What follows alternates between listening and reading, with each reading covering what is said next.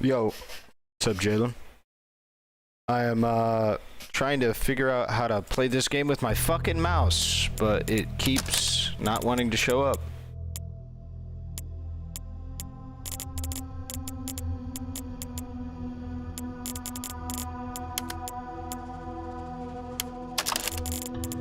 Not even with windowed will it show up.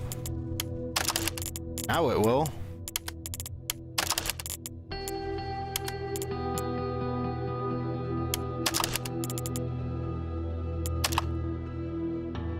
Hold on.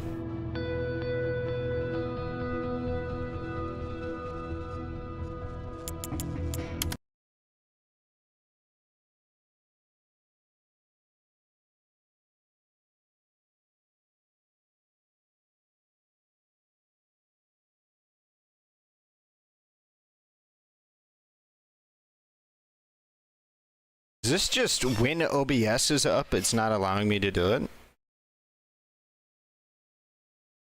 Yeah, it looks like it. Because when OBS isn't up, I can do this.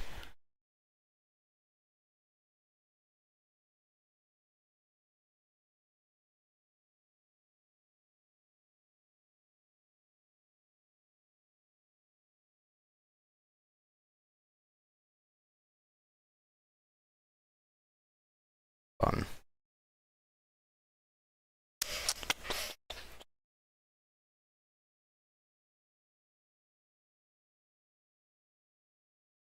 This is so annoying.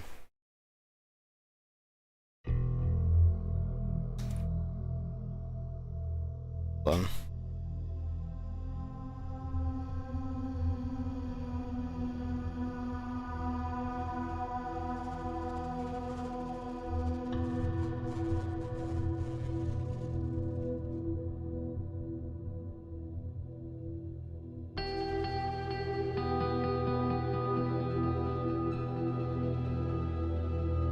Hold on.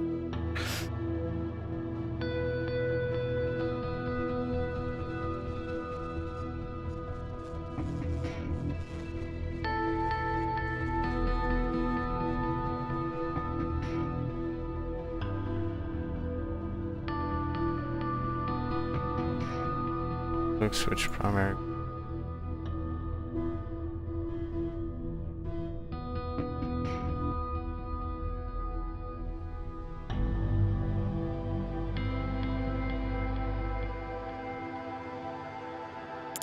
I don't know how to do this. I think I literally have to play this game in windowed. Bro, what?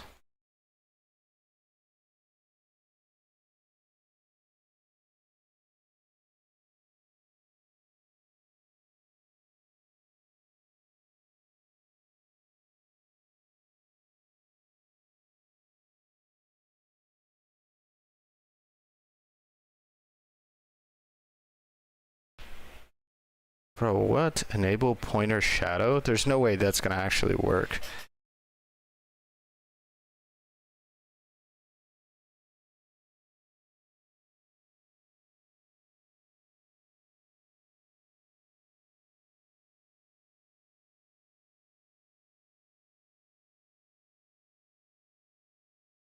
Dude, what are these fucking fixes that certainly won't work?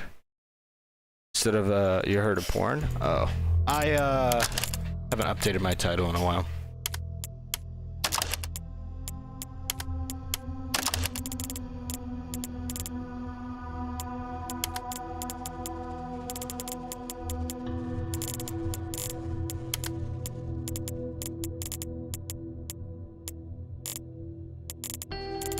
I thought it worked on the first time.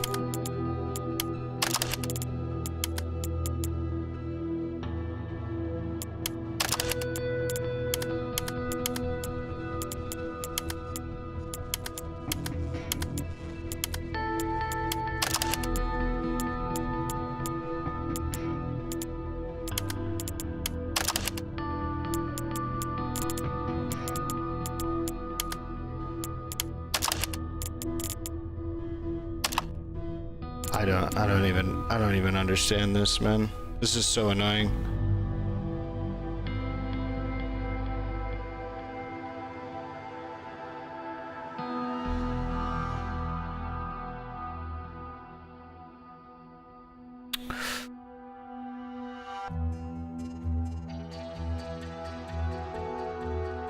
Let's just look it up. It's an OBS issue.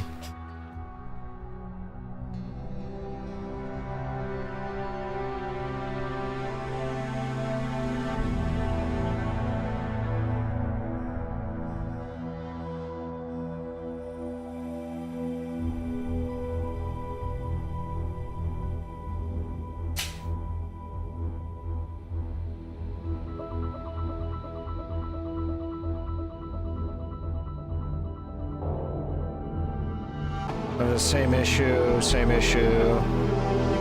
The same problem.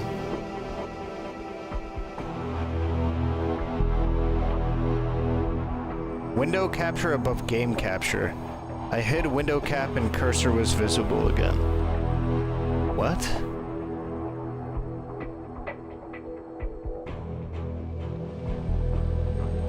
Oh, that's such a stupid answer.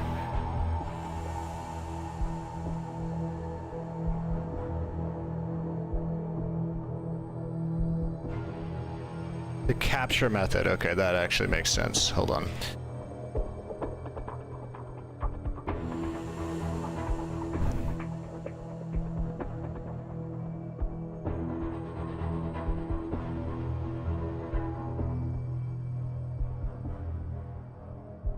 What?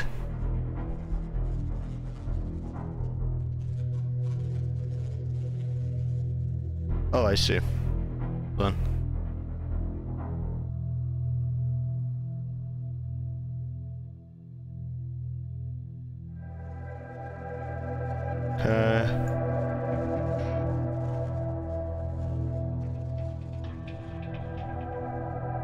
Not gonna work? Maybe I have to restart the game?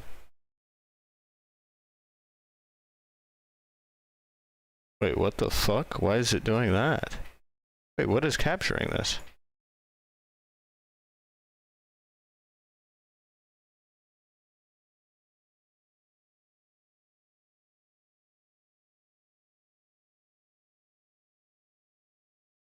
Huh. It's weird.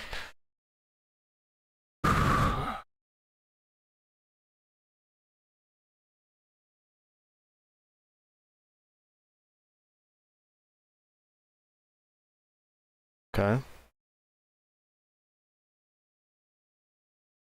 What's the game about? It's like Splinter Cell and Hotline Miami mixed. I've been really wanting to play it. The problem is I can't... Okay, my cursor's working now. But I unironically have absolutely no idea why. Is it because I was clicked off? Let's just do a test right now. I'm clicked in. Clicked in at the beginning. Nope, it's showing up.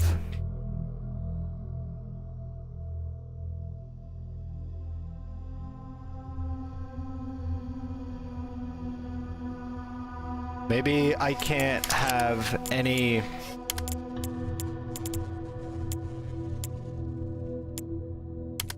Maybe I can't have any,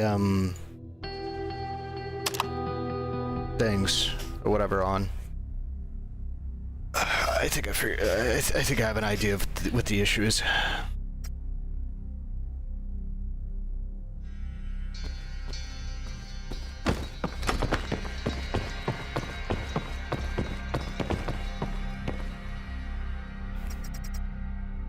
How things could be better. Needs cash, or his pops is gonna go blind.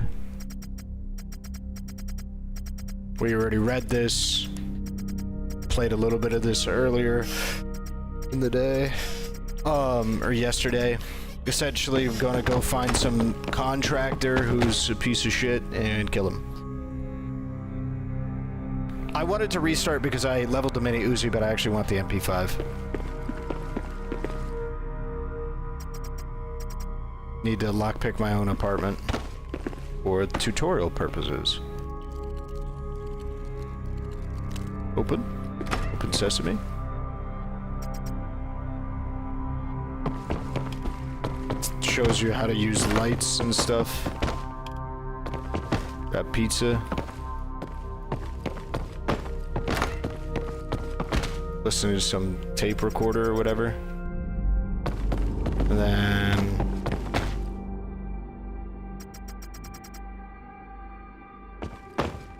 go find the key. I'm gonna get as much money in this first mission as possible. We're gonna like full clear it. Okay, I don't have any primary weapon, correct? I have only the 45 sidearm. Ready barrel suppressor. I don't think I have any other modifiers. Nope. Can get some more... Oh, I cannot. Temporary malfunctions in small electronics that can be used to disrupt flashlights and radios. Oh damn, that's a lot louder. Noise factor.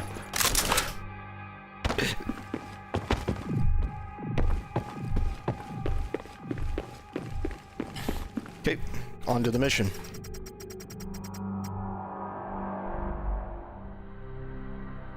Essentially, he's just saying like, oh wow, well, I would do this. I need to do this for my father. Because my father's gonna go blind, but I only want to kill shitty people.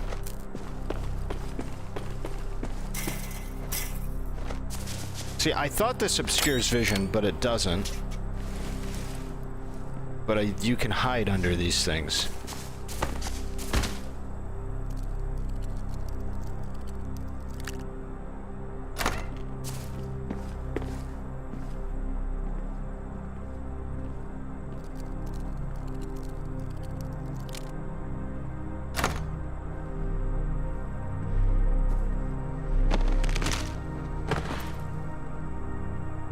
This guy does not have... I want a 9mm. Actually, no, I still want the pistol coming out of this.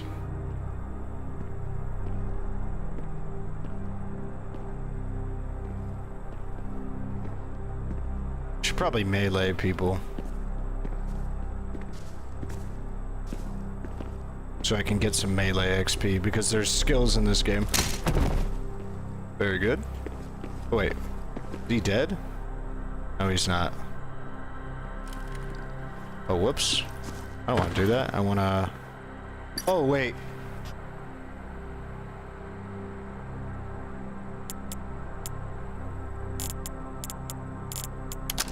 Can I edit the game difficulty? Okay, hold on. I wanted to edit something in the game difficulty, sorry, that I was looking at. So, true, but then I want them to be able to notice dropped weapons. So this is going to encourage... Oh, actually, should I do that? I probably shouldn't do that on the first playthrough.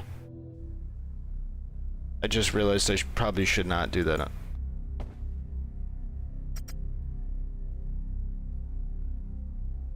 I probably shouldn't do that on the first playthrough because of, we'll see where this puts me. Okay, it puts me back. Because I'm not sure... The reason why I'm not sure about that is because it'll put me on a custom difficulty, and so I won't probably get achievements. It's Splinter Cell mixed with Hotline Miami. That's the best way to describe this game. With like what seems like Tarkov level gun modification, I'm just not sure how much it matters. Like there's a lot of numbers, I'm just not sure how much those numbers actually matter. How much does it cost? 17 bucks. It's real cheap. I played it a little bit yesterday and it's really good so far, so. Hey, skipped. I wish I could skip this home scene as well.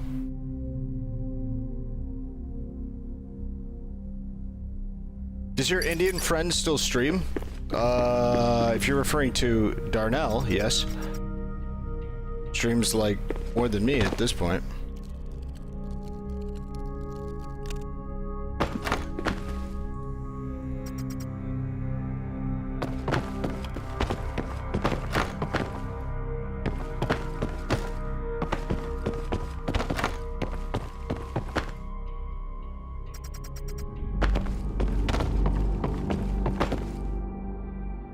Yep. I don't like that I have to walk back and forth around the house, though. It's not super comfy. Okay. Alright, sidearm. This thing. Yep. Grab this, grab that, grab... Nope. Grab that. Alright. Yep.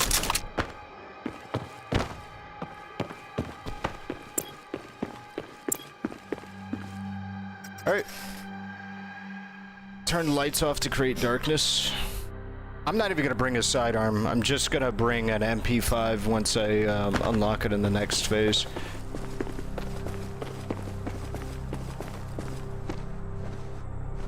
This is like the tutorial mission. I want to get as much money as possible. I want to be able to customize my MP5 as much as possible.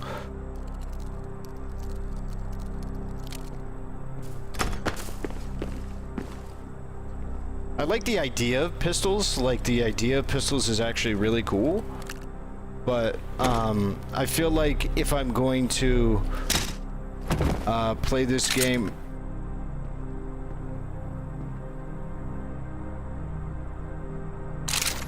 If I'm gonna play this game at the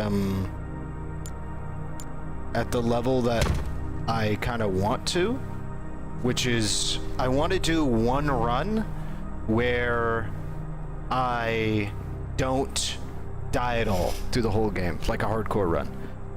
And I feel like the best way to do that is to use an SMG or something like that. So that way it's, you know, maybe even a small assault rifle. So that way I can still tap people. But also I have the ability to, you know, like, tap people in stealth, but also have the ability to shoot people if things go loud.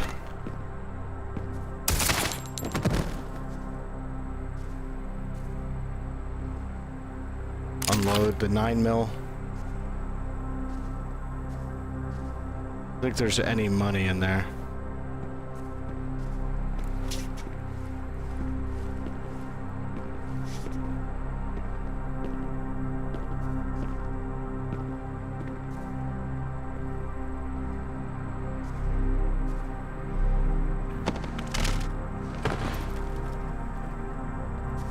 Okay. In theory, the body should be safe here. Unload more 9mm. I need something where I can view longer distance, because they can see me sooner than I can see them. That's an issue. I want to kill every single enemy.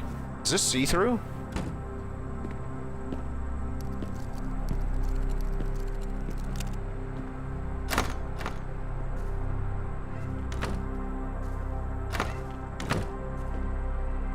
Let's do this.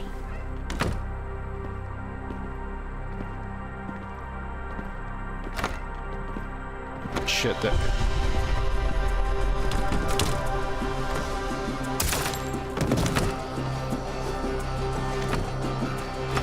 Is he dead?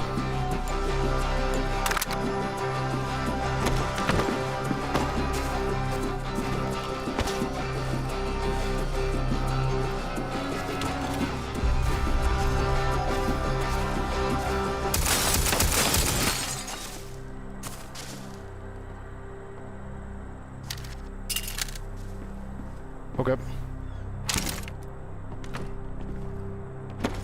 Nobody's gonna check out that window I just shot out?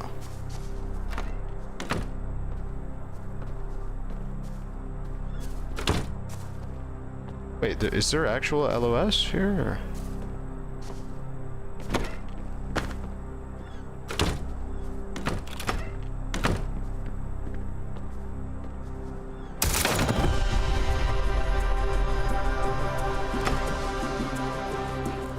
People coming?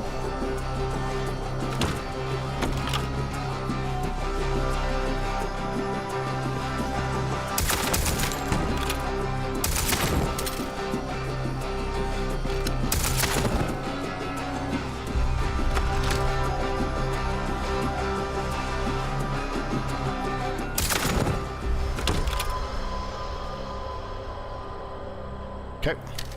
Also, when you reload the mag, you dump the whole mag. Unload 9 mil.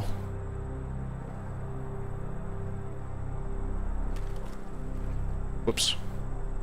Can't drop body. Okay. Unload. Oh, I have max ammo. Oh, does that mean I walked over money? ACP, that's what I need. That's my bullets.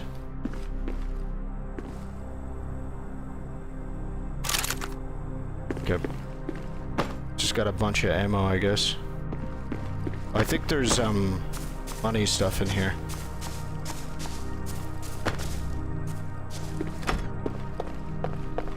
If I remember correctly. Forged passports. Vent shaft? Oh! Wait, is there a guy back here? I don't need to kill literally everybody. I'm chilling. Have you watched Deadpool and Wolverine? Yeah, I watched it like the moment it came out. Pretty good.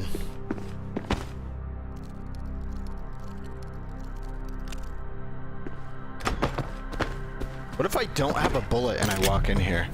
Because I shoot him. This guy just begs. I am? Well, that's interesting. What do you, do to somebody you hired to kill you? Alright, enough chit-chat. Essentially, this guy begs for his life, poorly. Alright, done with the tutorial. Gotta leave. Let's see about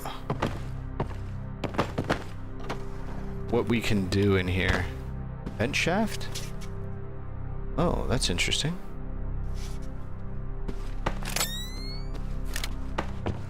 I'm looking for money. There's probably money in here. Compromising material, 200 cup bucks.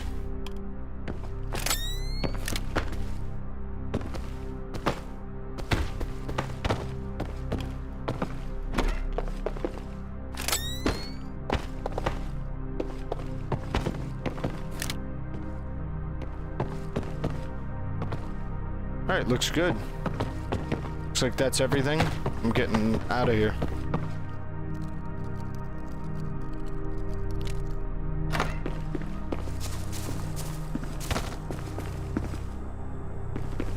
Is this a 9 mil? Yeah. P89. I prefer 9 mil. More bullets, just in case. More frequently, people will have this type of ammo. And the new Sun Wukong game coming out? Yeah, I am. I am interested in the game. Stealth 58 or 57%. Nope, not playing that again. That's his third hit job.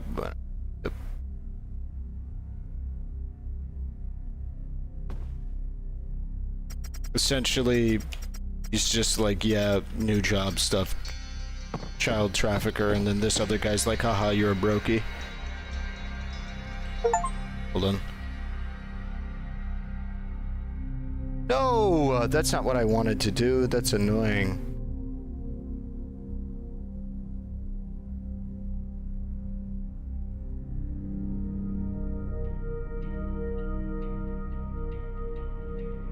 Yeah. Gotta leave the apartment, and then comes the fun part where I can actually customize my guns. I don't have all the guns, but I do want to actually spend some time looking at the weapons and find something that's in my... what I want, essentially.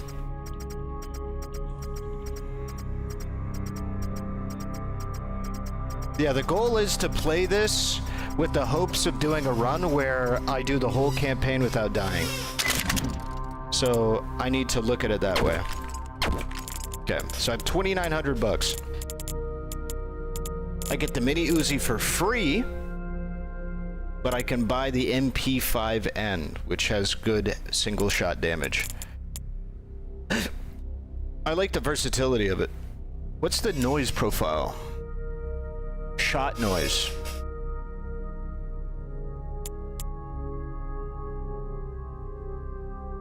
So a shotgun is about as loud as some of these other guns. Indicates the noise radius. Okay, so it's in meters? All right, cool. Noise increase indicates the extra movement noise that will be emitted. Oh. Pen, penetrative ability, damage reduction, armor vest. I see. I could get a bolty? This does not feel efficient. AR-15, highly modular.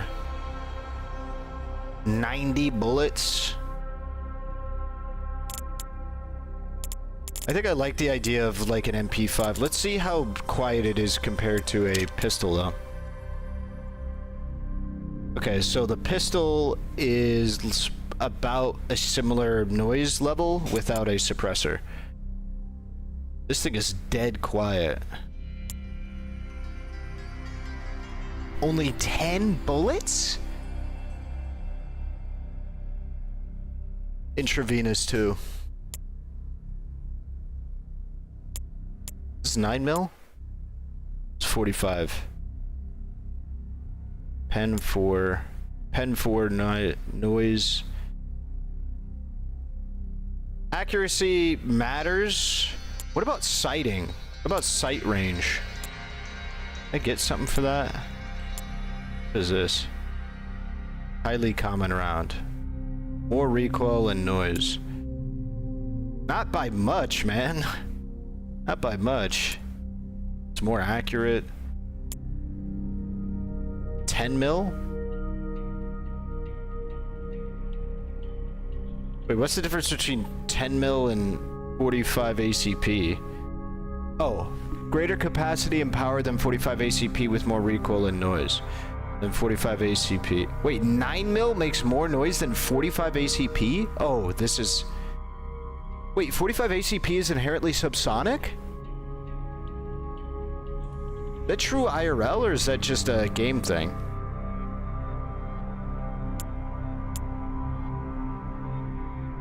Is this 1 or 2? This is 2. Yeah? Oh man.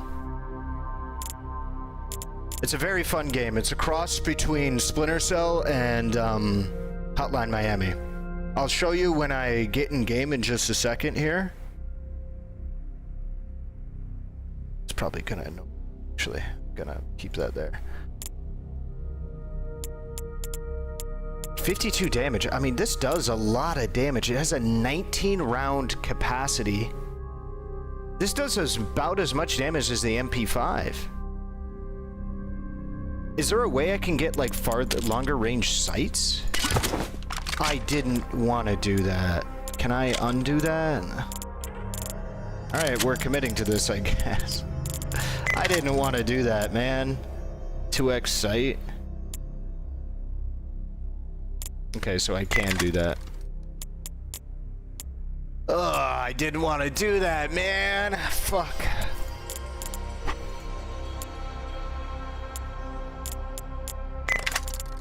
Wait, why can't I buy this? Oh, I push E. Why didn't it let me push E before? Just like look at it. Is there a way to look at these weapons instead of just click to buy? Ugh. Ah, that's trash. 900 for the suppressor here. Everything else. Oh man. Oi. Neg 10 to the mag capacity. What's the... It's already at 30, bringing it down to 20. I think it's probably pretty good, but let's look at other enhancements. Light spring, lower fire rate. I don't really care that much about fire rate. I care more about it being able to be controlled. Because I imagine only a couple of bullets on target is all that will be needed.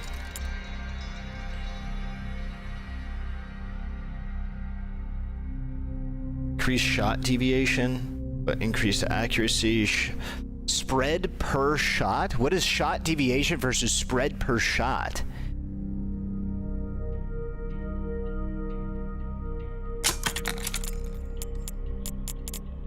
Hold on, let's look at the hard stats for this.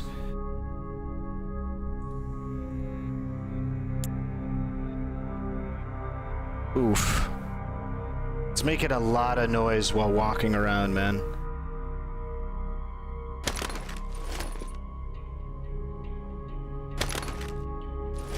Oh, if you get the ceramic plate, you get more ammo, more mag capacity. Oh, you get 1 magazine worth.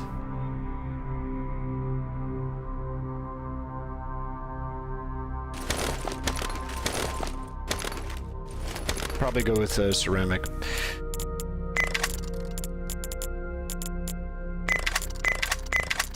Flared magwell, don't care. Laser pointer, not my business. Okay. I will probably go with...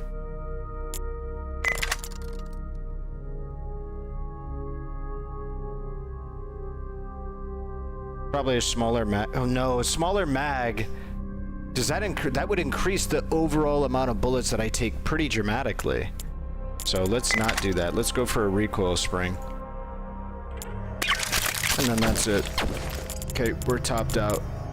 Can I get rid of that? Okay, so that actually does take up business, so I don't care. Not doing that. Taser!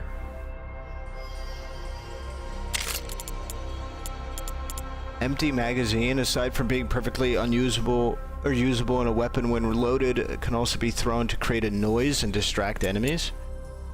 Throwing knife? Wow, that's kind of cool. Molotov cocktail? Nope. Med kit?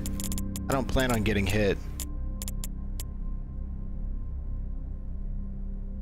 How many? 3 empty magazines and 1 throwing knife. Do it. One of these. A taser? No, we'll do one of these.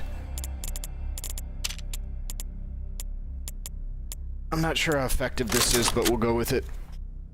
Oh, I love Hotline Miami. Yep. 3-round burst, semi-auto, full auto. Oh man, I love an MP5.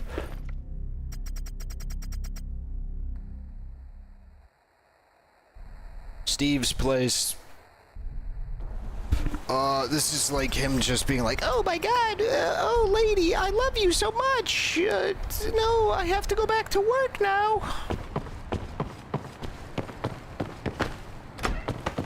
Beta Maxer.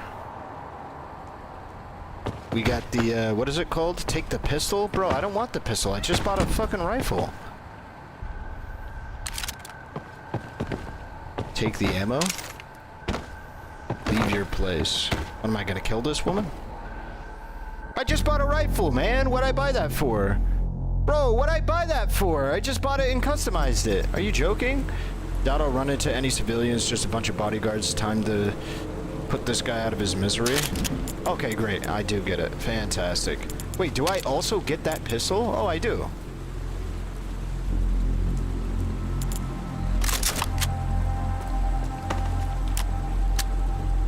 We'll see how much damage we can do with this semi-auto.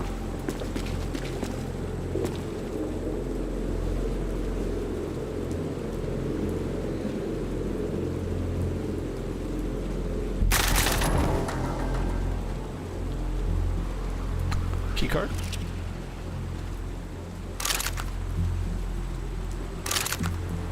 The MP5 should use 9mm, no? It's the edge of the map.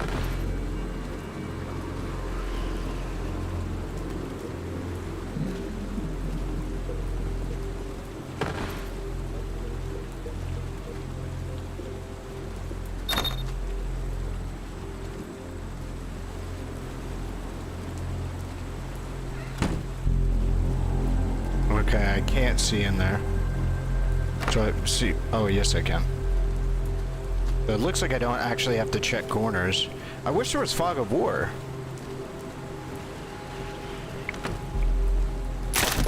Damn, there's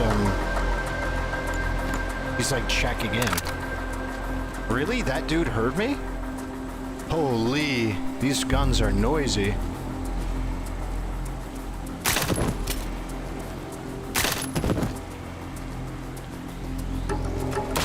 Oh shit, he sees me. I didn't think he'd see me.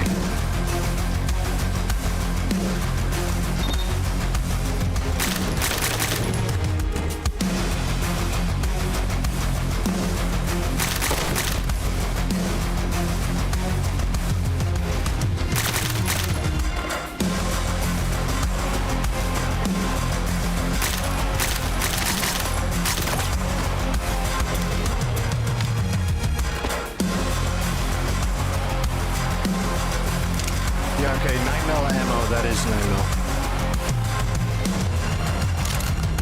Oh, I can pick up the ammo.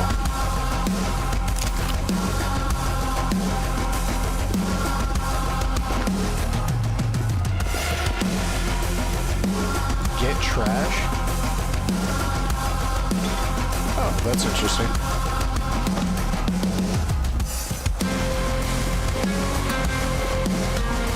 Your security guard is dead.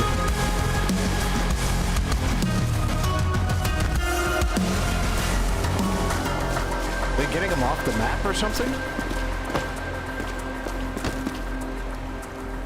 I don't even know if I'm in the right place.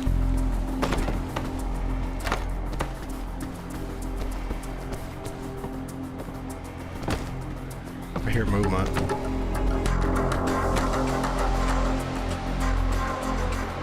I need a quieter gun.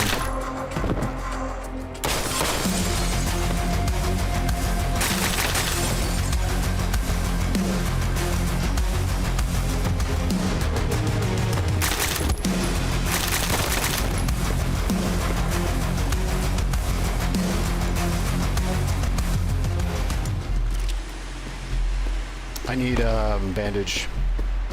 Is there any place I can get a band-aid? It's a purse. Precious metals? Sure. Oh, it looks like there's a self-healing thing after a period of time. Oh, is this the guy? Is this my guy? It is. You've been making all that noise outside. Where are you here? Want to see what you got to say before I put a bullet in you, freak? Freak? What the hell are you talking about? Spare me the clueless look. Child trafficking, you get off on that, you crank? What? Child trafficking, you got the wrong guy. I have no idea what you're talking about. Dave, what's going on? Can we come out? No, stay in there, it's safe. Who's that? My wife. You got kids? Yeah, and a son and a daughter. You love them? They're my world. I'd do anything for them. What do you do? I'm a politician. You gonna tell me more? Is this like Hotline Miami? Kind of, yeah. What kind of question is that? If you're going to shoot me, then do it already, but leave my kids alone. Dave, are you alright? What's going on out there? Sweetheart, stay where you are. This guy's clueless. Something's not right. I need to get out of here. Was this where he, like...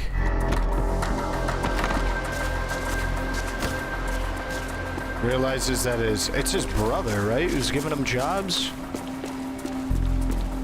Is like maybe giving him jobs saying they're one thing but they're not. That's a nice looking gun there, partner. I might have to yoink it.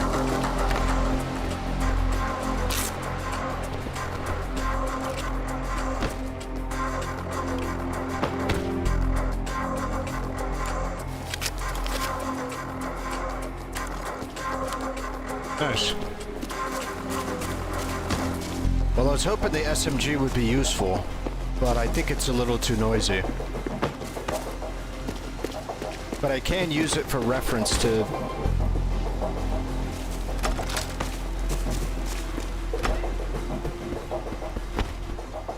Fuck. I think I have to go this way.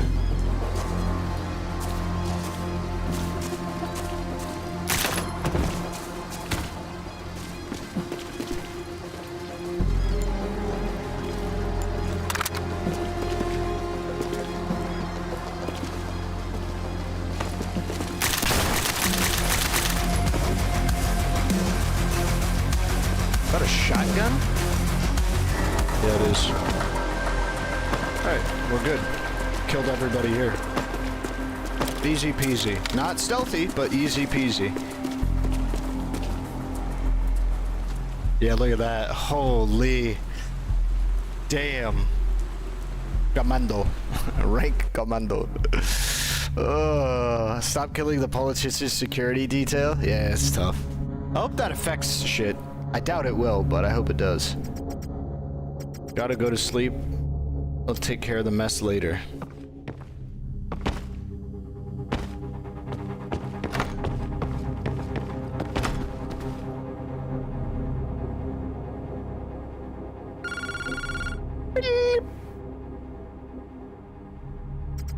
Hey, Sean. Who is this? I wanted to congratulate you on a job well done, huh? Quit playing stupid, you know what you did? Haven't you watched the news? Go on and turn on the TV, have a look at your fantastic work. I guess the guy died somehow? The victim has been given protective custody to prevent any third parties from inflicting any potential harm. Neither the victim nor the police understand the motives of the hired killer. The victim has been left in a state of shock, stating they speculate this was a move meant to impose terrorism, I'm assuming. What do you want from me? I'm glad you asked. From now on, you'll do as we say. Pick up the phone when we call next time. What's up? Don't hate? 48. Don't think of going to the police. What good would that do for both of us? You'd get arrested. Or what, you'll kill me? Nope. We have your dad. Ooh. Pops. They got pops! Oh, I haven't got a clue what the fuck to do. Shit, man, that went fast. Okay, calm down. Calm the fuck down. They got my dad. Get a grip on yourself. Listen. Seen similar shit happen before. I'll call you back soon, alright? Need to get to my place. Alright, shit. Keep it together, kid. I'll call you back soon. What if they come for me next? Fuck, I need to get my gun. Shit, it's unloaded. Why is it not loaded? I need to load this thing fast. And why is it? Sometimes my movement doesn't work. Gotta get ready. They could come for me next. Shit. Tutorials on reloading was probably come a bit late there. You know, I played 2 missions. Hello? You still in one piece? Yeah? Are your neighbors up right now? They're quiet, it's fine? You sure? There's no one with me. Alright, I'm just making sure. Listen, I've been keeping up to date with Empathic and the jobs he gives out. You're not the first to fall victim to these punts. There's a pattern. Once in a while, when somebody takes on a contract and fucks it up, something bad happens, my Discord, not yours, to them indirectly. Their parents, girl, or whoever they hold dear is taken from them. They got told to follow their orders or else. That sound familiar? Yeah, to a T. There's one gang. I feel like this guy is doing it. I feel like this guy is the one who's doing it. But anyway, there's this one gang I know that's tied up to this whole thing. They're basically the muscle of these fucks. Get paid to kidnap people. How do you do that? Now, how do you know this? I do my research. Got to stay one step ahead of it. If you did your research and were staying one step ahead, how come you had to get off the call and then research this shit to begin with after my father was already kidnapped? Don't make no sense. Gonna grab some food here after this to know exactly what I'm getting myself into with any of these fucking jobs. Anyway, I think the head of these guys is the key to this thing. You get him, maybe put your gun in his mouth, get him to talk.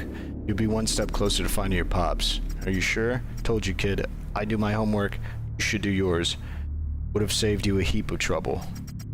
I did, but couldn't find Jack on this guy. Why didn't he warn him? If he knew this, why didn't he warn him? And be like, hey, bro, just so you know, if you fuck up a job, one of your close loved ones are going to get kidnapped.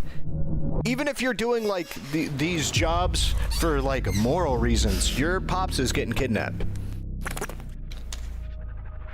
I did, but couldn't find Jack on this guy. That's why I bailed. He looked clueless. Couldn't pull the trigger on him. Not with his wife and kids next door. Shit. Might have done the right thing. Yeah, well, oh, my bad. Well, don't waste any more time by waiting for those punks to do a number on your dad. Go get those thugs sending you the details now. Good luck. Give me a new gun, homie. Mob corporate front. Wait, am I going right into the next job? Dude, I want to spend my money. Oh, this is definitely some Splinter Cell shit. Time to get back into the groove. What?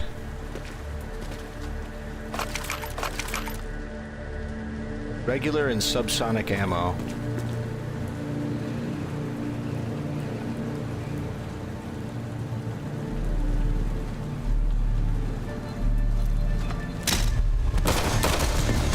Whoops.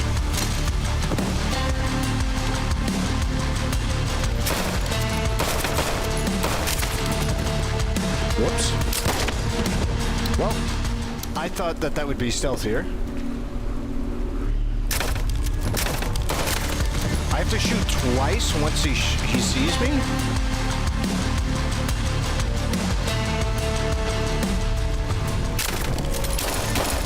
playing two different people. My bad. So this guy is a separate dude. I think I just walk around this.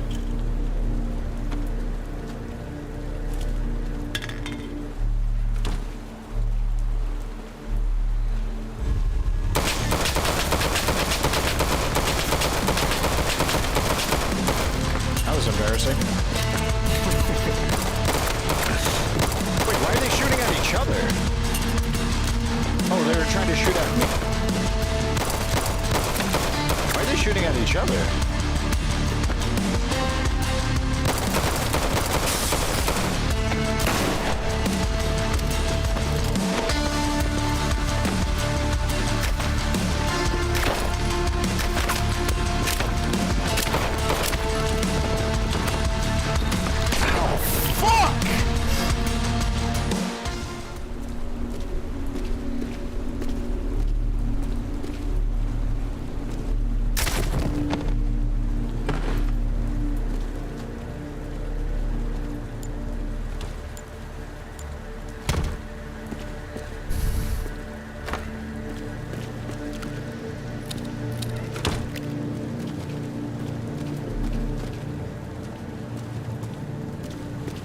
Oh, this thing is a bullet by bullet thing. It's like a, is it a stripper clip? Is that what it's called or something?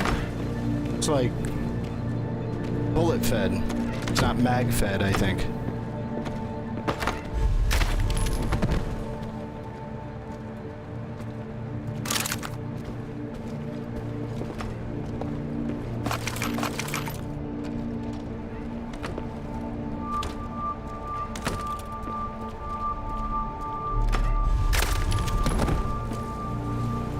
Not at all what I wanted there, but I'll leave these bodies because honestly I'm not too concerned.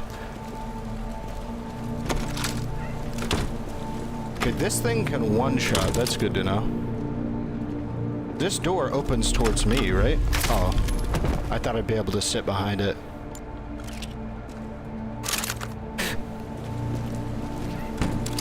Okay, where are you going? Where you going, boss?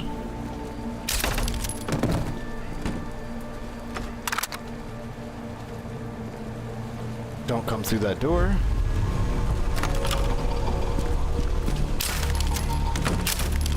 You joking?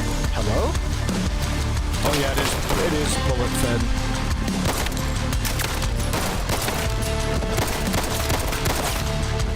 Oh shit, I got a pin. Bro, I just... What? That door was just open a second ago. What do you mean pick the lock, bro? What the fuck?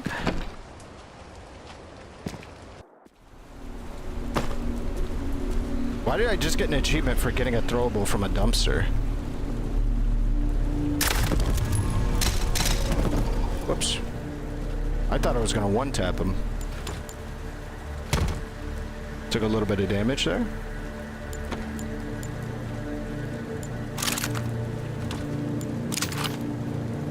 Okay, whatever. It really wants me... Oh. I can only use subsonic, I think, with these.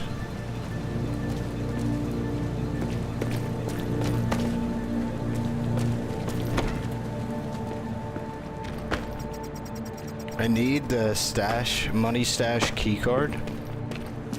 Alright. There was a guy with the key card over here somewhere.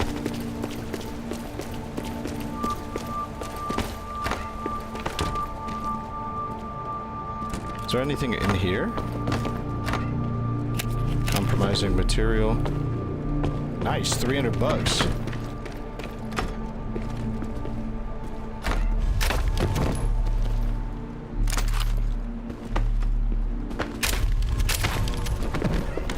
Glad he didn't shoot. It's very interesting to have it be fed like this. The weapon. Let's see, is this the money stash key card? It is a key card. Okay, still no.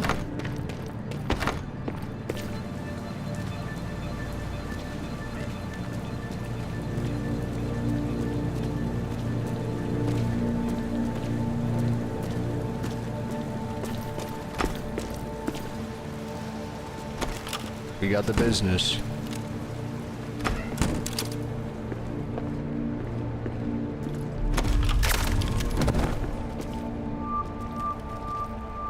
Boop, boop, boop, boop. This might be it. Swap over for... Oh, I have an MP5. Wait, is this thing... No, it doesn't look like it's kitted at all. Oh, it's a loud option, though.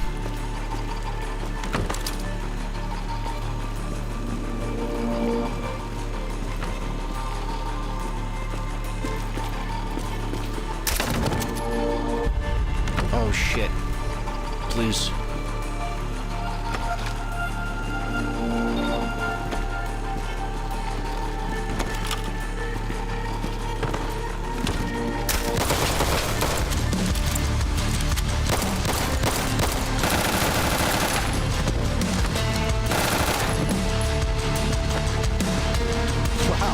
That was unbelievably effective.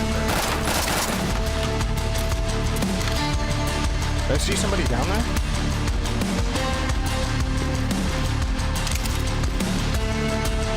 Mini Uzi. None of the... Wait, key card. Okay, I got the storage room key card now.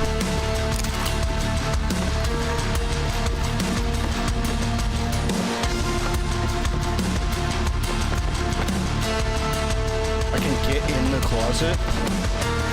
No, never again. I'm joking. No. Is that saving? Is that what that is? Bro, it just said the storage room key card. What key card is that?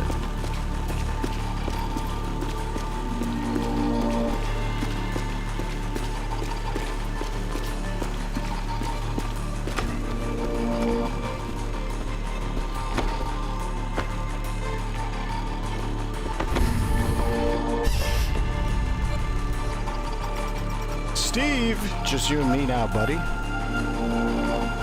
Is he gonna stuff him in the car? Gotta find the guy in charge fast. Wait, what? Is this my character now? Wait, what's going on? Is this a simultaneous hit? Is that what I'm seeing? Is a simultaneous hit? I actually am totally clueless as to what's happening right now. Alright, give me 1 sec. I'm gonna... This kind of game reminds me a bit of the game Hotline Miami by the style of the gameplay. Yep, that's how I would describe it, as Hotline Miami and, like, Splinter Cell. 1 second.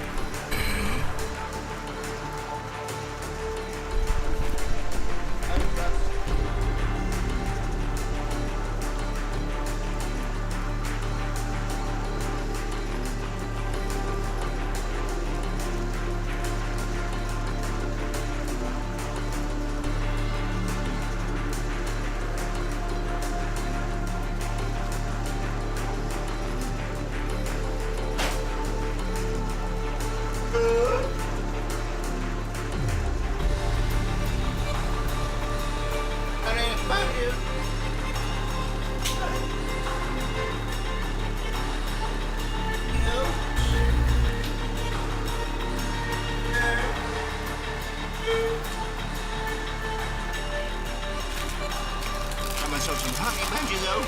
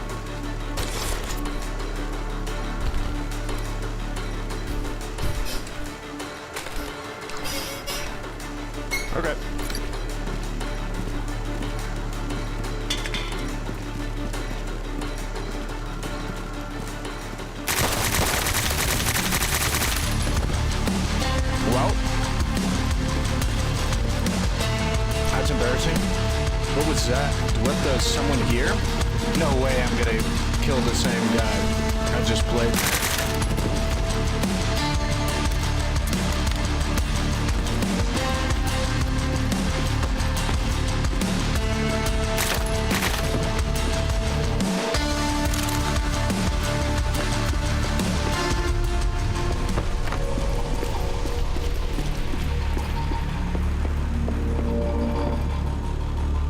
Bro, I hate this. How does this door open and then automatically lock? Is it like a smart locking system?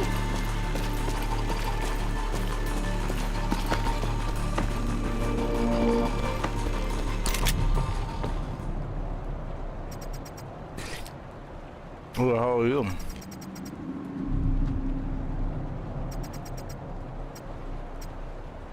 Just taking out the trash?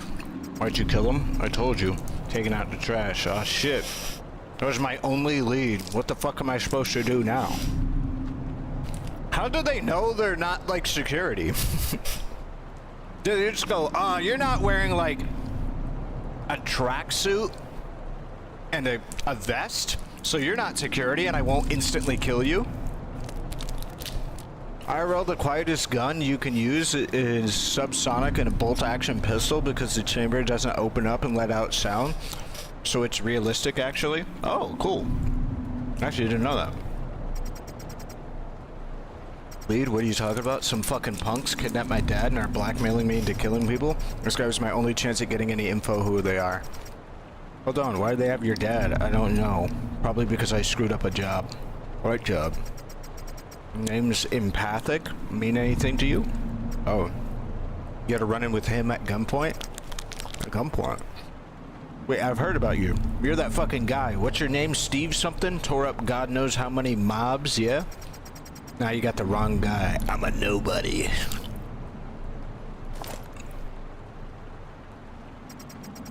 There is honor amongst thieves. Hey, we might want to get the hell out of Dodge. Not safe here. You could tell me your story someplace more private. Well, look through stuff first. Maybe there's something useful I can find. Holler when you're done. I can follow you, or I can hang back while you clear a path. Entirely up to you. I don't know you, but it's best we act like a team. Don't want to catch a stray bullet while getting out there.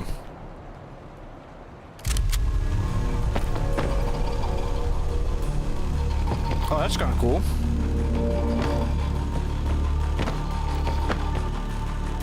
Wait, am I not looking around this office?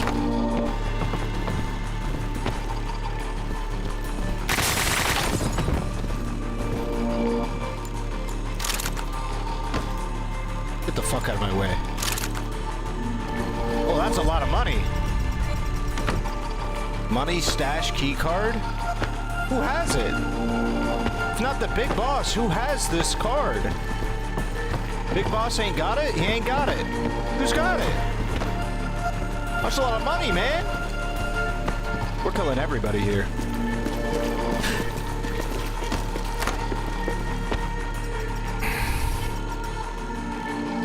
I had the store. Oh wait, Steve has it. Steve has the storage room key card. Man, open the door, Steve. Oh, nice. I can bash it.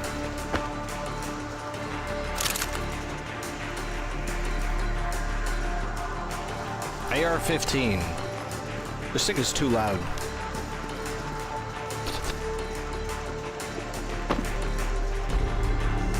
Mind moving for me, mate? There we go. That's valuable.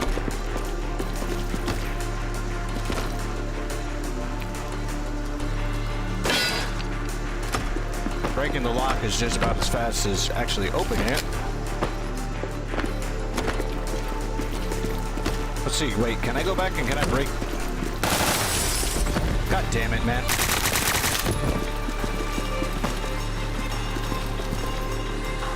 Commandos. You got it. You actually got it, don't you, partner?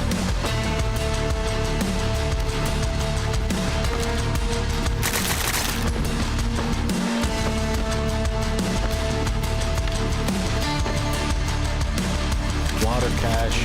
Turns out you don't need a key card. You just need to break your foot on the fucking reinforced door.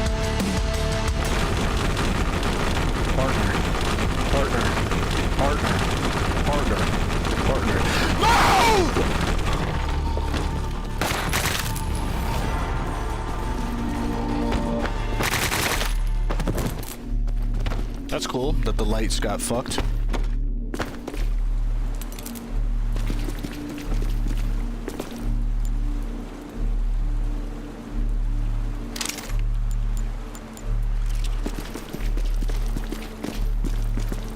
Now, let's get the fuck out of here.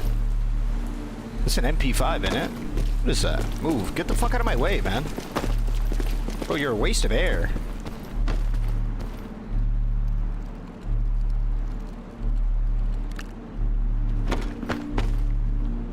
It is P5N. Get the fuck out of my way! I shouldn't even be buying guns. I should just be picking them up.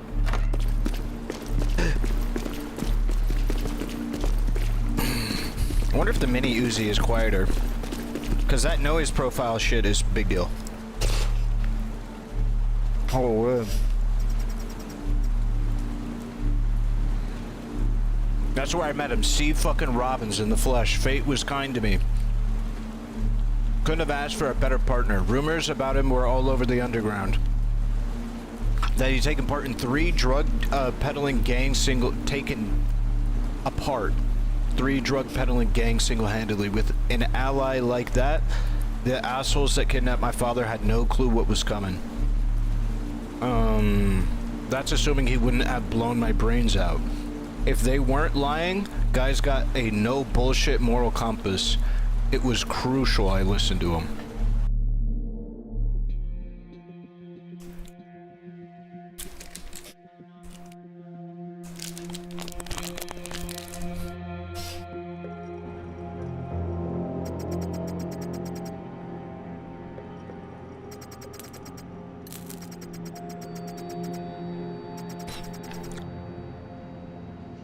I feel like there's no way people would just, like, let you see their face like this.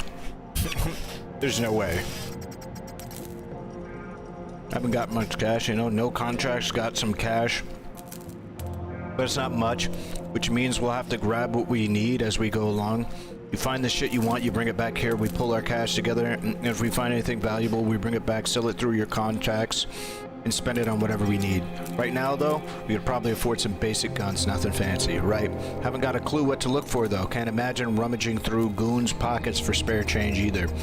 Well, you can, but it'll be chump change. Still, if we're going to be going up against these fucks, then us beggars really can't be choosers. I bet the heads of these cocksuckers have a lot of juicy compromising material on a dozen of important people just waiting to be smashed. These fucks don't deserve anything less than blackmail.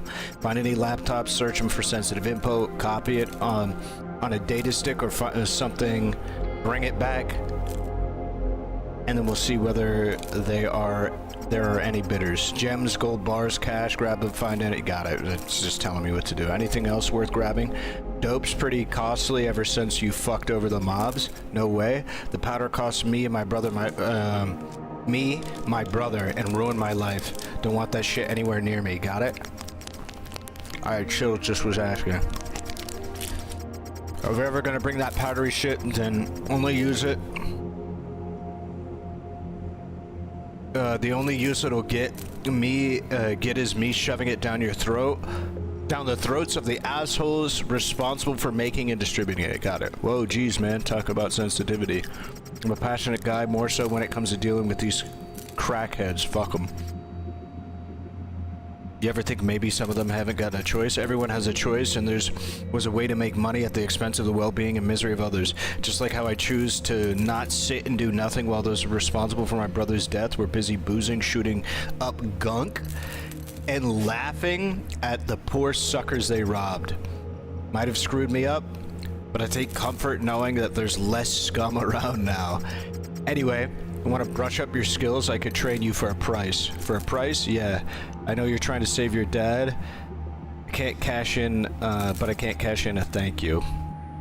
What couldn't get a job? You got that right, been living off my savings. Okay, we get it. You're broke. You need guns to kill people. So you pay me $1 grand per session, I'll speed up the progress real nice. I can't trust you, gotta be sure I could trust you. You end up misusing my training for anything other hits. Well, I have to at least make some money. $1,000 for each session, where the hell am I gonna get such money? We'll be pawning off some of the stuff. Bro, I understand. Okay, I'm not... This is like the 5th time you told me I'm gonna be pawning shit off. Yo, what's up, Cloudy?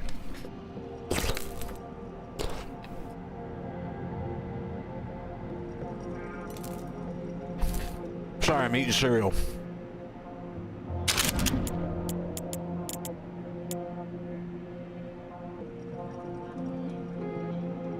So 50.9 meters.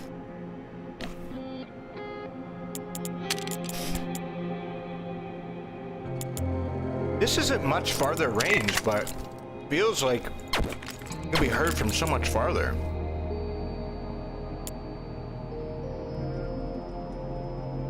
A cereal eaten, honey bunches of oats. Yer.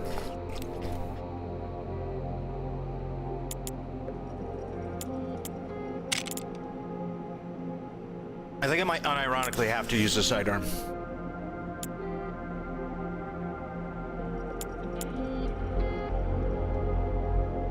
Minimum spread for a single shot.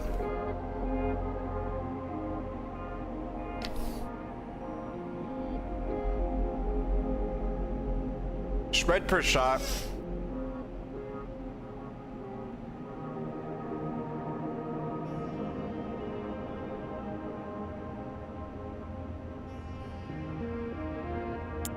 Wait, why is this thing louder? Croatian-made pistol. I think I have to use a pistol.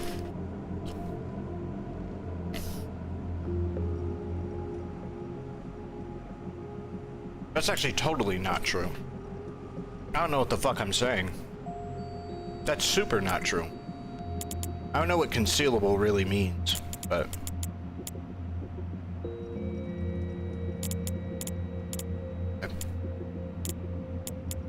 Yerp. Haven't had that cereal in a hot minute. The stuff's good as fuck. I know, man. I'm playing a game that's similar to Hotline Miami mixed with Splinter Cell. If you're wondering. Called Intravenous. $4,700!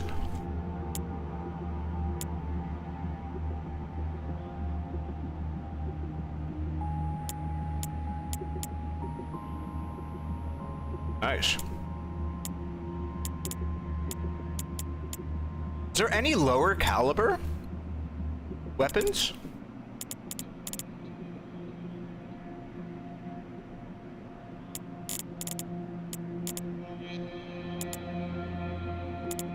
So the Uzi has dog water accuracy, dog water pen, noise profile is not great. The volume, not great. Damage, dog water. Why would I pick this?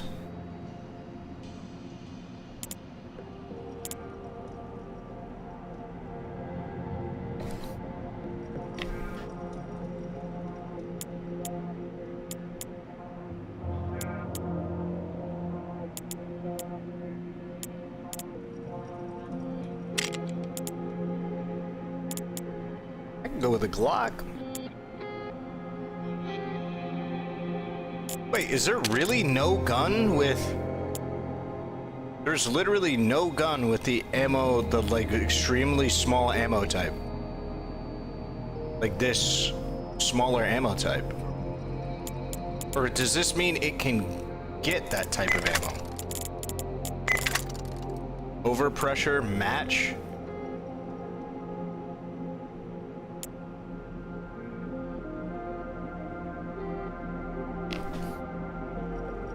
I mean, it's 9 mil.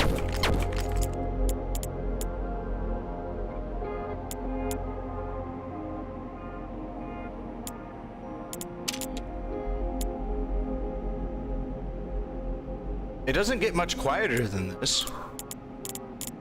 Customized appropriately. I think it's literally just the MP5. I think I have to do this actually.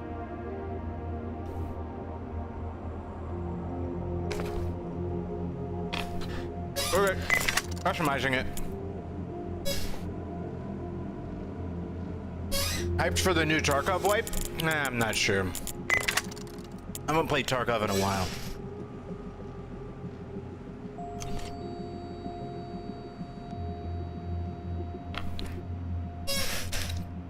It just doesn't hit like it used to. Foregrip is good.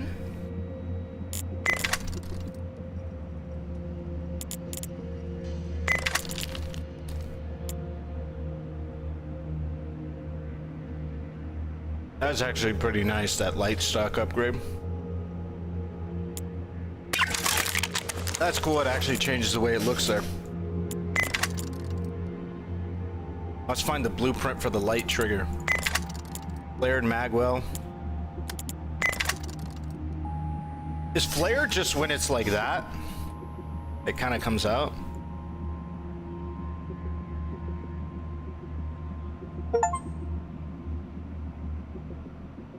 Why did it just now give me the thing to meet Steve? Bonus only applied when night vision. I mean, I'd like to break the lights on a lot of stuff, but I don't know how probable that's going to be.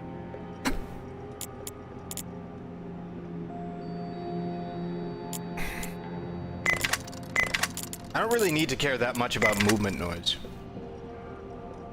Provides no bonus while night vision goggles are active. Much worse weapon accuracy and less aiming. Laser pointers soften this debuff. Aiming reduces spatial awareness. 50% turn rate, turn accuracy instability, plus 50%. Damn, dude. Mobile accuracy, slower focus speed. Whatever. Take it. Small mags. So this one is pretty brutal because I think it dramatically reduces my maximum ammo capacity. At the 4% movement speed.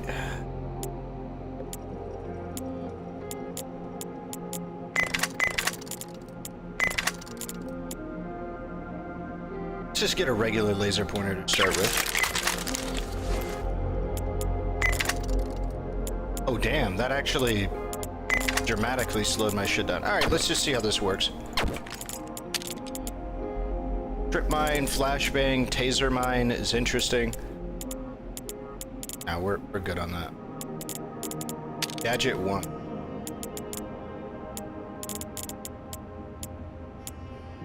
Now we're good. We're good. Go through the obstacle course? Dude, why does it keep giving me tutorials? I've already played like 3 missions.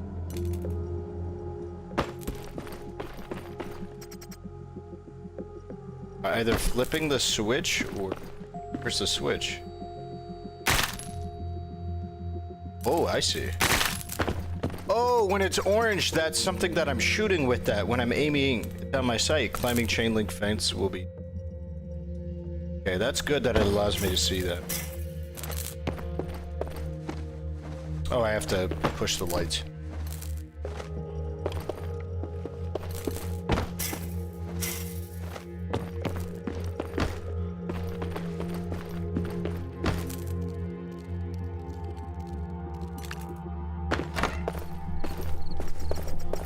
Breaker boxes can control a series of lights. You can turn them off in darkness. Dude, why am I getting these after I already did missions? Okay.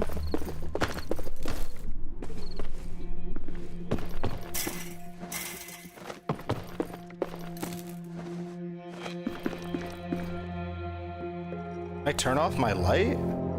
Oh, my laser pointer makes me more noticeable, doesn't it? I think is what it said. That's why it would maybe want me to get an IR laser pointer. So we gotta get rid of that. Begin debriefing when ready.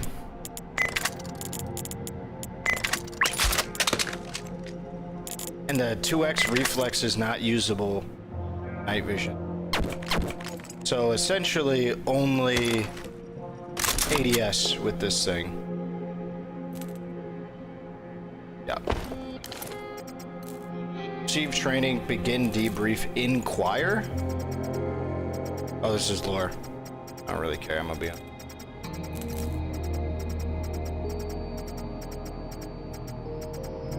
Why the distraction stream, buddy? Ah, it's an old title. I needed it a couple days ago. Now it's on a pass. Kinda. It is what it is. What? It wipes tomorrow? Markov does? Oh, I do have exactly $1,000, so I could have him train me. So wait, as long guns just like reload times of gain 300 experience. Sufficient trust.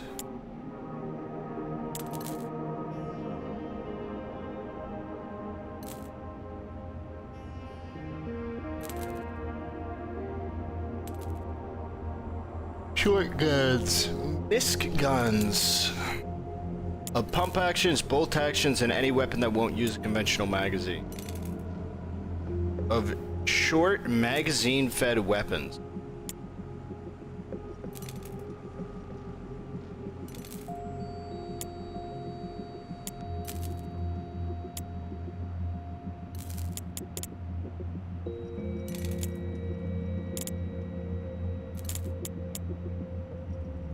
Gain 300 XP, maximum HP, load bearing,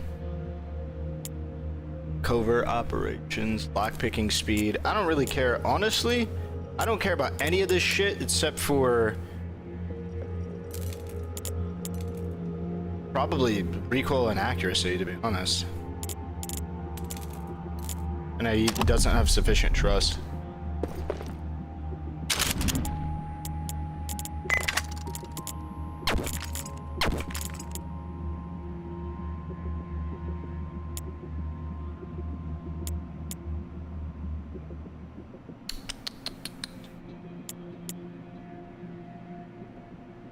AK-103.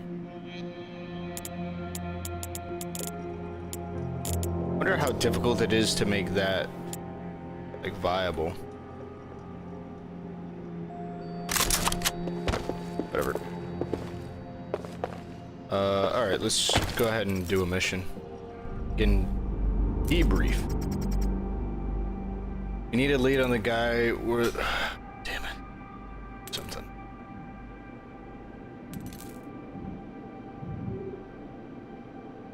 Fuck.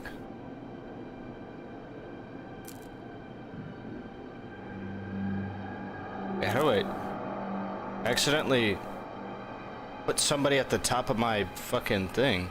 There we go. What a weird system. All right.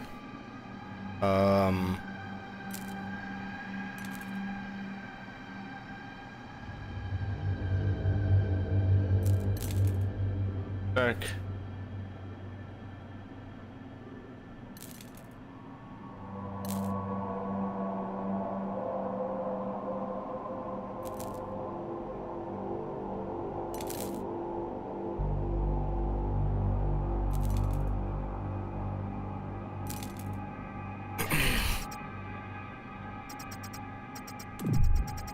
6 months ago, the shit between the accomplice and I went down. Now suddenly these kidnappings have stopped. Think it's all related? Don't know. The gangs are full of scum.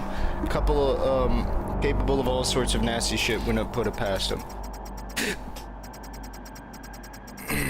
Wait, what game is this? It's called Intravenous.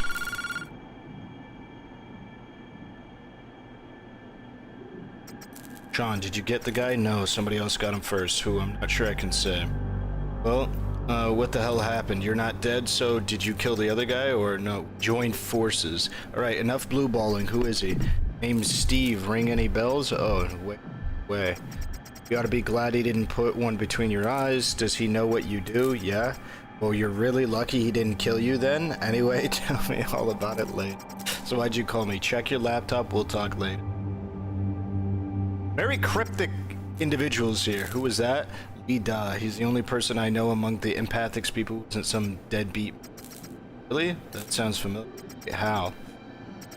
Wouldn't you like to know? Maybe I'll tell you another time. Come on, we're burning time. Gotta... Okay, so yeah, this guy's in on it for sure. The Lee Da guy is definitely... What'd you learn? Nothing? Kidnappings went practically all the way down to 0 in 6 months. Damn, I was hoping there would be something. What now? You got to interview the guy you were out to kill. What? Also, you went after was our only lead. The only other person we know would be in on any information regarding the whole mess is the person you were hired to kill. Complete nobodies don't get prices put on their heads. It's a safe bet he has his suspicions why somebody might want to. Maybe he was upset somebody important was considered loose end. Anyway, it's worth it, especially given the fact that two of you had before still alive. Protective custody of the police, how am I supposed to get him? It's a tough question. Don't expect a security detail to let you through. You'd bypass them. Once you get that done, just talk to him, explain to him what happened. You talked once already, so once he's sure you're not here to kill him, he'll likely share more valuable information with you. Probably true. Leader, as in leader. That's how you doing, buddy? Panties not in a bunch of hope. What do you want? Got a job for you? It's pretty simple. You gotta kill somebody. Who? Does it matter who? You want us to kill your dad? We don't owe you shit. Do the job or don't. I'm sure your father wants you to do anything. Check your computer for info and get on it. Lot of typing here, motherfucker. Got a call from those punks? Yeah, shit. Keep it together. Guess that politician's going to have to wait a while then? Yep. Why me though? These assholes kidnap my father? Why not just take it out on me? Need your skills, they know you're good. Might have fucked up one job, but that doesn't mean they don't know what you're capable of. You are pointing a gun in the man's face, remember? That shows you know your shit. With a paid job screwed up like yours, there's no fucking way they'd pass up a chance on blackmail. Kidnap an old man, fucking cocksucker. Anyway, gotta bounce. Get in touch once you're back here, alright? Yep, little vote of confidence. Anytime, don't get yourself killed.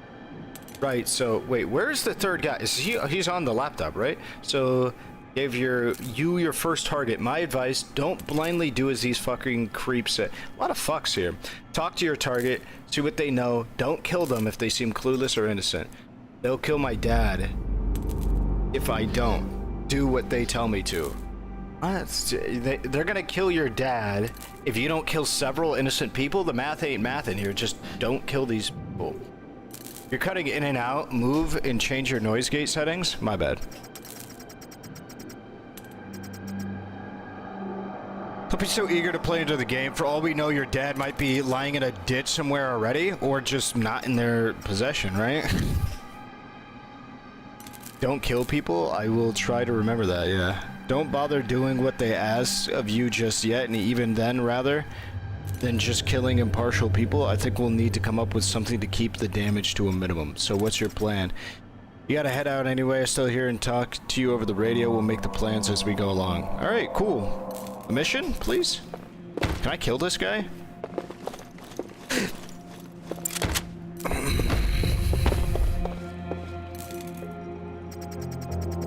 Our plan to get Dave as soon as possible got sidetracked by the punks that kidnapped my father. When you're dealing with people like these, you have to follow their lead whether you like it or not. Up ahead was an office building. I had to get to the top floor and kill somebody there. Making noise on the ground floor meant everyone above would be alert, so I had to be extra careful. When I got there, I had to decide whether or not to leave the guy alive.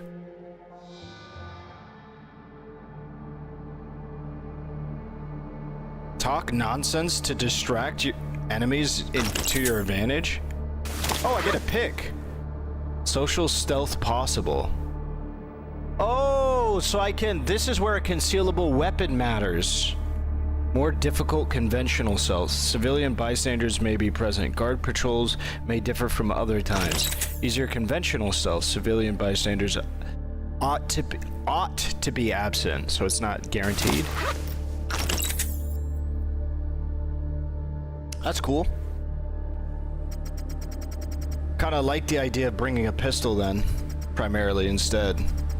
Maybe I'll just do short guns. Oh, cool. I literally can choose. I think we do short guns because of the viability. The viability. I think we would do a pistol. I don't like this 45 ACP. Only 35 bullets is not cash money. I would do something like in the 9mm range for more bullets. 66 damage though. That's really nice.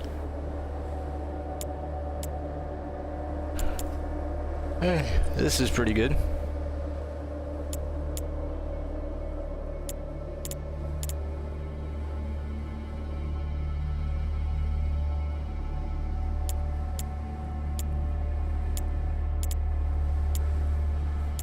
Let's just use the 45 for now. Get a little bit of XP.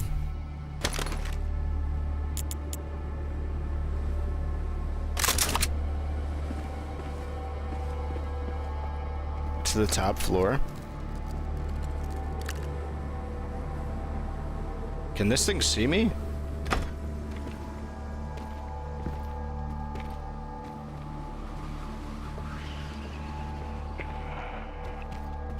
Okay, the fact that he's radioing in is not great. Because I feel like since he's radioing in, means it's going to be harder to... What even is that? How, is that just like a false wall? What the hell did I just push? Is that a panic button? Oh. I literally didn't think he could see me. I was in a fucking dark room in the corner, not moving. Wait, can I redo my...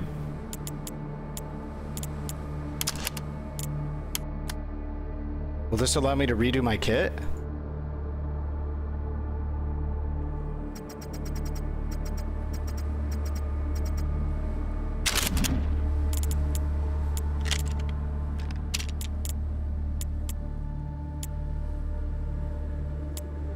No mods unlocked. So all of these things have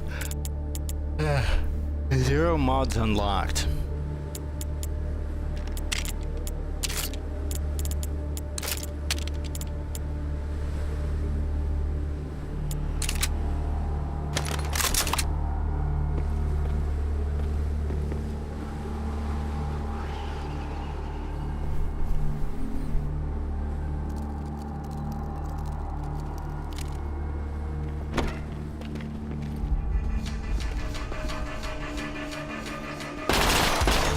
Can he see me?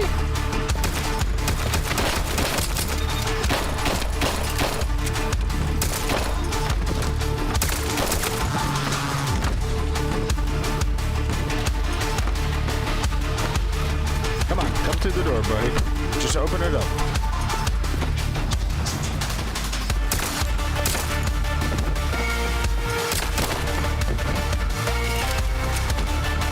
What is this music?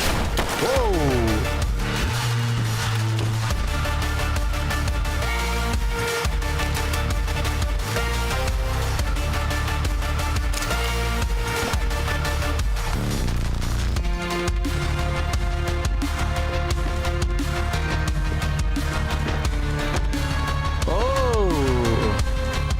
AK-103, huh? Don't mind if I do.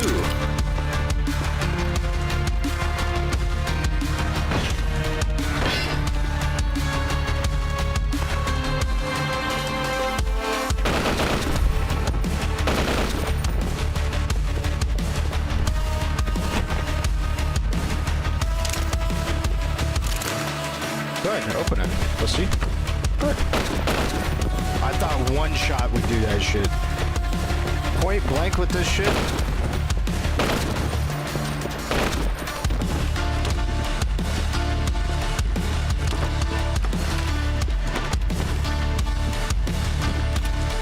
Dude, what? Are you joking?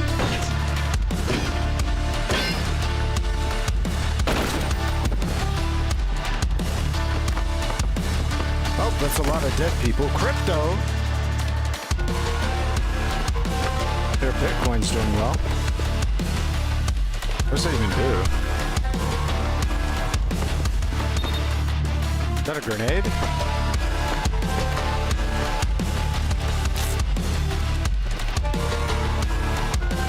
Gym keycard, checkpoint keycard. Am I not already in the gym? Why would I need a gym keycard? Is that another keycard? It is. Is that a panic button? Those are panic buttons, right?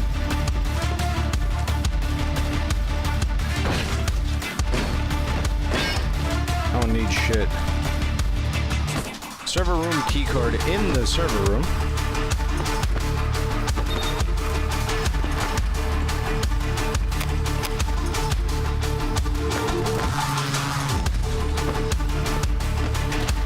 Oh, that is an alarm panel button. It wasn't a light switch button. Let's just dump a mag.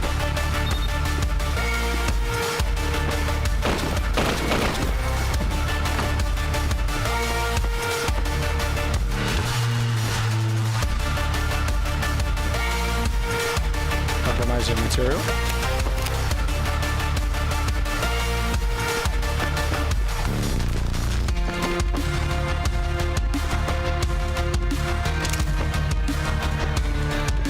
What? I can't hear you over the gunfire? Yeah, it's a little loud.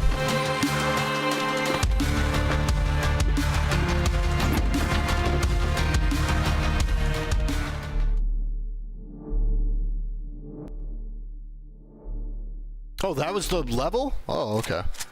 This game looks sick. It's fun. Got some XP with that.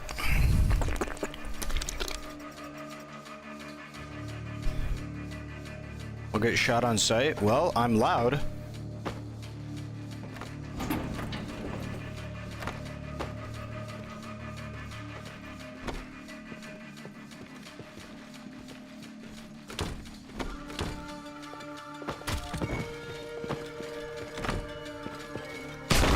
What? Get that fucking bug out of my face, bitch, nigga. I guess melee makes a fuck ton of noise now? Somehow? Some reason? What is it? What is this guard rotation? Oh. Hello.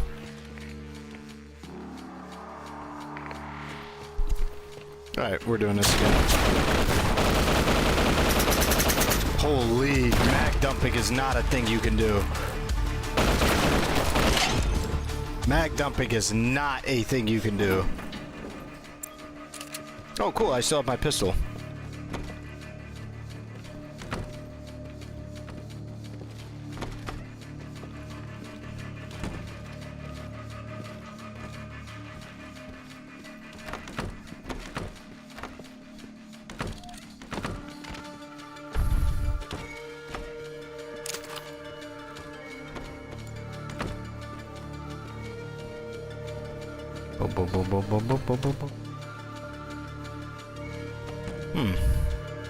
Well, I'm kind of clueless as to what to do here. Somebody's gonna come through this door again.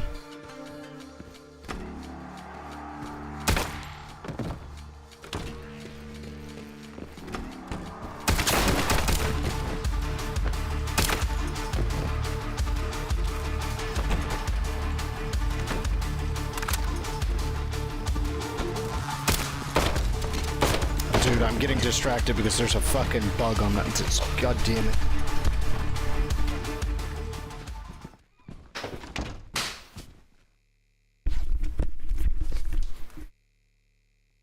Alright. I don't know how the fuck to do this. This seems weird.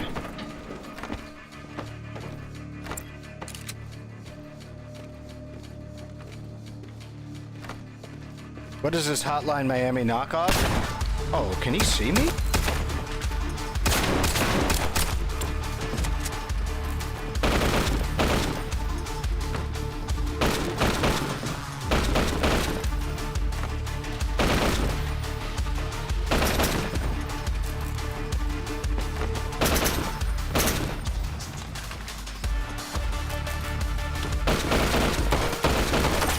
Oh, that's a column in the center of the room.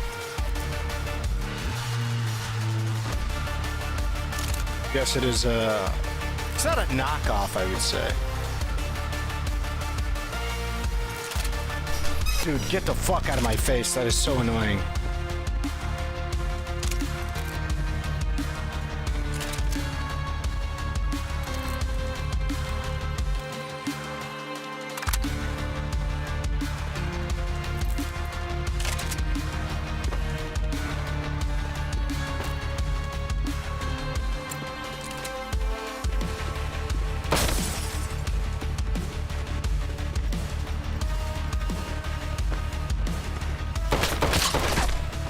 on, man. Dude, these bugs, holy shit. It's just one thing that needs to die. Pay to watch a video, or are you playing the game all night tonight? No, you can pay me to watch a video. I'm only gonna be on this mission. Bruh. Just kill me. I thought he was gonna play Warhammer. I am gonna play more Warhammer at some point. Just not right now. I'm still figuring out which group to commit to. I think I want to play Black Templars. Just a top-down point-and-click shooter. Wouldn't say that makes a knockoff, considering it's more of a genre. Yeah, it's just like, I think it has... I mean, it's in stealth focus, so it's definitely got, like, elements that are unique. Oh.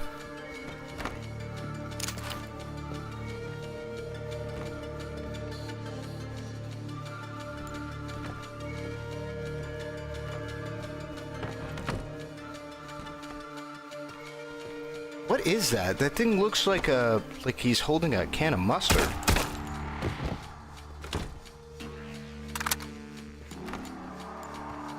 Oh, I didn't know I can turn off the lights here. So I'm pretty much invisible.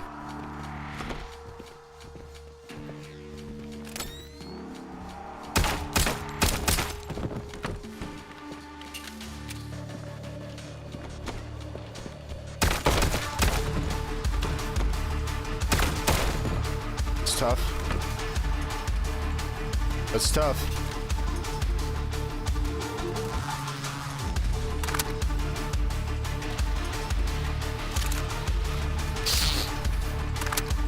Dude, there is no 45 ACP ammo anywhere.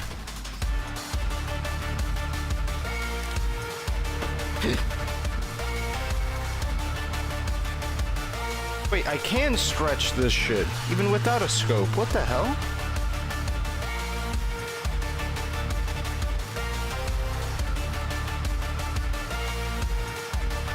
Soundtrack slaps is pretty good. They're just waiting for me. Can't see me, it's too dark.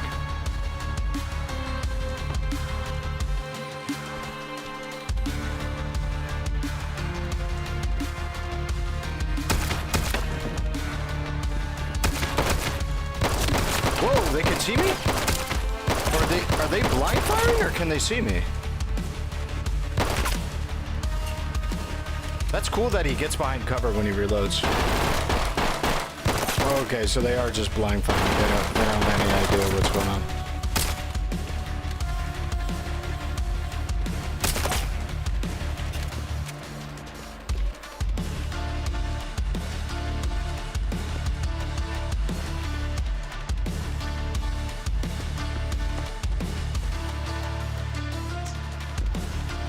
I can't pod this off. That way, at least.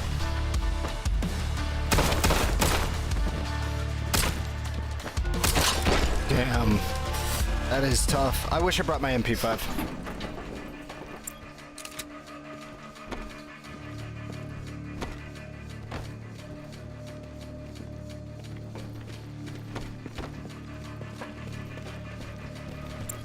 Alright, we're doing this the old-fashioned way.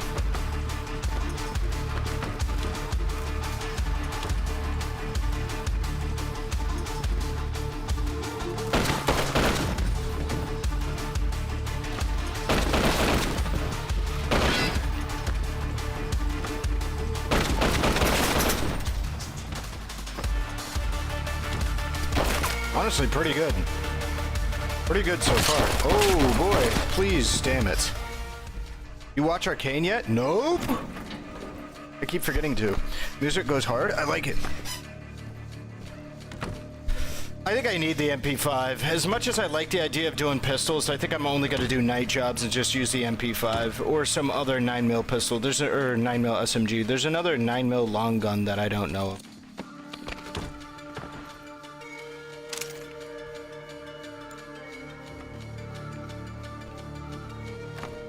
Can I not stuff these guys in closets?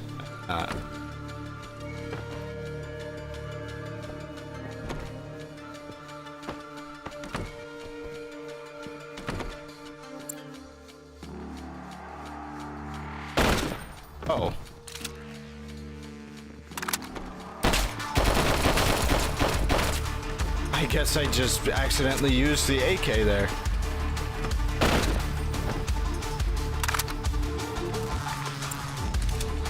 Oh, whoops. There we go.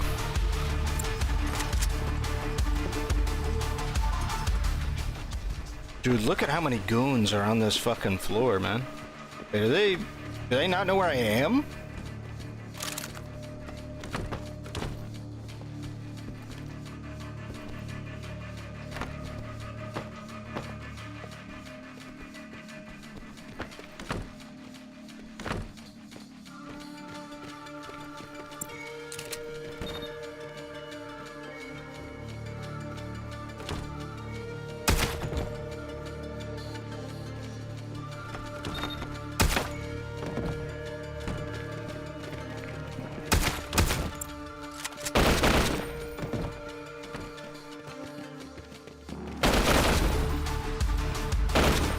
Come on, man.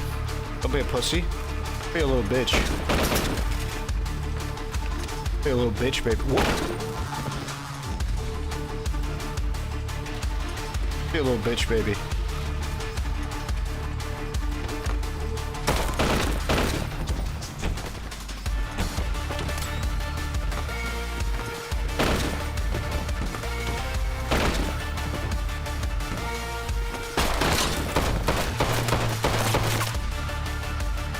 Where is he? Only PC games on Steam Deck now. I can't go back. Why? Get good frame rates on like actual PC. I mean, I guess it depends on the types of games you play, but for the most part, you're gonna have a better time on an actual PC. Donations. Even if it's $30. Gifts. God of Doors 0 donated $30. Staru. Wait, what is oh, that video? Give me let me see if I can't round this off real quick.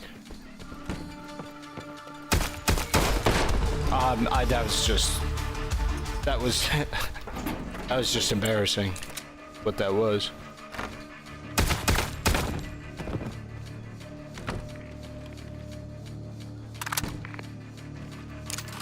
Okay, I heard a radio noise. I'm assuming that was them attempting to radio in, and so they're gonna send somebody?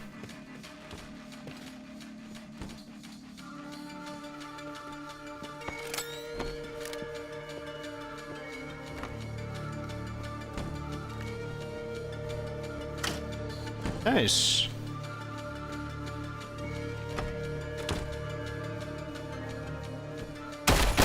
What?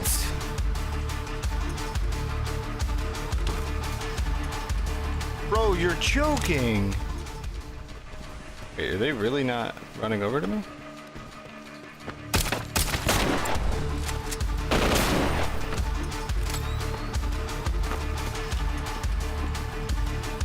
Just that is dank light right there.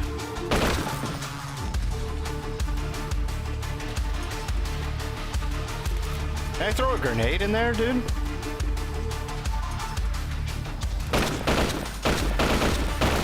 Whoops. Holy! Alright. One more time. I want both. I told you like 5 months ago to watch this shit. Okay. Take a look. Can't see me, right? Nice.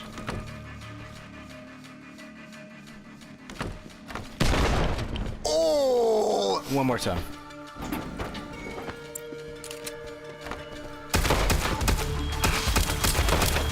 Fire alarm? Oh boy. One more time.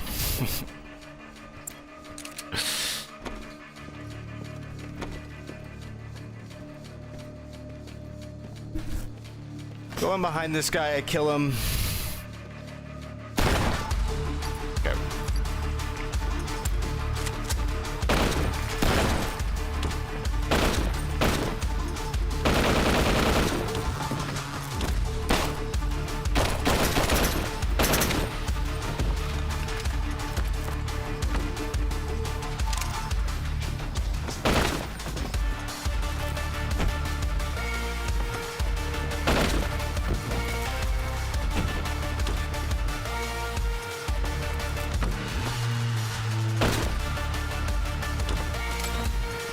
Pick lock, turn this off, so that way they can't see you in that hallway at all. But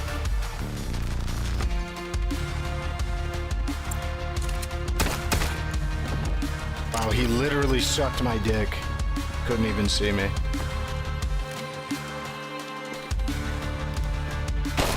How can you see me? I'm in total and complete darkness.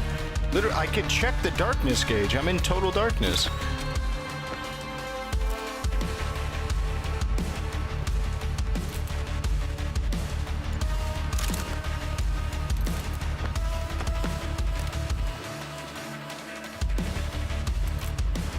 Is there another breaker somewhere?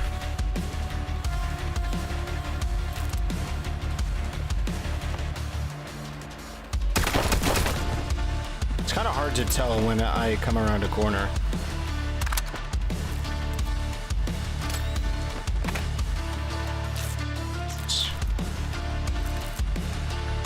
"9mm overpressure? SF-19. That's a new weapon, right? Breaker there? Wait, where? Oh, here.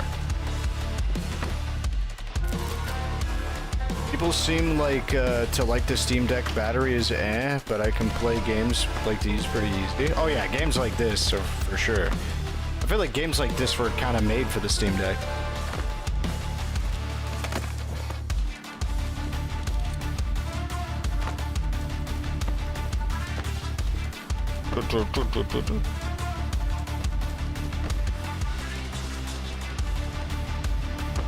Guy's still standing on guard.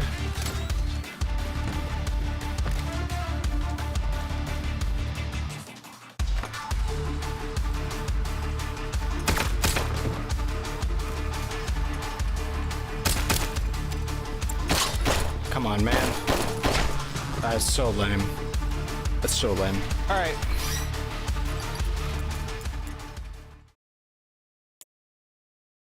Oh, I have to be in the game to save it? Okay, saved. Alright. Let's watch this shit. Uppy Link! Got any link copiers in chat? Arcane is a masterclass in how to write amazing. Wait. Did I watch this if I haven't watched the show?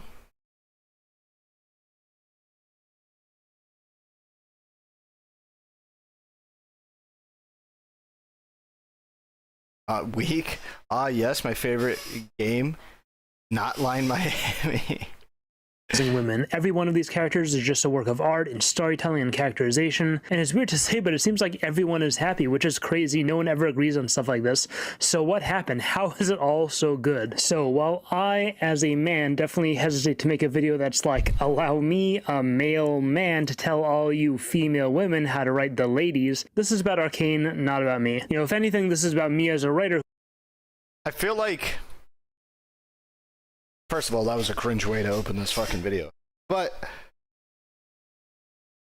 I'm curious. I only watched the first 2 episodes of what this should make you want to watch the show.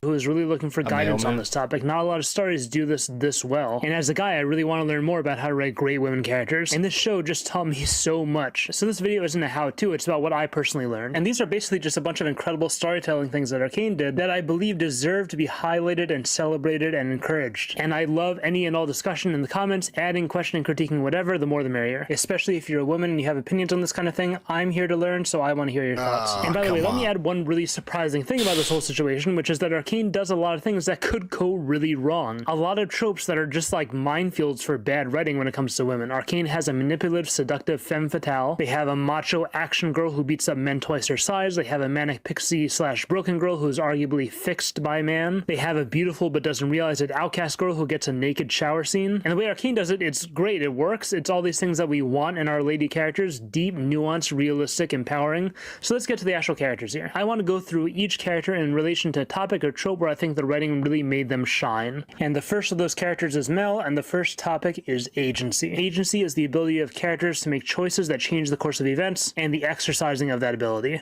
And this is a big one. I think this is the main thing we see in failed attempts at writing strong women. What we often see is characters who might be physically strong, might be skilled, might be independently minded, but then we see them just being tossed around by the plot or by the decisions of the men in the story, never making any actual decisions themselves. Arcane's women have agency. They make a ton of important decisions. Mel has the final say with the development of Hextech. She pushes for Hextech weapons, she pushes for war and then changes course and pushes for peace, and the whole time she's the pivotal voice on the council, leading them in whatever decision they make. Savika is a henchwoman, which seems like a very follower role, but remember that she basically makes Silco. She dethrones Vander, takes away all his power, and makes Silco the new Undercity boss. Bro, okay, I feel like I have to have watched the show to understand what's going on here. My Discord, not yours. I just had 7 names thrown at me. I don't know one of them. I don't know any one of them. I feel like you have to have watched the show to understand what the fuck is going on here, because I don't even know what just happened. What just happened? Okay, you suck ass. Just watch this instead. Oh, watch Arcane. Isn't there a season 2 coming out? I guarantee you season 2 isn't going to be as good as season 1. Oh, this is the second one. Isn't this going to have the same problem?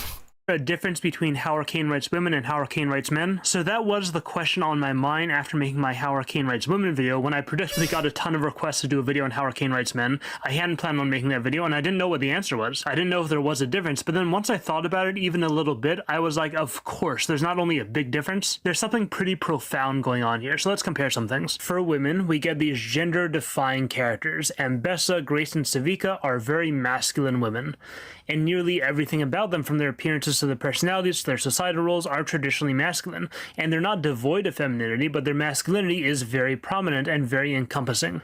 We do not get equivalents for this for the men. As far as personalities and societal roles, we get men who are less masculine in these regards, men who are not fighters, for example, but no men who are overtly feminine in any traditional or even stereotypical way. We do not, for example, get a Sanji, a male cook, a provider who's all about providing sustenance for his crew, for his family, basically. Or in terms of his personality, a romantic. We don't see that in Arcane. We do not get a Ruby Rod who's all about beauty, a celebrity male sex symbol. This is a guy who lives in this dramatic space. He's a performer, he thrives on the love of his fans, he wears roses and lipstick, he seduces people with his beauty and his sexuality. Must be my sexuality. And he's not about the action at all. The whole subversion of this character is that he's a man. It's unexpected given all these qualities. And if we're talking image, we get the same difference. For women, we have this wide range. The trio on one end, Mel on the other, characters like Vi in between. For the men, Vander is our super masculine guy. Jace is a little more towards that end. And then everyone else is smack in the middle, in that neutral zone. We don't get any men with a feminine image on our male cast. We get a couple big characters who fit that, so a bit of a mix, but again, it's not that prominent trio we get with women. Right there? Now, do not mistake what I'm saying here for critique. I'm not linked to wrong one. My bad.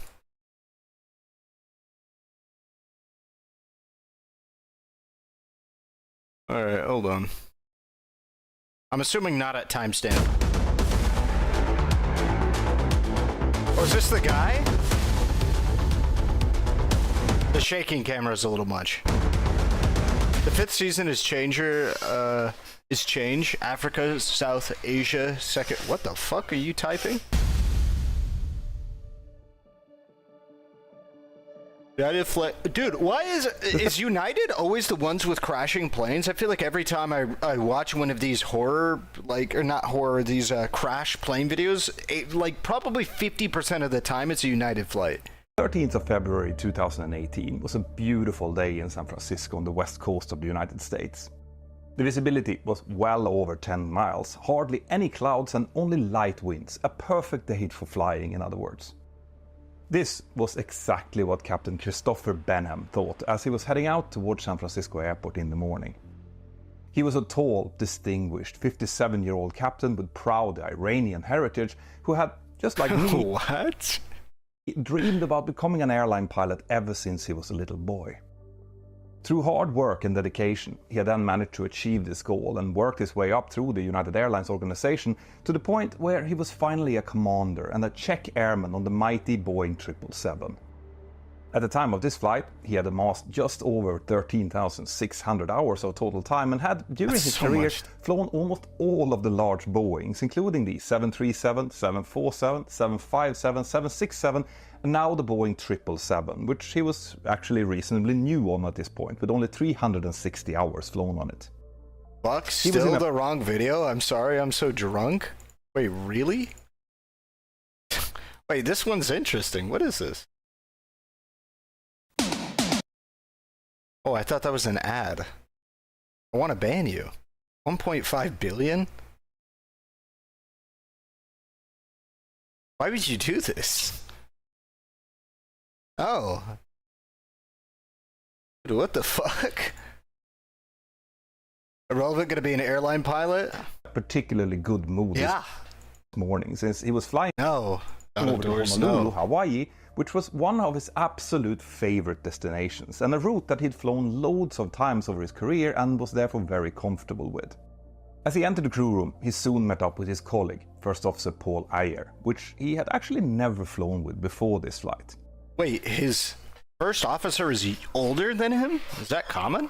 Paul was 60 years old and also very experienced. He had just over 11,300 hours in total, of which around 10,000 had been flown on the 777.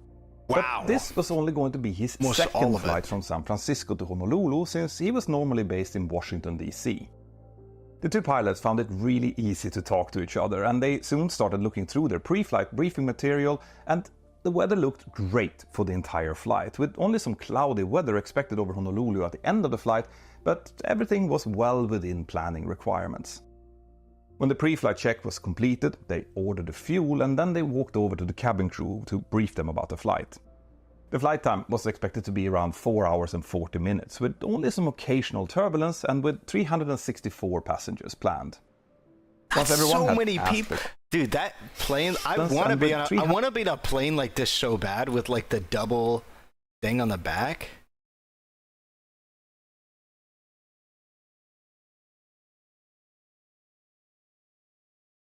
...164 passengers planned.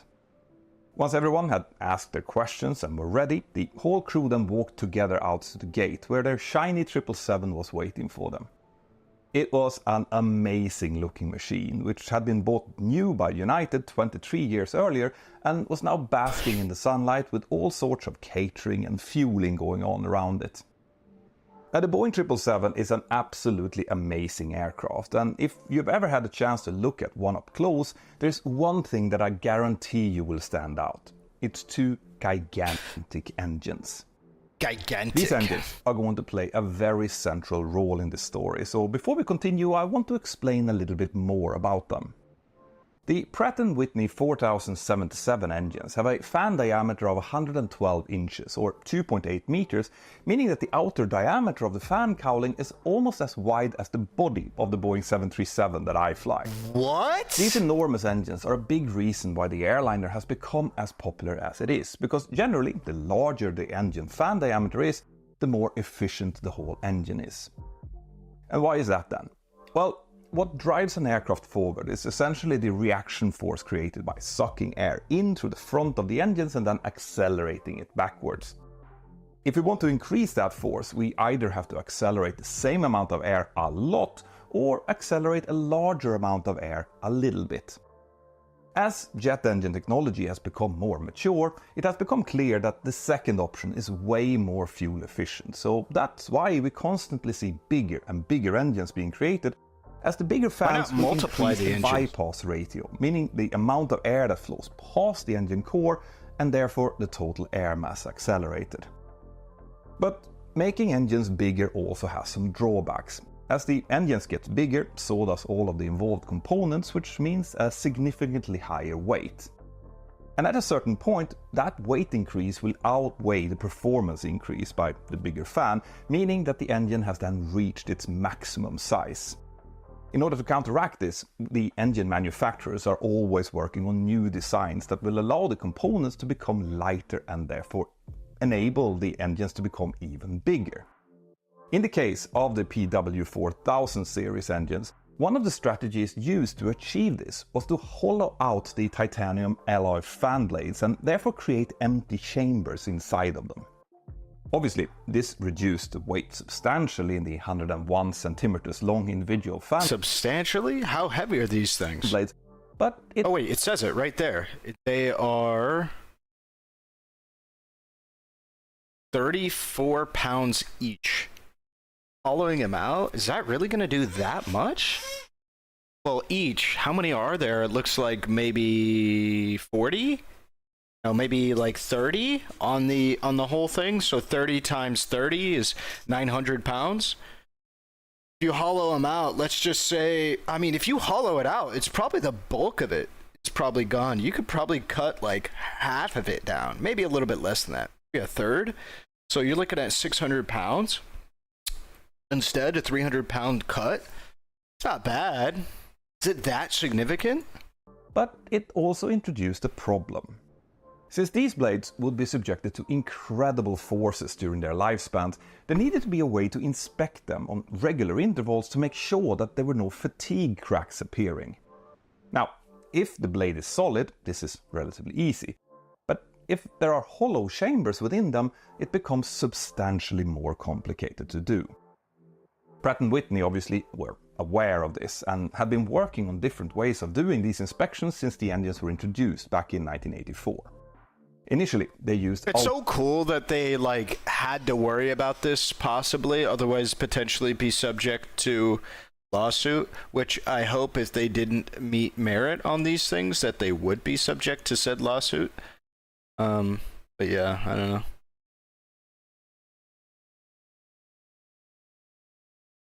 Ultrasound and X-ray technology, but in 2005 they came up with a new solution called thermal acoustic imaging, or TAI. The way that worked was by using sound energy to create vibrations inside the fan blade material. Bro, I should have said this. I literally was going to say, I feel like you got to do some kind of sound thing similar to how people do seismic readings. They would do the same. Fuck! I should have said that out loud. If there was a crack present, the surfaces inside of that crack would then start rubbing up against each other, creating a heat signal which could be detected using a thermal sensor. This was a brilliant idea and relatively simple compared to other techniques, so Pratt & Whitney quickly rolled it out wide, and after that, only if there was a positive indication of the TAI would the blade be sent for further non-destructive testing using other technologies. But since TAI was considered a new and emerging technology, there initially were no defined training and certification regimen for the inspectors who were going to use it. Why? What? And there were a lot of fan blades who needed... Wait, what? Why? I feel like this is not a hard thing to figure out what is a good way to go about doing this. Hold on. Wait, hold on. Wait.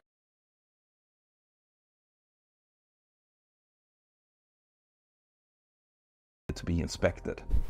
The blades who were fitted to the aircraft in this story had gone through TAI inspections in both 2010 and 2015, and the inspectors had noticed something looking a bit odd on one of the blades, but had written it off as an issue with the overlaying paint layer on that blade.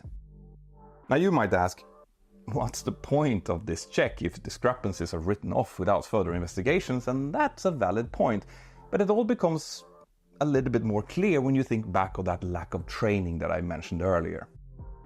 You see, on similar inspections using other technologies, the required minimum training was 40 classroom hours followed by 1,200 hours of practical training. Oh my god, are you serious?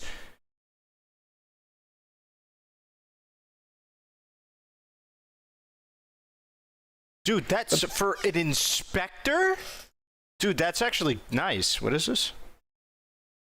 Kim has diarrhea a lot, like way more than a normal person should have it, by Kanye West.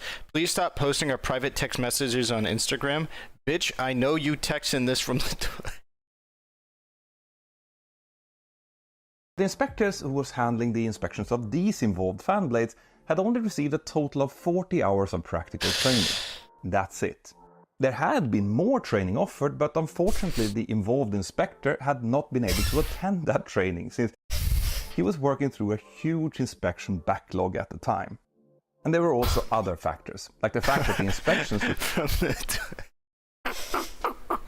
The funny thing isn't even that I'm sorry. We'll go back a little bit. The funny thing isn't even that he's a bitch. I know you're texting this from the toilet. It's that the message that she was presumably she was requesting to not send private messages online. He decided to respond to it, then screenshot it, then post it. That's fucking crazy. The inspector had not been able to attend that training since he was working through a huge inspection backlog at the time. And there were also other factors, like the fact that the inspections were taking place in a room where a lot of sunshine regularly came in, which could create ghost images on the thermal scans, making the... Why would you do that? What a fucking rookie mistake. Bro, I ain't no engineer, but I know if I'm doing thermal fucking imaging, I'm not gonna do that shit outside in like the Arizona heat, bro. I'm not doing that in the goddamn Arizona sunshine. Fucking Mississippi summer, and you're deciding to do thermal imaging on the... No, bro, what? Evaluations even harder to interpret. Yeah, no shit. And together, all of these factors had allowed a fan blade, number 11 on this number 2 engine on the aircraft, to develop a tiny little crack inside the hollow space near the root of the blade. This crack was completely impossible to see with the naked eye, but kept growing bigger and bigger for each cycle that the engine operated. Anyway, when the pilots had left their bags in the cockpit, the captain looked through the technical logbook and saw that the aircraft was completely clean, with no recent technical issues logged. After that, it was time to start the pre-flight inspection, which in United Airlines is always done by the first officer. So he went outside and started his normal clockwise inspection, where he checked that all of the probe covers were removed, that there were no leaks, indications of bird strikes or any other damages to any of the components, and he spent quite a long time checking each engine to make sure that the giant fan blades had no damages on them. You see, even tiny damages can cause vibrations and loss of thrust, so this is something that we pilots always pay attention to. But everything looked completely normal, so he finished his walk. Dude, he stepped up his game, man. He never did this, like, this outside walk-around shit. Maybe this is old? Oh, no, this is literally from 1 day ago. Yeah, but this is cool. I like this. Around and then returned to the cockpit for the rest of the pre-flight.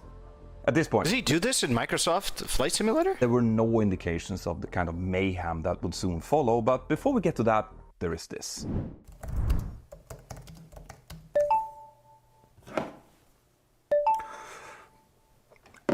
I hate getting spam messages and emails, or even worse, robocalls, but thankfully completely legal. But that also gives us the right to ask these companies to remove us from their lists. But doing so yourself is a tough try using the link here below, which is incogni.com/pilot. That will give you an exclusive pilot of the aircraft. He had also been met up by another colleague, First Officer Ed Gagarin, who wanted to ask if he could hitch a ride with them back to Honolulu. Wait, I'm sorry, what? Incogni.com/pilot. Thank you, Incogni. Now, let's continue the story. As the pilots arrived to the aircraft, they had also been met up by another colleague, First Officer Ed Gagarin, who wanted to ask if he could hitch a ride with them back to Honolulu. He had just finished an earlier shift and was eager to get back home for his rest days, but he had also seen that the flight was almost fully booked, so he asked if there was any chance that he could join the pilots in the cockpit. Captain Benham greeted him happily and joked that if he was going to sit up front, he might also have to do some work, and they both laughed, not knowing just how true this would actually turn out to be. Now, Ed also mentioned that he had just completed his line training, and that's a fact that will soon come to play a very important role in this story. In any case, whilst First Officer Paul was out doing his walk-around, Captain Benham continued setting up the aircraft for departure. So when Paul got back... Dude, I love this shit, man. Dude, I need to play, like, Microsoft Flight Simulator. The only thing that has prevented me from playing Microsoft Flight Simulator is I can't play with my brother. If me and my brother could be co-pilots, bro, oh, man. On the career mode mod, oh, God. We go from flying, like, goddamn biplanes to oh man, hold up, let me stand up, bro. That shit would be so fucking fun. Oh dude, I want to fly those fucking planes so bad. I just can't play with my brother, and that's what sucks. I want to play with my brother so fucking bad. Let me put on a shirt. Because I want him to be, you know, my co-pilot, bro. Of course, I'm the pilot. He's the co-pilot. But that would be the idea, you know? And it'd be so fun. But yeah. Fuck, dude, I want to do that so bad. Where the hell are my shirts? Is this one of them? Oh, bro. I hate this shirt, man. It's too big.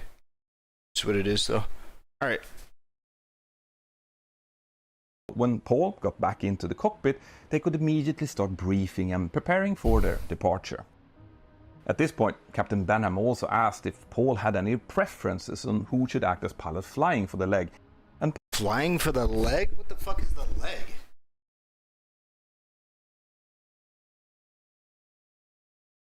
Landed a flight or something? That like shifts? Like Germa? Paul answered that he would love to do that since he wanted to get some experience on this route. So that's what they decided to do, and soon the lead purser popped her head into the cockpit and advised them that all passengers had been boarded and that the crew was ready to go. Dude, I This love meant those that there were little now buttons and shit, bro! 363 passengers and 50... Oh, dude, those little like fucking boop, boop, boop, boop. I'm just like, that looks so fucking cool. To know what all of those things do would be so fucking cool. Too big still shows off the body? Well, no, it's baggy and I don't like it. It's just annoying. Like it's got like, hold on. Can't see it, but I could fit two of me in here. I could fit two of me in this shirt. 15 crew members on board the aircraft. The pilots completed their last few checklists as well as their briefing for a departure from runway 28 left, and soon after that, First Officer Paul requested pushback from stand 80, they started their engines and then taxied out towards the runway holding point. All checks were completed in a normal way with no anomalies noted, so at time 0938 Pacific Standard Time, after a grueling 38-minute taxi, First Officer Paul finally moved the thrust lever. 38-minute taxi? Bro, 38 minutes? Oh, shut, bro. Prove it, call your brother and put him in the shirt with you? I literally, if he was nearby, I would literally would. There's two people, two of me, can fit in this thing. Hold up, this is me, right? Little skinny ass boy. And then, look at that. Look at that. Two of me can fit in this fucking shirt, man. Forward for takeoff, and the giant Boeing 777 started accelerating down the runway. Like, the takeoff and initial climb were completely uneventful, and once the gear and flaps were retracted, the flight soon received their clearance to join their oceanic route towards Honolulu, which is actually one of the longest uninterrupted overwater routes in the world. Bro, I had a taxi that took almost an hour. Wait. Okay, so here's the thing. I've flown on like 30 flights, I think, something like that. Probably over 30. Because if I think about it, I think in the last like 3 months, I think I've flown on like 6. But either way, I've flown on like 30 flights in my life. Okay, not much, but enough. But I've only ever had one delay. Ever. I've had 2, and both of them have happened in the last like 2 or 3 months. Everything else has gone perfectly smoothly. No long taxis, no anything. I literally thought everybody was like being dramatic when they talked about how shitty like airports can be, because I've only ever had 2. And I thought it was a pretty good ratio, like 30 to 2, 30 to 1. Yeah.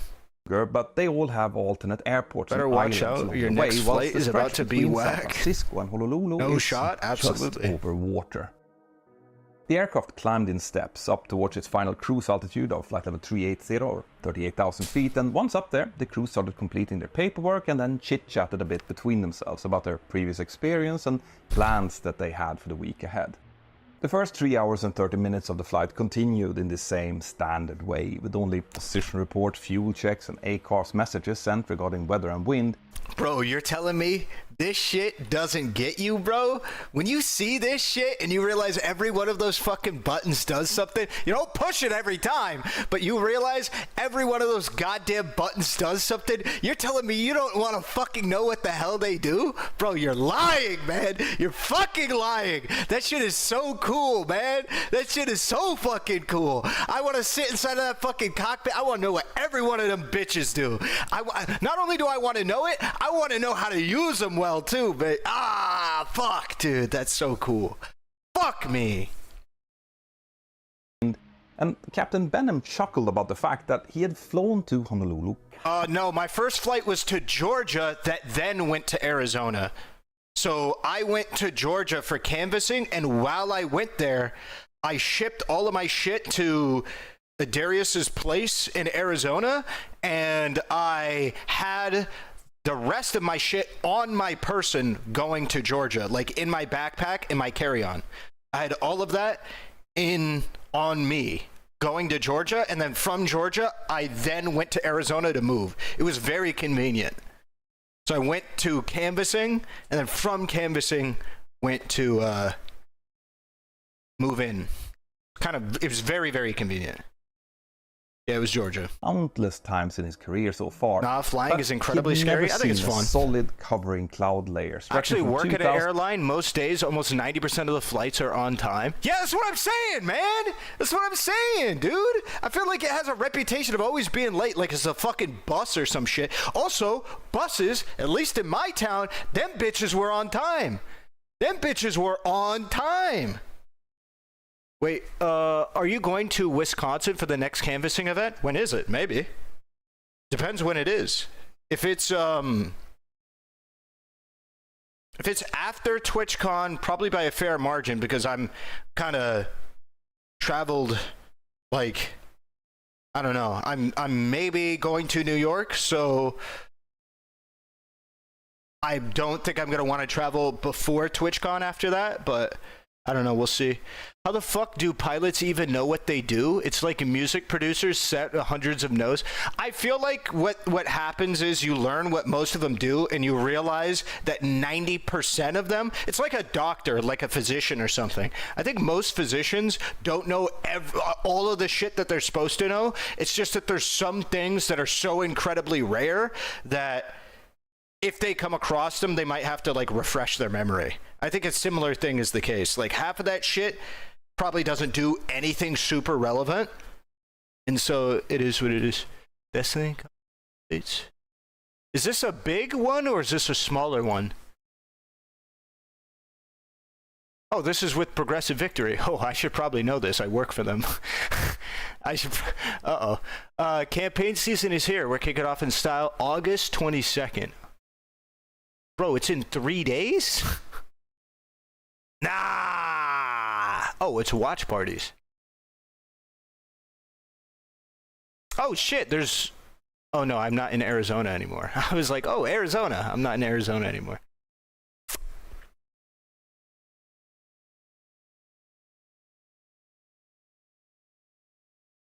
Oh, October 5th through 6th. Yeah, I could probably do that. Oh, wait. That is actually, I cannot do that. Probably. I have plans then. We'll see, but I'm very confident I'm going to have plans then. The 33 Destiny is going to be there? Oh, interesting. So I imagine a bunch of other people are going to be there. Planning to see. Soon, they entered an area of light to moderate turbulence and therefore asked Honolulu Control if they could descend 2,000 feet down to flight level 360 in order to try to get out of it. This was approved, and First Officer Paul dialed in on the mode control panel and let the autopilot initiate a cruise descent, the same way as he had done thousands of times before. They were now about 200 nautical miles northeast of Honolulu, with around 40 minutes of the flight still remaining, when the crack in the number 11 fan blade had reached a point of no return. No way! Within a millisecond, the giant fan blade separated in a clean cut about 3.5 centimeters above its root. It shot outwards with an incredible force and almost immediately impacted the adjoining blade, which also shattered and went inwards into the engine core, raising even more havoc in there. The number 11 fan blade then started moving forward inside of the protective barrel, and when it hit the edges it created multiple high-energy shock waves which ultimately exceeded the certified specifications of the forward inner barrel as well as the cowling. This meant that those parts soon failed and were then immediately ripped off the engine. This is known as a fan blade out or Holy FBO shit. event, and it's something that the Holy engines are shit. tested to be able to sustain during certification. The protective barrel directly surrounding the blades are constructed from incredibly durable Kevlar, but the forward barrel and the aerodynamic engine cowling is not. It later turned out that parts of the engine inlet used during certification testing had been made out of aluminium, which had a greater ability to yield and deform than the carbon fiber reinforced polymer that was the part that was ultimately used in production. That was found to be... Wait. So they used a separate cowling for their engines for testing than they did for production? Shouldn't that be, like, not allowed for production and, like, distribution? That feels like it shouldn't be legal. One of the reasons for the quick destruction of the forward parts, while the Kevlar casing actually stayed reasonably intact. But when those forward sections of the engine disappeared, parts of the fan blade, which was still spiraling forward, managed to escape the encasement and shot straight into the side of the aircraft. But through an incredible act of luck, they impacted the body exactly at the place where a stringer, a structural part of the body, was located just below one of the passenger windows. The passenger This window, meant bro? that the blade fragments didn't puncture the cabin, which could have been catastrophic for the passenger sitting next to it, and even worse, would have caused an immediate depressurization of the aircraft. Luckily, that didn't happen, but in the cockpit, none of the pilots had any idea of what had just crippled their aircraft. They only heard an enormous explosion, and then it felt like the aircraft had literally hit a brick wall. The deceleration was so severe that Captain Benham and First Officer Ayers almost slammed their heads into their glare shield, and within 1.5 seconds, the aircraft had lurched into a 45-degree right bank, whilst also yawing sharply in the same direction. This was incredibly disorienting, as it all happened very fast and literally came from nowhere and with no prior warning. 1 second, they were flying along nicely, and in the next, their aircraft was literally snap-rolling over its right wing and shaking like it was about to break up. Captain Benham, being the training captain that he was, immediately realized the gravity of the situation and called out, "I have controls." He grasped the control wheel as the autopilot and autothrottle both disengaged, and then glanced down onto his engine displays to confirm what he thought must be a catastrophic engine failure. When he did that, he saw to his amazement that the engine instruments both showed completely normal values. No way! So he called out, So is that a What instrument happened? failure? to get some help identifying the failure, and First Officer Paul Ayer just responded, "I don't know, the engine instruments are normal." In the corner of his eye, Captain Benham now also saw how the airspeed, who just a few seconds ago had been steadily at Mach 0.83, had started slowing down rapidly, and he knew that he now had very little time to react. Whatever this was, it was coming from the right side, as the aircraft was both yawing and rolling that way, so he instinctively pushed left rudder and gently gave maximum ailerons towards the left. All he could think about was trying to keep the blue side up on his primary flight display, whilst also pushing the left thrust lever all the way forward to get as much thrust as he possibly could to slow down the deceleration. At this altitude, it's very important to not move the controls too fast, as that can cause Mach shock waves to form, and the fact that the aircraft was already banking 45 degrees meant that they were already experiencing higher than normal G-forces, something that also increases the aircraft's stall speed. Ed, the first officer on the jump seat, now called out, "Maybe we've had an in-flight collision." Now that would definitely explain the explosion, extreme vibrations and sudden loss of controls that they were now experiencing. But not the issue to they the were at engines, right? 36,000 feet and had seen nothing on their TCAS. There just shouldn't be anyone else at that altitude. You see, above 18,000 feet in the US, all airspace is controlled with mandatory transponder use, so if there would have been anyone else up there, they should have seen it. Anyway, There's no way they with hit full something deflection without on seeing both it. rudder and aileron, the stricken 777 now started slowly rolling back towards wings level again, but with the airspeed still decreasing. All of this, except for the strange engine indications, were typical for a severe engine failure, and Captain Benham knew that if this was the case, the aircraft would not be able to maintain its altitude for much longer. A twin-engine jet can, depending on type and weight, normally keep an altitude of around 21 to 24,000 feet on one Pretty engine. good but on one never engine, bro. 36,000. This meant that he needed to start descending immediately. Otherwise, the aircraft would soon stall and he could potentially completely lose control. Well, that makes sense. On top of all of this, they were Also now can shaking increase so the badly airspeed by- that the pilots had problems focusing their eyes enough to see their instruments in front of them and to reach for specific controls. And meanwhile this was happening, a sickening sound of twisting metal could be heard from behind. Give me 1 sec. I'm gonna go to the bathroom. Looks like that Wukong game dropped. You gonna stream it or what? If somebody buys it for me, I will literally stream it right after this video. Give me 1 sec.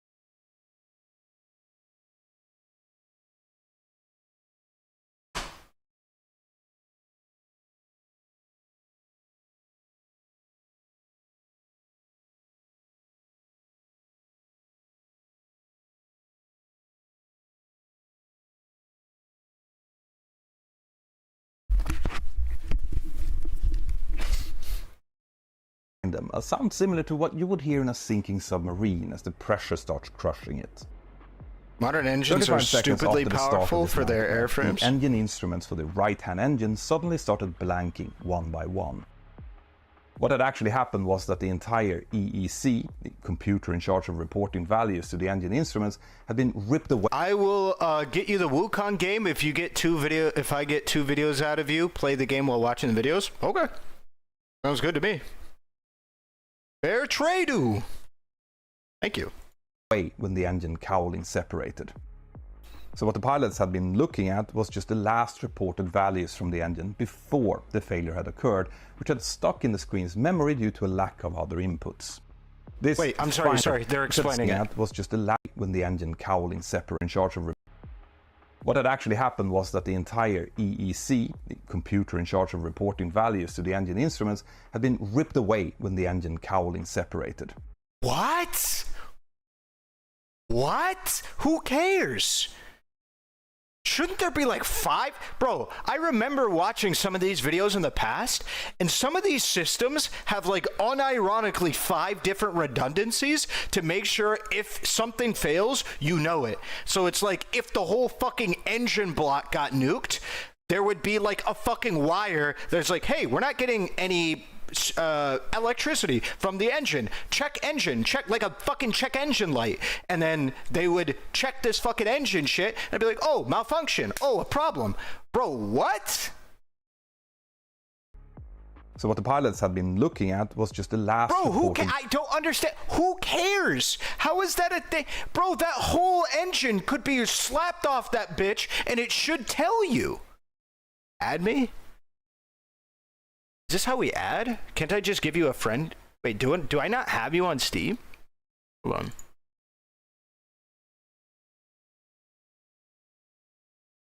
on. Okay, hold on. 7.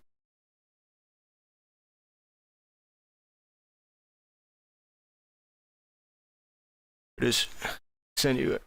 Values from the engine before the failure had occurred, which had stuck in the screen's memory due to a lack of other inputs. This final. Wait, couldn't you tell by the lack? Wait, hold on. Okay, again, fucking stupid. that that's how that works. That there isn't a process to go, these numerical values on your engine haven't changed. But I also haven't been experiencing electric updates, or like electric updates, because what it should be is consistently updating the console, and what the console should be able to see is, oh, hey, even if the numbers haven't changed, I haven't been getting like updates on pings essentially from this thing. That's what it should do, right? It should be like pinging or something. So that way, hey, if it's blown the fuck out, it's like, I didn't receive a ping. Weird. Fucking, how is this so... There's no way. I'm forgetting what it was, but we watched a video with like their redundancies, and it was so much. It was like so fucking much. Hey, thank you, God of Doors. I've accepted it.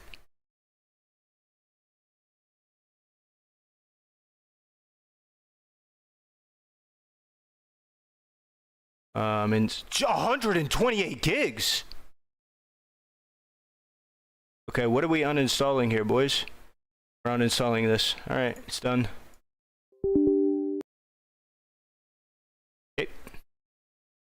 Confirmed to the crew that they were indeed dealing with some kind of severe damage to the right-hand engine, and Captain Benham therefore asked First Officer Paul to please start executing the engine severe damage checklist from the ECL, their electronic checklist. Oh man, that's so In other cool. aircraft like the Boeing 737 that I fly, this type of failure includes something known as memory items, meaning items that has to be done from memory without reference to a checklist.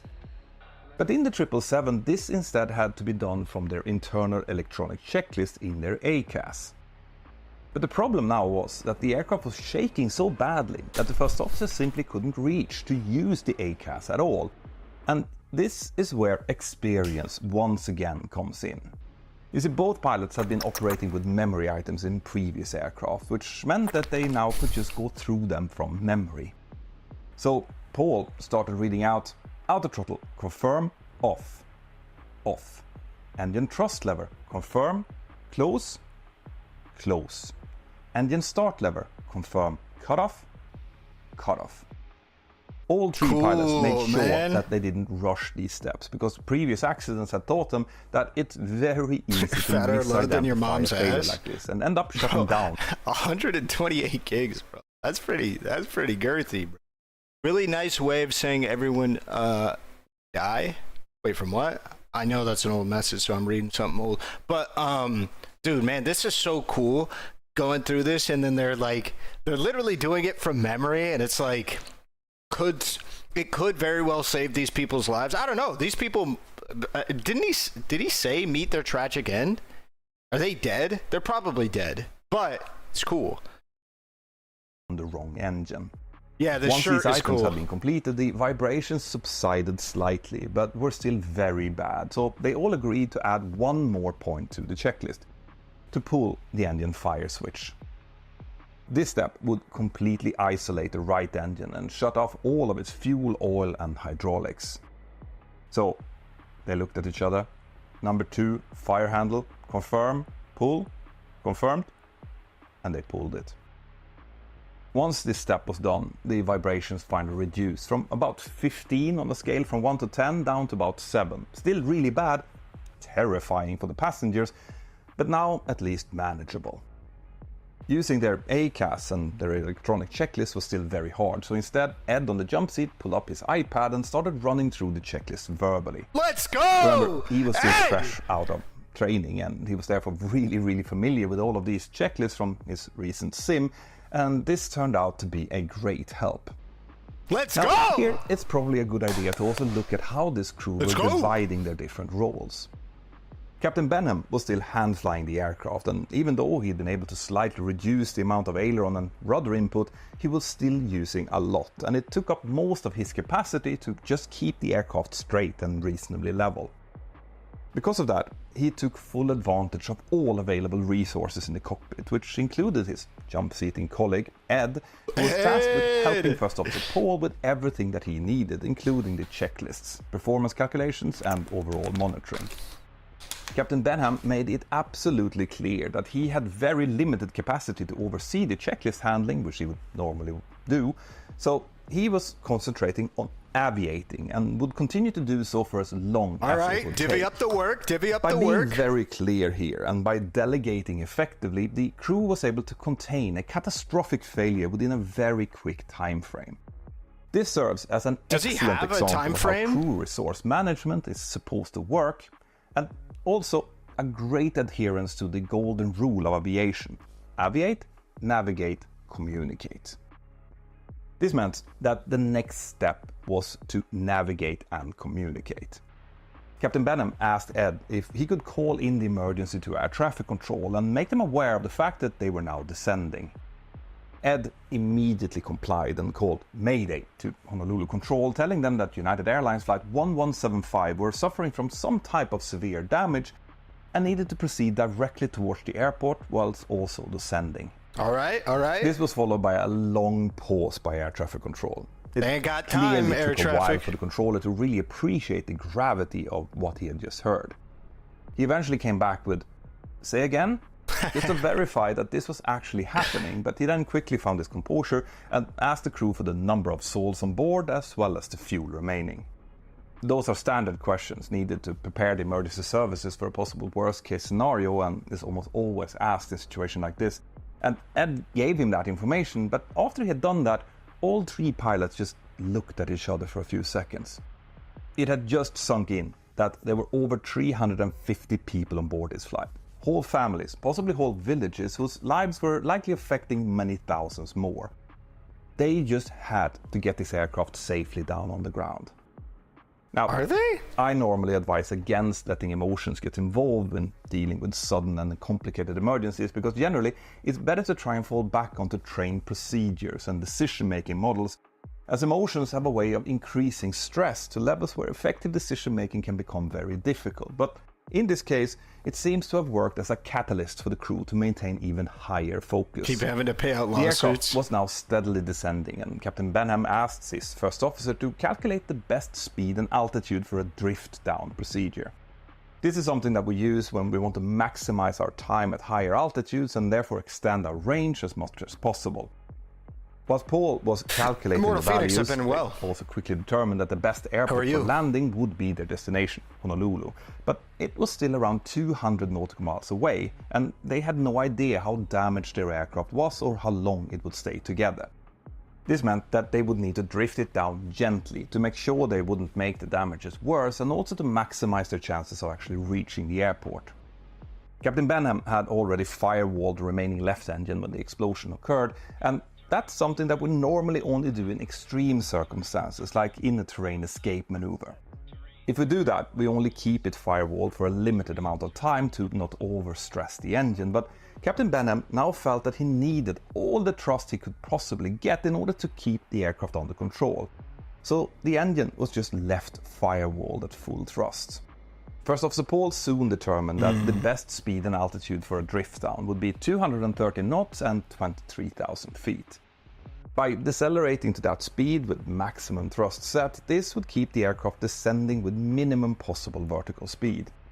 But as Captain Benham started decelerating the aircraft and the speed started getting back towards 245 knots, the aircraft suddenly started shaking even more, and soon the stick shaker also activated. They were about to stall. No way. Now, that shouldn't have been happening at that speed, but here it was, happening anyway, and all pilots are taught that the only way to get out of an impending stall is to immediately lower the angle of attack. Captain Benham reacted instinctively and immediately lowered the nose, but by doing so, the vertical speed increased to 3,000 to 4,000 feet per minute, and if that descent rate were to be continued, the aircraft would hit the water way before reaching Honolulu. How far is way? So, what was going on here? Why was the aircraft stalling at such a high airspeed where the drift-down tables were suggesting an even lower speed to fly? Well, Is it because of the when lack of those aerodynamics tables were on made, they were calculated Oh. with single-engine performance, but with the non-functioning engine still in one piece. Yes! What this crew was now dealing with was a severely damaged engine, missing knew most it! of its aerodynamical fairings I that thought I would was wrong. guide the They air had me for a smoothly second there, but I past was its right. housing and then over There's the a lack wing. of aerodynamics What as a this result meant of the was that damaged airflow fucking was now engine. severely Fuck! interrupted over the right wing, which lowered the amount of lift It's not even that hard wing to could guess. produce. That was actually what had caused that rapid roll to the right as the explosion occurred. played a little bit and of Disco was now Elysium. also causing the much higher stall speed on that wing that they were now experiencing. But the pilots still had no idea about this. The Boeing 777 has no external cameras that can be accessed from the cockpit, so whilst stabilizing the aircraft at a slightly higher airspeed, around 245 to 255 knots, Captain Benham now took another decision. He asked Ed, the jump-seating first officer, if he could go back through the cabin and have a look at the state of the engine and then report back. Ed nodded and immediately started making his way back towards the aircraft's midsection, close to the wings, and a few minutes later he came back with a truly terrifying video on his mobile phone. Is that In it, real? the Is full that the scale real of the video? damage could be clearly seen, and also how the damaged fan was still windmilling with the whole engine oscillating from side to side due to the unusual aerodynamic forces that was now acting upon it. Jesus. There was no way of telling how long this engine would actually stay Holy connected to the shit. airframe, or if the departing debris had damaged any other parts of the aircraft behind it as it disintegrated.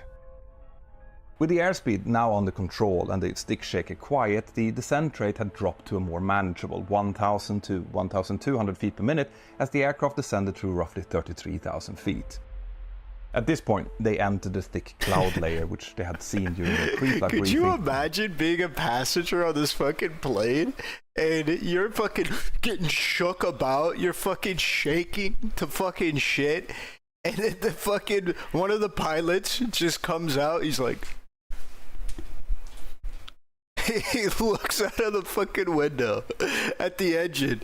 He goes, hold up, excuse me, man. Climbs over you to take a video of the fucking disintegrated goddamn jet engine. And then it's like, all right, thanks, bro. Climbs back over you and runs back to his fucking cockpit, bro. I would lose my fucking mind. I'd be like, what the fuck, bro? You just came over to take a fucking video, man?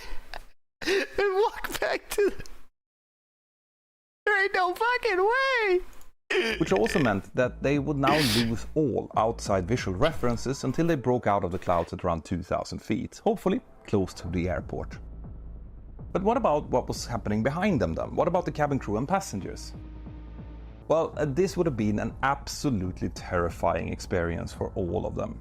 During the first 15 minutes of this emergency, the pilots were completely consumed by controlling the aircraft, securing the engine and finding a safe new flight envelope to maintain, and this meant that none of them had had any chance to make a PA to the passengers to reassure them and explain to them what was going on. All passengers who were sitting on the right side of the aircraft close to the wings were able to clearly see the mangled engine rocking forth and back outside their windows, and this, combined with the absolutely extreme initial vibrations, would have likely scared even me if I was on board. As the situation got more and more under control, Captain Benham asked the lead purser to come into the flight deck to give her a briefing by himself and to project some calm onto the situation. He was very transparent and explained that they had suffered severe damage to the right engine and possibly to even more parts of the aircraft that he couldn't see. He also told her to start preparing the passengers for a possible ditching at sea. He did this because he knew that the cabin crew procedure needed to do this could last as long as 25 minutes, which was more or less exactly the time he calculated that they had left airborne. Damn. And he also informed her Also, that they would be calling brace, brace, brace about 2 minutes prior to landing. Now, Captain Benham didn't actually think at this point that they would have to ditch, but he didn't know just how the aircraft would react when they started slowing it down for landing and extending flaps. And on top of that, he knew that there would be no harm in having the cabin prepared for the worst case scenario. Again, this is excellent thinking on behalf of the captain. It's always better to be safe than sorry, and this way the cabin crew would be busy with their drills, which would also keep them and the passengers occupied. and prepare them mentally for an evacuation if that would be needed later on. After this point, all communications with both air traffic control... I'd be flipping through that fucking pamphlet, that emergency pamphlet that they try and, like, let you know the fucking emergency procedure that I never fucking listen. I listened to it the first time and I never listened to it again. I'd be flipping through that bitch so fucking quick, bro. I'd be like, all right, bro, I ain't dying like this. I ain't getting bitched like this. Both the cabin crew and the passengers were delegated to Ed on the jump seat so that the two pilots could focus solely on getting the aircraft safely down on the ground. The flight attendants ended up doing an absolutely fantastic job, caring for the passengers and preparing the cabin for the coming emergency landing, whilst Ed kept updating them every 10 minutes or so about the progress. Air traffic control also did a great job by not overburdening the pilots with questions and just giving them the info and clearances that they asked for, and kept all of the other traffic out of the way. Now, notice how all members of this situation worked like one big organism, utilizing each other's strength, keeping each other updated without overburdening anyone with questions and non-essential information. For any budding pilots, or really anyone out there, this is a behavior that's really worth remembering. I also want to point out here that this scenario would have felt very different from any training scenario that this crew had ever encountered in the simulator. The simulators are not equipped to simulate the level of vibration that they were now experiencing, and on top of this, this engine failure behaved very differently from the way that it was normally simulated. The changed aerodynamics from the mangled engine also impacted the way that the aircraft needed to be handled, and several systems, including the EECs, the fire loops and all automatics, had been removed by the explosion. But even though this was so different, the hundreds of simulator hours that these pilots had accumulated together, as well as the thousands of hours of actual flight experience they shared, had created something known as resilience. Resilience is where you can utilize all of your previous knowledge and experience to tackle completely new situations that you might face. Other great examples of resilience was Miracle of the Hudson and Qantas Flight 32, both of which I have previously covered on this channel. And this, by the way, we watched the exactly Miracle the kind of the of things Hudson that I love to discuss with my Patreons on our monthly Zoom Hangouts.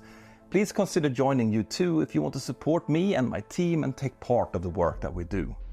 Anyway, First Officer Phil now also got into contact with the airline via SATCOM and briefed the operations officer about what was going on so that the airline could start getting their crisis center ready. Meanwhile, Captain Benham kept counting in his head. If he could just continue descending with around 1,000 to 1,200 feet per minute with the distance and speed that they now had, they should be able to reach the airport. With what margin? By getting a direct routing towards the final, they had also saved around 7 minutes of flight time, which could become crucial if it turned out that they couldn't arrest the descent rate down towards the end. So at this point, it was all about continuing to fly and also start getting the aircraft ready for the landing. More and more non-normal checklists also started popping up on their ACAS, which the crew needed to take into streamer I know account. who watches videos while Since standing they up. had been flying with max thrust set on the still working left engine, it had consumed much more fuel than expected, which also meant that they were eating into their diversion fuel. On top of this had also caused a fuel imbalance between the left and the right main tanks, since the left engine was only using fuel from the left-hand side. How do you prevent that? All of this was being dealt with by First Officers Paul and Ed, whilst Captain Benham was completely focused on just keeping this stricken bird flying. The two first officers started cross-feeding fuel from the right tank to the left engine as they passed around 10,000 feet descending, and at this point Ed also fastened the shoulder harnesses on Captain Benham's seatbelt, since he wasn't able to do this himself due to the sheer difficulty of the handling that he was experiencing. Alright, good job. After this, it was also time to start briefing the approach. You have a standing Ed text took the weather for Honolulu, which still was overcast but with thankfully good visibility and winds for landing. Honolulu approach soon handed them over to the Honolulu tower frequency, and when First Officer Paul called them up, they were advised that they could expect radar vectors for an ILS approach into runway 04 right. But that was no good. Both Captain Benham and Ed on the jump seat were familiar with the airport and knew that runway 04 right was quite short and wouldn't be long enough for the high-speed, single-engine approach that they now had ahead of them. Runway 08 left was long enough, but unfortunately closed for some type of work on that day, so Paul instead asked for vectors towards runway 08 right, a long enough runway, but unfortunately without an ILS approach. What is an ILS On that approach? runway, there was only a non-precision, GPS-based RNAV approach available, meaning that the crew would now soon have to fly a manual, single-engine, non-precision approach in full instrument conditions, accompanied by some of the heaviest vibrations that they had ever experienced. Holy. Quite a challenge. Holy. But Captain Benham wasn't worrying too much about that Two yet. videos for the He was more Wukong? focused on making Okay. the runway in the first place. He asked Paul to tell air traffic Still got control some to time. give them vectors as close to land as possible, since the waves might be smaller on the lee side of the island and therefore more survivable in case they would have to attempt a ditching. Now this is something that I think that a lot of people might not fully appreciate. You see, landing in water with an airliner of this size would be an extremely challenging maneuver to successfully achieve. Landing on water in any situation is hard, but if you have a ILS stretch of equals search smooth water like Wikipedia. Captain Sully had in The Miracle of the Hudson, it's still reasonably doable. Trying Instrument to do landing so in the system. massive waves Oh, of it's the like Pacific autopilot Ocean landing? is a completely Or- different ball game, and Captain Benham knew this, so trying to overfly calmer waters was a really smart thing to do. Now, the tower controller initially tried to tell the pilots to level off at various altitudes, but this was turned down by the crew. They still needed full thrust on the left engine to maintain speed in a descent and did not want to end up in another approach to stall situation by leveling off for no good reason. Once the controller understood this, he just left them alone with free range to intercept the RNAV approach at their own discretion. And here again, the crew showed evidence of remarkable teamwork. Since the captain was solely focused on just handling the massive shaking bird, the two first officers together started setting up and briefing for the approach. And all three pilots decided that Ed, from the jump seat, would be acting as kind of a precision approach radar, or PAR, based on what he saw on the navigation display. Oh. This meant that he would be telling Captain Benham how to turn and descend, kind of like turn right onto heading 075 degrees, now continue straight ahead, increase descent rate, etc. He did this all to minimize the workload and to try to stabilize the approach as much as possible. All right, Ed. Now, this is not taught Getting anywhere, those hours but a in. great adaptation to a situation and the use of resources, and yet another reason why it's a poor idea to try to reduce the number of pilots in the cockpit. As they were intercepting the approach, they Wait, kept are the people aircraft trying to do slightly that? high and fast on purpose to make sure that they would have enough energy to make the runway even if something further would happen.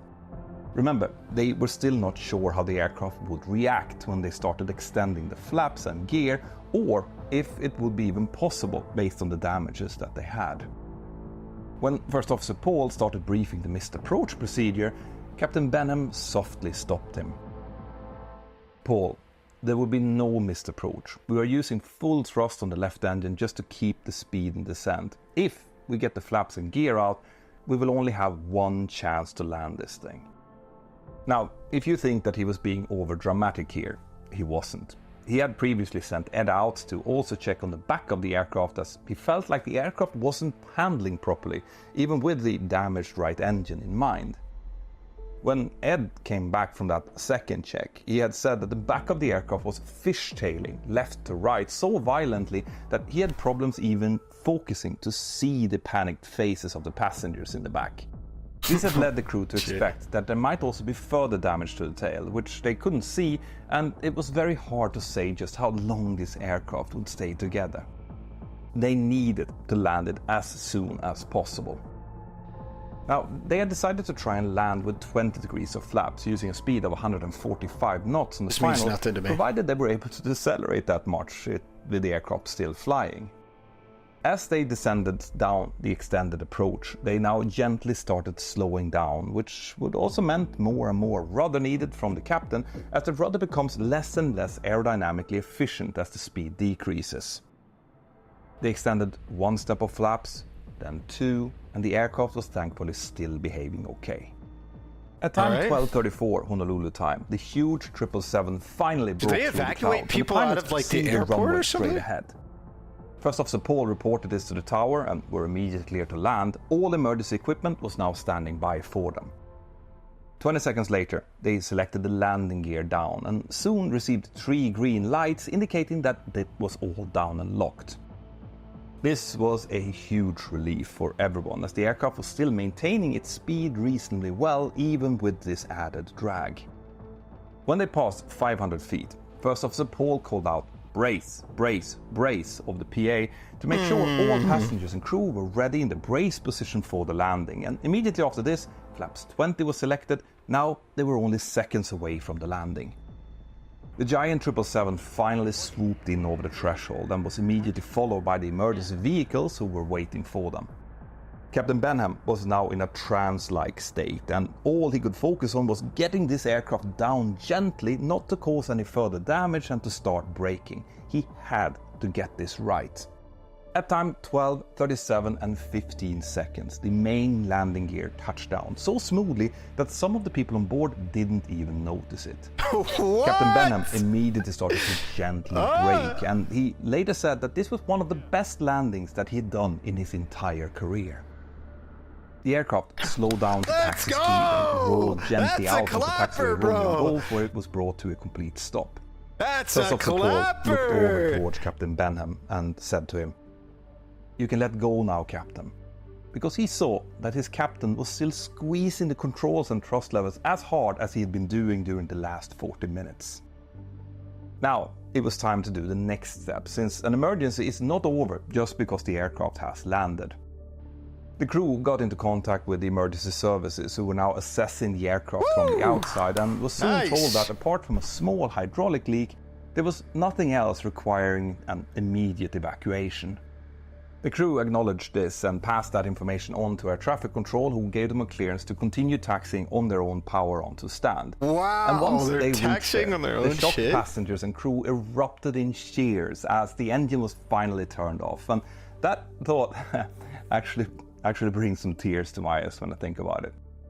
Anyway, everyone then disembarked normally and were met by the emergency response team from United Airlines at the gate. The pilots had exited the cockpit at that point to say goodbye to each one of the passengers. Some were crying, some were trying to show a brave face, but towards the end, a blonde little girl came up to the captain and told him with a smile, "That was so cool, best roller coaster ride ever," before she exited together with her presumably less impressed mother. Life is all about perspective. Now, as soon as they had landed, the phones of the pilots all started lighting up with calls from the company. But they were well aware of the procedure they needed to follow. When something like this happened, first of all, they should always call their union hotline to get the appropriate legal advice.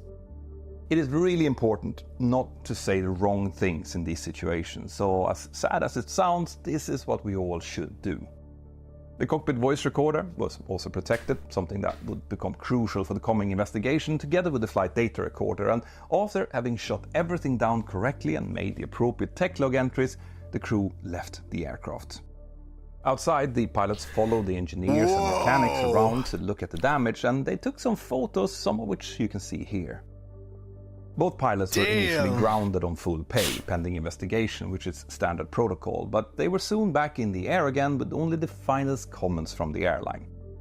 The investigation showed that the catastrophic engine failure had been caused by the fatigue crack that I explained about before, and it shone a very harsh light on the TAI inspection procedure, where the inspectors had been seeing but not highlighting this crack several years earlier. This led to several improvements on this procedure, as well as an increased inspection interval of the fan blades of these particular engines, and the additive of a stronger engine containment structure. Unfortunately though, this didn't stop a very similar accident from happening at a later point, also including a United Boeing 777, Another which United? increased this scrutiny even further. And in a very funny twist, the passengers on board that second aircraft was after the incident booked onto a new aircraft to complete the trip, and that aircraft was the very same aircraft that I've told you about in this story, which had been returned to service after repairs. It really is a very small world. Now, the actions of these pilots have been used as positive CRM stories for training both by United and other airlines after this thing happened, and Captain Christopher Benham and First Officer Paul Ayer were on the 18th of July 2019 awarded the Superior Airmanship Award by the Airline Pilots Association for their skill and teamwork in this accident. Now there is also another reason why I've chosen to make this video right now in my summer house in Sweden during vacation, and that is that on the 8th of August this year, 2024, Captain Christopher Benham made his very last commercial flight before retirement. Oh. He flew together with his family to London, where his dream of becoming an airline pilot had originally started. And on behalf of my entire team, I would like to send our heartfelt congratulations to Christopher for a career well served, as well as our best wishes for his retirement. Very few pilots are ever put in the ultimate challenge of their skills and knowledge, and you should be proud of the way that you and your team handled it on this day.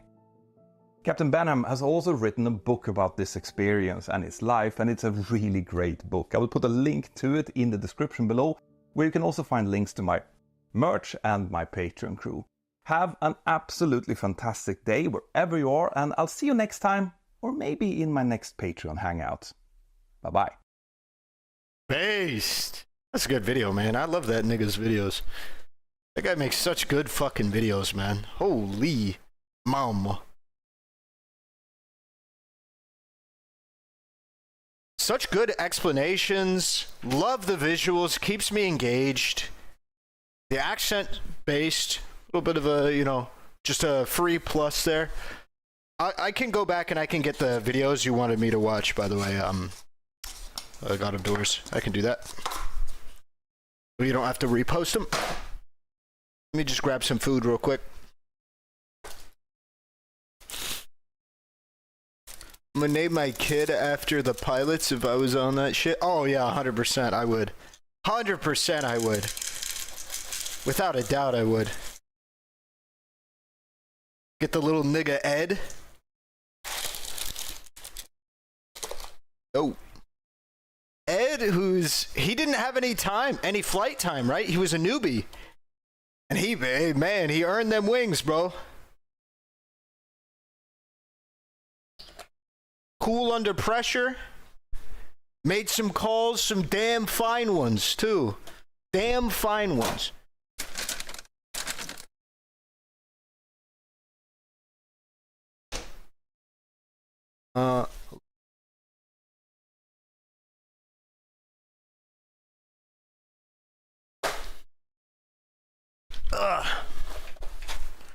All right.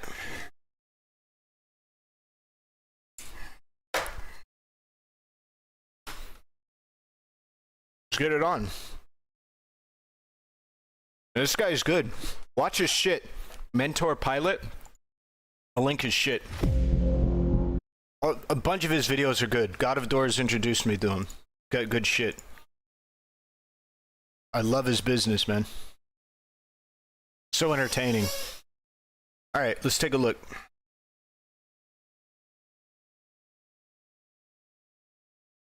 The torture tapes? The toy box killer? That sounds interesting. Elon Musk's dumbest suit yet? Advertisers? Okay, I wanna watch both of these pretty attentively. Let's watch this one. That's a little. Oh man, and it's this dude, bro. Fuck, why don't you have any losers you send me? So way I don't. Man. Fuck me. I want to watch these videos. The issue is I want to actually watch the video.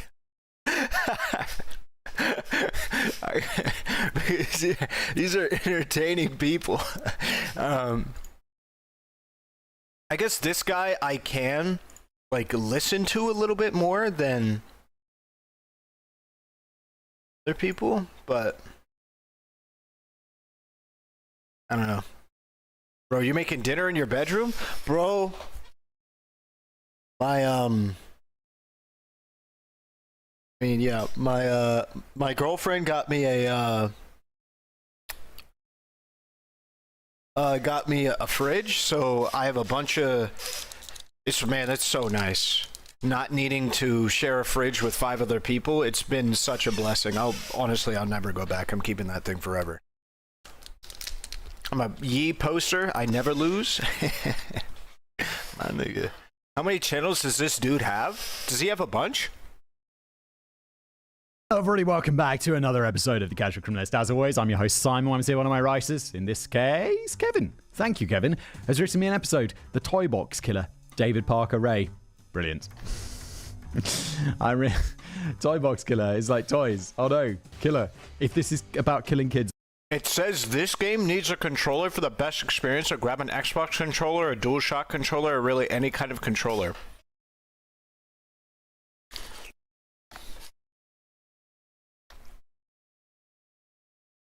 Do I have any of those? Whatever. I play Dark Souls on keyboard controls, I'll play this on keyboard controls. I'm going to be really depressed. I was like, I don't know what I was thinking when I picked this one. I was just like, yeah, let's do it. Get it done. Okay, here we go. The format of the show. I've never read this before. We're going to read it and explore it together, dear audience. Let's jump in. It's not even up yet. Today's episode is going to be a horrific tale of torture and sadism. So you happen to be a sadist, then now's the time to grab your popcorn and prepare to revel in Simon's misery. Oh yeah, being a sadist is nasty. It's like, don't kink shame, Simon. Literally, a sadist is someone who likes causing someone else pain, which is pretty fucking weird. I, of course, will be limiting the more explicit details to only what I deem absolutely necessary for the sake of the story. And at that point, all the sadists turned off, and I bid you adieu. But this is one of those stories that's impossible to properly tell without at least some level of detail. It's a story of a serial killer who was never convicted of murder, yet is believed to have killed at least 60 women. Even worse is the story that might have gone completely undiscovered were it not for one victim's desperate attempt to free herself from captivity. Legends. This is, often... Wait, what did he just say? Even worse is the story that might have gone completely undiscovered were it not for one victim's desperate attempt to free herself from captivity. Legends. This is... Jesus. Often with the serial killers, right? Because it's like someone just narrowly escapes and it all comes crumbling down. I recorded an episode the other day about, what was his name? He's like this guy who was like the worst serial killer in American history, but no one's ever heard of him. He's like killed more people than Gacy and Bundy, and it's like I'd never heard of him before. I'm sure all like true crime people have heard of him, but I was like, holy shit. This is another one. Who is it? 60 people is a massive number. Just before we continue, I want to talk about health, because health is important, and sometimes it's a bit of a challenge, but blowing not up right now. With today's fantastic sponsor, and that is AG1. It comes in a pack like this. It has a huge number of nutrients and minerals all on the back there. It's all times. A story about towns with funny names. Police, what are you doing? It was the summer of 1986, and it was just a typical day at the FBI's field office in Albuquerque, New Mexico. Wait, FBI? Normally, I'm like, this is how it goes on Casual Criminalist. Horrible crimes happen, the local police do all, until eventually their case is just handed to them on a plate and they finally solve it, or one hero cop comes along who actually gives a shit about their job and cracks that shit wide open, or a journalist or someone. Or the FBI gets involved. Sorry, excuse me, a little bit of a sore throat today. Or the FBI come along, and the FBI are super competent, just like in the movies, and they solve this shit. But it sounds like the FBI, maybe they're not the ones who are doing the job right. Jessie, a girl who was 18 or 19 years old at the time, walked into the office to levy some shocking accusations against a man named David Parker Ray. According to Jessie, David was kidnapping, torturing, and sexually assaulting women before trafficking them to Mexico. Those are very serious allegations, but according to the FBI, they were very vague and non-specific allegations as well. Sure, Jessie had said what David was allegedly doing, but who were the women? Who were the buyers? In Mexico. Wait, they're going from America to Mexico? It's like a reverse coyote. Those are follow-up questions that Jessie didn't have answers to, which was going to be a problem. Search warrants are supposed to be extremely specific, both in terms... Hey, isn't that a thing with human trafficking? Kidnapping, like, American women and bringing them over to, like, Mexico and shit? Wait, am I stupid? Am I dumb? Is this not a thing? I feel like I've heard of this before.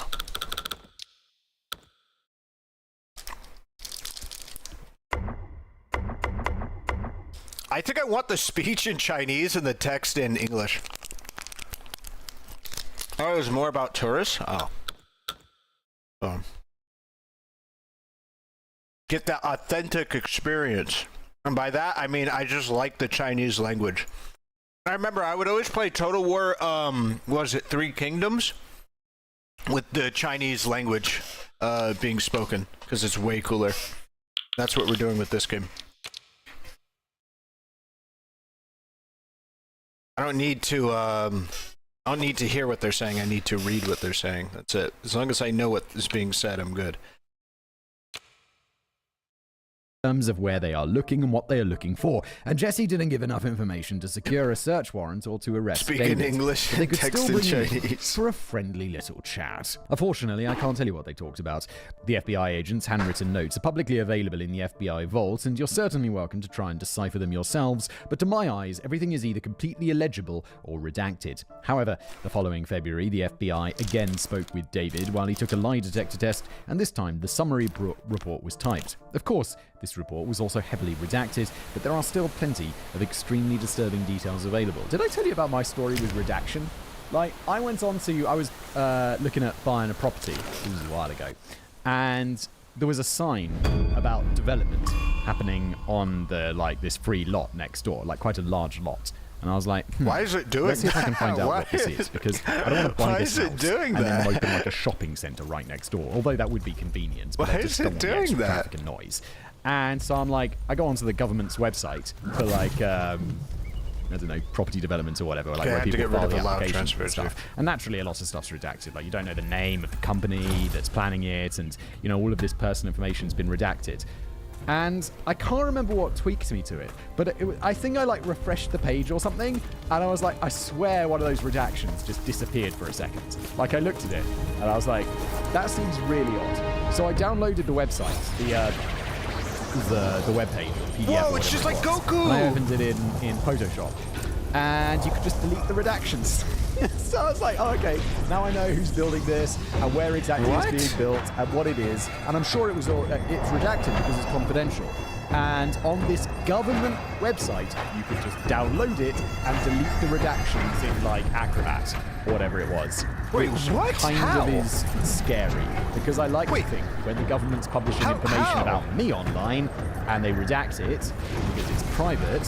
How does that work? That the redaction does something. But in this case, the What's up, entire property NTXV? website for the country, you can just delete the redactions. Hopefully that's changed now, because it's slightly alarming. David was allegedly brought in for another conversation in 1987 because of his Monkey side King from business Dota. manufacturing and selling BDSM equipment. Obviously, this would be a crime in itself, as there's nothing illegal about consenting adults engaging in BDSM. However, the fact that he made and sold this sort of equipment certainly lent some amount of credence to Jesse's initial claims of sexual torture. At least, potentially. Maybe David was building bondage gear because he was torturing and selling women, or maybe Jesse was just a prudish busybody who hated the idea of sexual deviants living in her town. Given the title of this episode, you already know which of these was the reality of the situation, but the FBI had no way I need to move be this. sure yet. It's an interesting one, isn't it? Should we put David on a list? Like, he sells bondage equipment, and obviously it's going to be a scale. Like, there's probably like lighter bondage stuff, like I imagine, like all those things the whips will be. Does the thing that you whip a horse with, you know, that the jockeys use, have a specific name, like the leather thing with the tassels on the end? Like, I imagine that would be like at the more vanilla end of BDSM. And then you've got like, what's that? Oh, that's a board where you attach someone to the ceiling, and like, I don't know, this isn't something I'm into, but like, I imagine there's like some pretty heavy out there. And it's like, is it okay to put the people who sell that on some sort of like, let's, you know, if there is ever a police investigation about them, should there be a note in there like file or attached to them? I feel like It's obviously I feel like I entirely agree private with to what all this he's stuff, saying. but maybe the government should have that. And it sounds really onerous, because you're like, well, no, people should be allowed to sell whatever they want. It's consenting adults, it's not illegal, blah, blah, blah. But there's plenty of stuff that isn't illegal, but I still feel it should be, you know, it should be a note in your file. I'm sure all the Americans are screaming at the computer right now, or like, well, however you're listening to this. No one's listening on the computer. Who's watching? I feel like I'm You're looking all at the on final phone, boss. through your headphones. But they're probably screaming that that's like an invasion of privacy or whatever. But I don't know, it sounds like kind of useful. It could be useful. And it's obviously like private. Let's assume the redaction's all sorted out.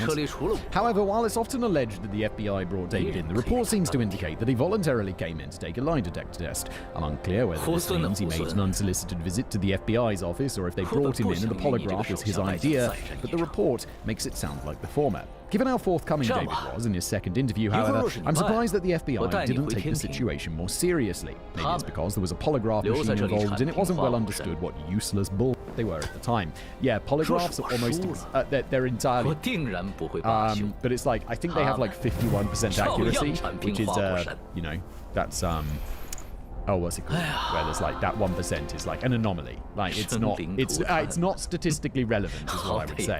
So basically, it's a 50-50 shot. And seeing as it's yes or no, it basically makes it entirely useless. I mean, of course, it could be a useful interrogation tool because people are going to sweat if they're attached to a polygraph machine, and maybe they will be more inclined to tell the truth. But just know, it's all just a big theatre. Plus, he went for the old trick of admitting to lesser crimes to avoid getting in trouble for larger crimes. For example, David admitted that he'd commit theft from time to time. He had a moral code and knew that stealing was wrong, but he also felt giant corporations and insurance companies were fair game. Yeah, I mean, like, if you're being brought in for something you know is really more serious, I'm not saying you should ever admit to crimes, but the FBI probably aren't going to give too much of a shit about that, and they'll be like, well, we're not going to waste our time like prosecuting you for insurance fraud, but we are interested in the human trafficking. That's a really common stance to take, especially in America, so it's hardly a red flag worthy of the FBI's attention, nor was the fact that sex workers. Yeah, the FBI doesn't know shit about this. Like, insurance, I can't believe okay, this is the first fight. All right. Like, this, you know, I'll normally tell a story where it's like, this person definitely isn't me. This wasn't actually me because, I don't know, I kind of feel... I know it's crazy because they are just large corporations, but I do feel like insurance fraud is kind of wrong because you're not ripping off the company. You're ripping off everybody who has a policy with that company. And I had a friend, sort of like an acquaintance, who every time he wanted a new mobile phone, he'd just break his old mobile phone and make an insurance claim. And I was like, wait, it's really shady. You shouldn't do that. He doesn't. Isn't wouldn't that fuck over the insurance company? If you fuck over the people who have claims with the insurance company, they're probably not going to stay with the company. Now that he's like an adult and stuff, but when he was not like a teenager, but like a university student, it wasn't me. I do genuinely think that is like pretty bad because you're like ripping everyone off just a little bit. But when David said that he volunteered for the polygraph because he was concerned about his sexual desires and believed that he was a danger to himself and others, that certainly should have been a bit more concerning. Do they have files? Do the FBI and police have like, not like, I mean, obviously there's criminal records and stuff, but do they have like a file on people who haven't committed crimes? Just like little notes? Because they always say at school, like, oh, it's going to go on your permanent record. That's not a thing. Like, it's like, when does that ever been a thing? Well, your permanent record isn't a thing? Like, we had lunchtime detentions and Friday detentions and Saturday detentions. And lunchtime detention was like very common. Friday detention was like pretty bad news because you also had to tell your parents that you had Friday detention. You had to stay after school and then have to pick you up late. Saturday detention meant you had to come into school. Like, we had school on Saturday mornings, but you'd have to come into school on like Saturday evening and sit there for like 2 hours. I never had a Friday or a Saturday detention. I had many lunchtime detentions. And they'd be like, well, the Friday and Saturday is going on your permanent record. What the fuck did I just do? I don't think that's a thing. Like, when you're in school. Am I doing anything? Like, well, how many detentions? How many Saturday detentions? No one gives it. But I hope police have something like this. He talked about all the drawings he made of Bruce. Are these like perfect dodges I'm doing? Believed counted as BDSM and how they were only getting 10. He also said he built a dungeon/torture chamber in his basement, complete with iron rings on the floor to secure a captive's chained place. Of course, David also claimed to have never used this dungeon with another person before. The torture chamber was just David's happy place. It gave him a sense of calm and let him manufacture electric shock buildings and motorized machines in peace. Given the intense fantasies, I personally find it difficult to believe that he never engaged even a little bit of BDSM with any of his 4 wives. Okay, it looks like I could interrupt some of his attacks. I was actually thinking he's got 4 wives at once, but he's probably just been married and divorced 4 times, right? That's far more common. I don't know why I jumped 4 to him times? Like married and divorced? Like some sort of polygamist. At least, I think it was 4 by this point. He was definitely married and divorced 4 times in total, but New Mexico doesn't keep those records in a centralized location, and to my knowledge, they aren't available online. anyone is going to pay me to fly to New Mexico just to pop into the Sierra County Records office for 5 minutes, so let's just assume all 4 marriages had failed by this point. You're goddamn right, Kevin. Anyway, statistically, I'd like to think that one of his wives would have been into some light BDSM, and but David claimed not only did he never take part in any of these activities with them, but during at least one of his marriages, he didn't even think about these fantasies. Of course, while he claimed to never use the dungeon to perform bondage activities with another person, he did also admit to hiring sex workers to engage in this behavior with him. It also sounds like he may have brought a sex worker to his dungeon. I'm not 100% sure on that because of how much the report is retracted. In case he did, let this be your daily reminder that sex workers are, in fact, people. Then again, maybe David's statement that he never used the dungeon with another person wasn't because he didn't count sex workers as people. It might have been because they didn't have sex. The woman was chained up in what sounds like the basement, but after David went 2 full hours without being able to get an erection, he apologized for them and let it go. Honestly, so far, none of this is that crazy. Everything he said is actually true. I don't know, it's a bit... I don't think it's crazy, but it is a bit, let's say, intense, having a sex dungeon. Even if it's a sex dungeon that you don't use, it's a little bit much, isn't it? You've got a guy that was individual. I thought I could knock him out of the sky. If that doesn't sound normal to you, then I have some shocking news for you about what 35% of your neighbours are getting up to. Wait, are the neighbours stealing from Walmart into BDSM or have a side hustle? I assume it's the BDSM. Are you really a third? That does seem high. The first real red flag in all of this was David's dick. Obviously, the fact that he had trouble like, getting it Perry? wasn't a red flag, especially since he was damn near 50 years old at this point. But this was in 1987, and Viagra wouldn't be invented until 1989 and not approved for use until 1998. Erectile dysfunction may not have been a red flag, but how David got an erection without the use of Viagra certainly was. He openly admitted to the FBI during a polygraph interview that he volunteered to take that in order to get an erection or ejaculate, he had to think about torturing and murdering women. He said this after the FBI had already taken an initial interest in it because of Jesse's claim that he was kidnapping, torturing, and selling women. But apparently, this wasn't a big enough red flag for the Euro. That's what? Like, he goes into the FBI, and he's like, yeah, my brain's broken. Like, I can't get it up unless I think about torturing women. It's tough, I know. That's going to be pretty tough if your brain is like that, right? You can be like, for fuck's sake. I'm glad my brain's broken.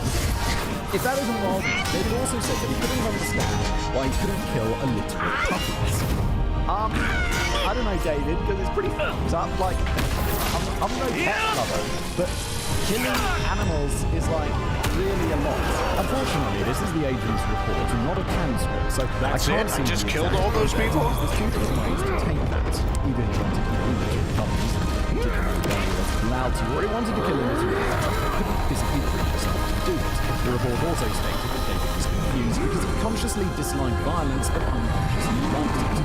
So it's possible he wanted to kill puppies but couldn't bring himself to do it. Regardless of which way he went, dude just said that he couldn't get harm unless he thinks about murdering women and he wants to kill puppies and doesn't understand why he can't.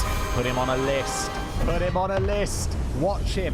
Now look, I recognize that the FBI aren't the thought police, but unless David passed the polygraph with flying colors, and the agents had unwavering faith in that bullshit pseudoscience, that really sounds like to investigate David's house and done it thoroughly. Then again, he must have already used commands, because the agent showed him what looked like a police uniform and 3 badges that belonged to David. This is another area where the report is unclear. In addition to machining sex toys, David's other side hustle was working as a security guard. It's possible that the badges belonged to David from different security companies he worked for, but the implication, as well as the statements that David had a collection of approximately 15 badges, certainly made it sound like these were actual police badges that had somehow come into his possession. Bro, I don't know. Did you kidnap and murder 15 police officers and then take their badges? That's the conclusion I'm jumping to. And if the FBI aren't like, you're under arrest, we're going to go to the judge and get a search warrant for your house right now, and you take that CSI balloon off, and you're going to spray it all over your basement to find out if there's loads of blood down there, because we think there is, David, and we think it could be our fellow police officers because you've got their badges, David. Bro, I feel like I'm watching an episode of Dragon Ball Z, like the final season. Chase your bod tomorrow. You have a good one. Out of doors. Thank you for the game. Thank you for the video on the pilot stuff too. Good night. exactly it. David said that the uniform, which was too small for him, had come from car wreck. He claims that he would scavenge in junkyards and whatnot to find metal to build his contraptions, as well as to find photos and IDs of women to fantasize about murdering. It's certainly possible that he could have found the police uniform or badges as well. Shockingly, that's not actually illegal. I assumed it would be, since it's illegal to impersonate a police officer, but apparently it's totally cool to buy and collect police badges. I mean, that sounds fine, as long as you're not impersonating a police officer. I'm sure there's lots of shit people collect. His explanation for owning these badges was that he was a big fan of law enforcement. That's why he did security work, because he was rejected from the New Mexico State Police on account of being underweight. That's certainly possible, as he was 6'3" and 155 pounds during the interrogation. I'm gonna guess it's like 70 kilos, which makes him very light for someone who's 6'3". I'm 6'2", not me, that's Kevin. I'm not quite 6'9", 5'11". Not that I'm bitter about it. I heard a joke the other day that there's no such thing as 5'11", because everyone who's 5'11" says they're 6 foot. And it's just like, I'm a little bit over 5'11", and I should just say that I'm 6'2". I'm 6'2" and looked like a walking corpse when I was briefly 165 pounds, so someone who was both taller and lighter would almost certainly not have been deemed fit for duty. Of course, I personally consider that a red flag as well, even if it wasn't illegal, what being lightweight. Guy was rejected by the police department and now collects official police uniforms and badges. I don't think this is as much as a red flag as Kevin does. I think, like, yeah, people like, I don't know, people like collecting like weird things. Like, I don't know, that's fine. I don't really collect anything weird, but I understand that people do. Maybe it's just a modern day movie trope, but to me that has serial killer written all over it. Honestly, a lot of this report has serial killer written all over it. I know I'm working with the gift of hindsight here, but it's hard to imagine that David didn't wind up on a dozen FBI watch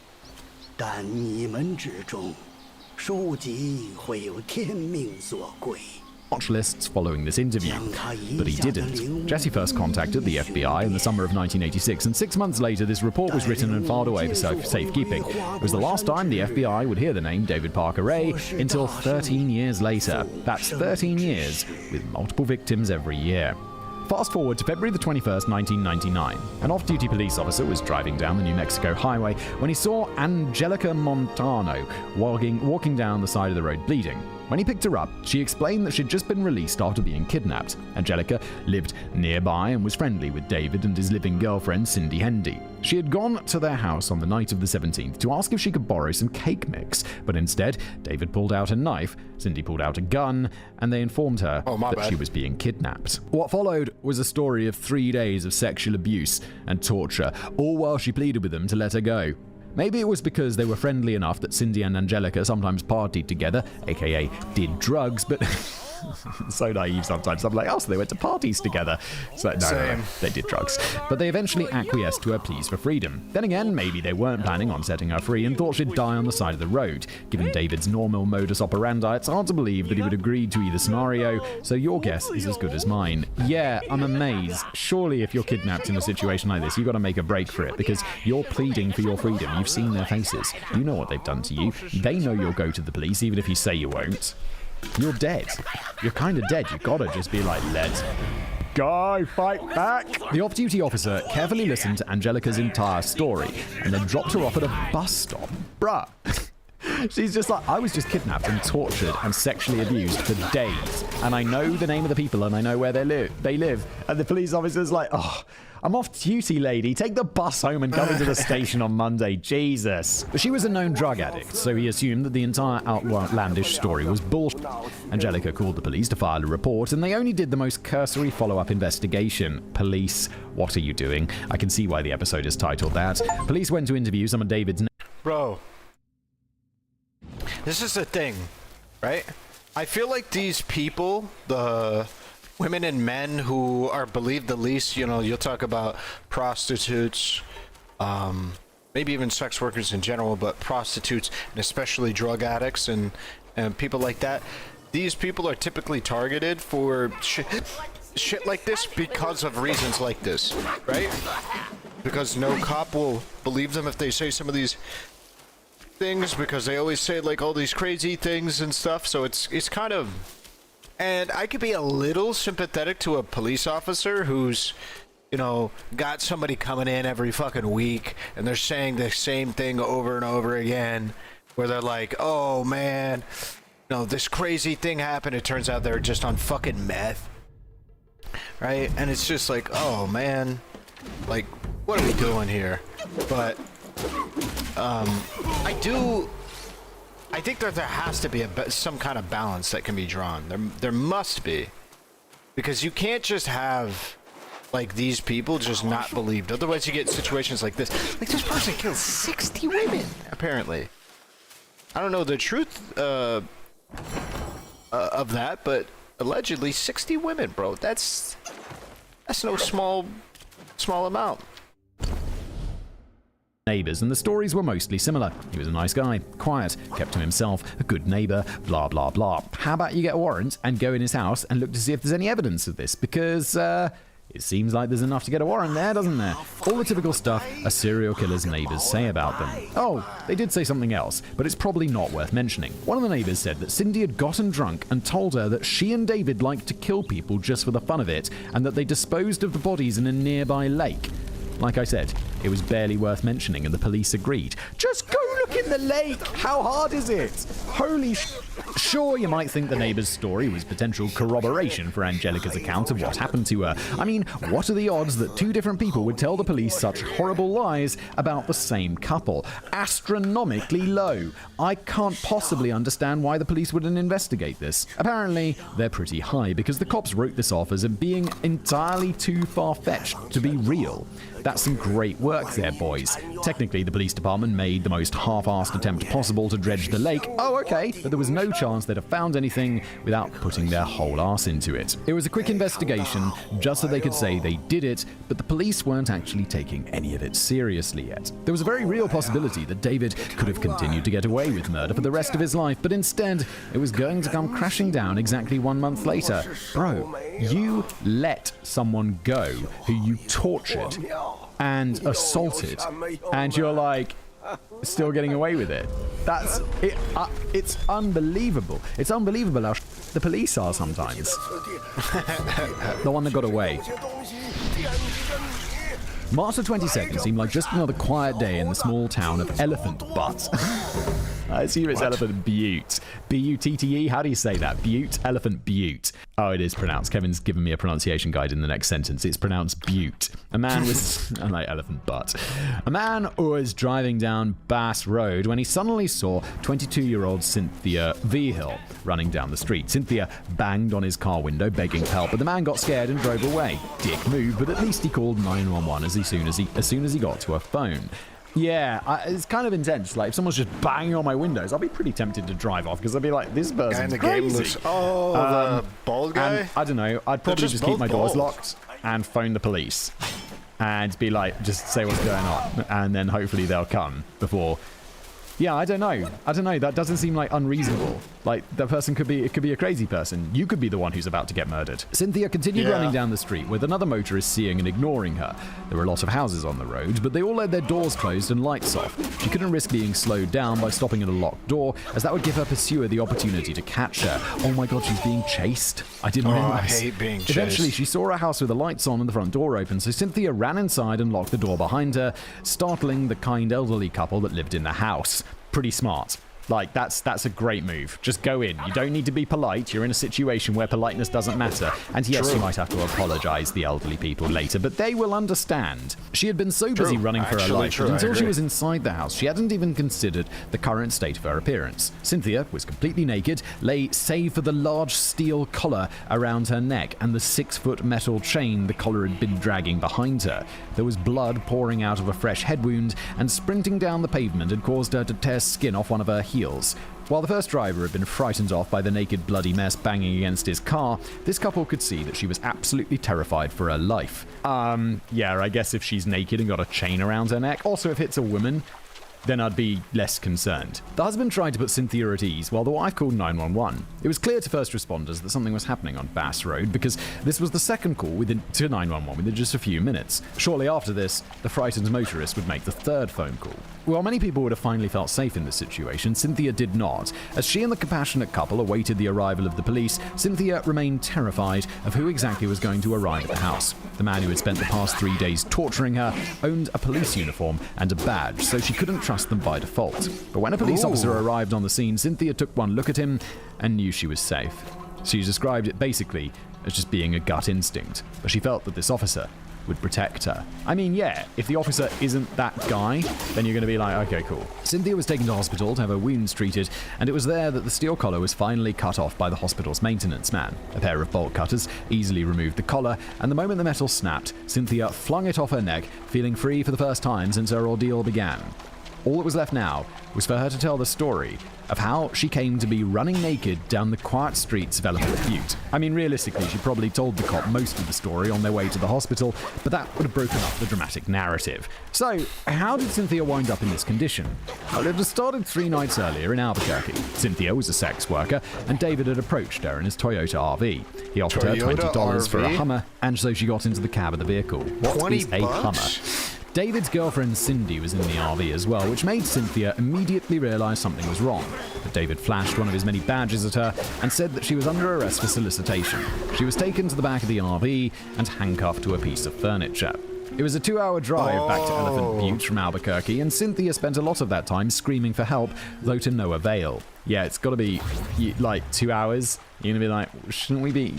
You're not a local cop? Like, what are you doing? Come on. However, she kept pulling on the handcuffs and managed to break them loose. She decided it would be best to lie there quietly while she figured out how best to escape, but the RV made a sharp turn and braked hard, which sent her tumbling across the floor. The noise it made wouldn't have been possible if she was still restrained, so David and Cindy pulled over, came to the back of the RV, and stripped Cynthia's clothes off before restraining her again. This time, she was gagged and her mouth was covered with duct tape to muffle her futile screams. At the end of the long drive, Cynthia expected to be taken out of the RV in the middle of nowhere and led to a shack or something. Instead, she was being led to a double-wide trailer. While that's technically a mobile home, which themselves are only technically mobile, in terms of size, a double-wide trailer is comparable to a typical single-family house.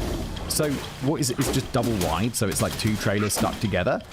And it wasn't in the middle of nowhere. There were plenty of similar homes all around them. Before taking her out of the RV, Cindy pulled a loaded gun and made sure Cynthia knew exactly what would happen to her if she tried to scream. Fearing for her life, Cynthia stayed silent while being led to the trailer. Once inside, Cynthia was sat on the couch where the steel collar was placed around her neck. David locked a chain to the collar and then locked the other end to a post beside the bed. He then went to the cassette player and pressed play. It was time for Cynthia's orientation, which consisted of a 30 to 40 minute pre-recorded audio tape prepared by David. In it, he told her exactly what was happening and what he was going to do to her. We'll come back to that tape during the investigation. Oh my god. You recording your crimes? Jesus. Bad idea. After the orientation, some really bad stuff happened to Cynthia that we don't need to get into. The next day, she was moved to a second bedroom in the house. That room was fitted to be a torture chamber, and it was filled with David's homemade bondage paraphernalia. A bunch of even worse stuff happened in that room. Then Cynthia was chained back up to the post in the first room. She was given a bowl of water chestnuts to eat, which was the first thing she'd eaten since being kidnapped. It was clear to Cynthia from the tape that had just been played that this was not the first time David had done this, not even close. And as bad as things had been, the tape promised that she'd get to walk away from all of this alive so long as she was an obedient slave. Everything that was happening to her was horrible, but if she could endure it, then maybe she'd survive. At least, that's what she thought. Until bedtime rolled around and Cindy came to retrieve the bowl the chestnuts had been in. Cindy whispered in her ear, "Tomorrow, you're getting moved to the toy box." Cynthia had no idea what the f*** that meant, but she was certain that the toy box was the room she was going to die in. If she was going to survive, then she had to escape before being moved again. And the next day, she got her chance. Yes, smart thinking, Cynthia. Like, oh yeah, no, we'll definitely let you go after you've seen our faces and we've tortured you. Like, you cannot trust that. You got to work on your escape. David went to work, with Cindy left in charge of watching Cynthia. But Cindy wasn't nearly as meticulous a jailer. At some point, the phone rang. Cindy went to the kitchen to go and answer it. What she didn't realise, or didn't think was a problem, was that the keys to Cynthia's locks were only just out of her reach. Cynthia's arms and legs were unrestrained, but her collar was still chained to the post next to the bed. The bed was effectively in the corner of the room, but the trailer also had an open floor plan. There was a wall behind the bed, but to her left, the wall was only 2 feet high. This elevated area beyond that short wall was another room with only a thin iron banister separating them. The keys were atop a table in that other room, but the table was dangerously close to the banister. Cynthia was able to stretch her leg under the banister and make contact with one of the table legs with her foot, but only by extending her body so far that the collar began to choke her a bit. Little by little, she inched the table closer until she was able to pull the keys off it. Then she tried to push the table back into place in the hopes that Cindy wouldn't have noticed it moved. But the noise of the table's sudden, large movement caught Cindy's attention. When she entered the room, she saw Cynthia struggling with dozens of keys on the ring, trying each of them at a time on the bedpost's lock. I'm sure it would have been much preferred to undo the lock around her neck, but fine motor skills can be difficult when your adrenaline is pumping that hard. It would be even harder to try and undo a lock that you couldn't even see. Anyway, Cindy hung up her phone call, tossed the cordless retriever on the bed for some reason, and then tried to restrain Cynthia. Instead, Cynthia grabbed the phone and dialed 911. This was the first of the 3 phone calls I mentioned earlier, and it was immediately suspicious. It was a short call, maybe 10 or 15 seconds, and nobody tried to speak to the 911 operator. There were sounds that quite possibly could have been a struggle, though to my ear, it's not really conclusive. Surely, they have to investigate this. If someone calls 911 and doesn't say anything, sure, it could be like a butt dial, but it could also be someone who can't say anything, right? Yeah, that so they should be investigated. should trace that call and to pay a visit. Call is Either way, difficult, right? it wouldn't have mattered. This wasn't the 1970s, it was 1999. Unless New Mexico is a particularly backward state, the days were long since over when you could call 911 and say, "My bad, bro, I dialed you by mistake, there's no emergency here." First responders were going to be dispatched no matter what, but if Cynthia was subdued, then Cindy could answer the door and brush the call off as an accident. Of course, that was all only if Cynthia could be subdued. Cindy had climbed on top of her and was hitting her in the head, but Cynthia had curled up into a protective ball and was ignoring the assault, focusing entirely on the keys. Since her fists weren't doing the trick, Cindy grabbed a lamp and broke it over Cynthia's head. It hurt like hell, but it still wasn't enough. Finally, Cynthia heard the lock click open, but she still had to deal with Cindy. Now, Cindy wasn't large by any means, but she was still larger than Cynthia. She also wasn't being starved, nor was she the one who just had a fucking lamp smashed against her skull. Even with the ridiculous surge of adrenaline she was experiencing as she fought for her life, Cynthia may not have been able to overpower Cindy. Luckily, she did not have to rely on raw physical strength. A wooden box near the bed had been knocked over during the struggle, with its contents spilling across the floor. The box contained various implements that had been used to torture Cynthia in that room, and among them was an ice pick. She grabbed the ice pick and stabbed Cindy in the neck, allowing her to flee the house. Let's go! Yeah. It's like, that's very satisfying. And it's very nice that it was an ice pick. Like, it seems like exceptionally brutal. At about the same time, the police showed up to the old couple's home to answer the 911 call about Cynthia. Another cruiser arrived at David's home. When it got there, David had returned from work and he and Cynthia had just gotten in the Toyota RV to go and look for Cynthia. Of course, they claimed that she wasn't their captive. She was just a poor girl they were trying to help detox from her heroin addiction. And that wasn't a completely implausible story. Despite having a population of less than 2,000 people, Elephant Butte had a disproportionately high population of sex workers and drug addicts. The police hadn't even fully believed Cynthia's story, since she was both a sex worker and a drug user, though she wasn't a resident of Elephant Butte. However, the welts on her back from the whips that had been used and the puncture marks on her breasts certainly made the story plausible. Fortunately, they decided that Cynthia's story was believable enough to at least be worth investigating. David and Cindy were brought into custody and a search warrant was issued for their home. The police were still treating it very much as a he said, she said sort of scenario, but Cynthia had made a lot of very specific claims. If the things she had talked about were in David's house, then they'd have no choice but to believe her. When the police searched the home, they found a whole lot more than they had bargained for. There were signs of a struggle, a broken lamp exactly where Cynthia had described, a gun sitting on the table, and all of the torture devices that they were told would be there. They also found David's fake police badge, at least one of them anyway. But all that stuff was inside the house. There had been incriminating evidence inside the Toyota RV as well, such as the duct tape Cynthia described and supplies that could be used to disguise the RV as a law enforcement vehicle. But there was still one place they hadn't looked. Outside on David's property was another, smaller trailer, the kind used to ship cargo. Despite the fact they'd already found all the evidence they needed to corroborate Cynthia's story, they decided to take a sneak peek inside the small trailer on David's property. It immediately became clear that everything needed to be handled 100% above. Okay, I just wanted to make sure it was the video That is so fucking annoying, that noise. They should have just made this a Souls game. It isn't trying to be. Board with the most anal retentive attention to detail possible. The trailer was a treasure trove of vile and unsettling evidence, and the police refused to risk a single piece of it becoming inadmissible because of bullshit technicalities. Cynthia may have escaped alive, but one look inside that trailer was enough to convince the police that David was very obviously a serial rapist. Not just that, but he was also, undoubtedly, a serial killer. Inside the toy box. For the most part, this is where the police investigation began and ended. Other than that extremely weird polygraph interview back in 1987, David was completely off of law enforcement's radar. He had no criminal record, and his neighbors thought he was a nice guy. You know, even if his girlfriend liked to get drunk and confess to murder. If Cynthia hadn't escaped, David may never have been caught. I mean, it's kind of scary, because you're like, yeah, these are the incompetent criminals. I'm sure there's plenty of competent criminals who are out there, and they just never get caught. But she escaped, and David was immediately arrested. There was no manhunt or taunting letters to the police in the newspapers or anything like that. I feel about 50% of the cases that we cover on this channel are described as the largest FBI manhunt up to that point. But in this case, the police had no idea they were even supposed to be looking for anyone. It's admittedly a bit of a weird dynamic. However, all that was left to do was examine the trailer David referred to as his toy box and try to figure out how many other crimes he had committed. Though we unfortunately still don't know. But we do know that it was a lot. One of the first things the officers would have seen upon entering the toy box was the gynecological exam table in the middle of the room. More specifically, the homemade gynecological exam table. As far as red flags go, amateur gynecologist is right up there with substitute brain surgeon or professional clown. On the ceiling above the table was a mirror aimed where the victim's pelvis would be, so she could have the perfect angle to watch what David was doing to her. Jesus. There were also posters, signs, and photographs all over the walls. Some were instructions and reminders from David to himself, some were mementos, and others were just to add a fun aesthetic to the room, like the sign that said Satan's Den. A corkboard on the wall was covered with a combination of David's personal drawings of women being tortured, as well as real photographs of some of his victims.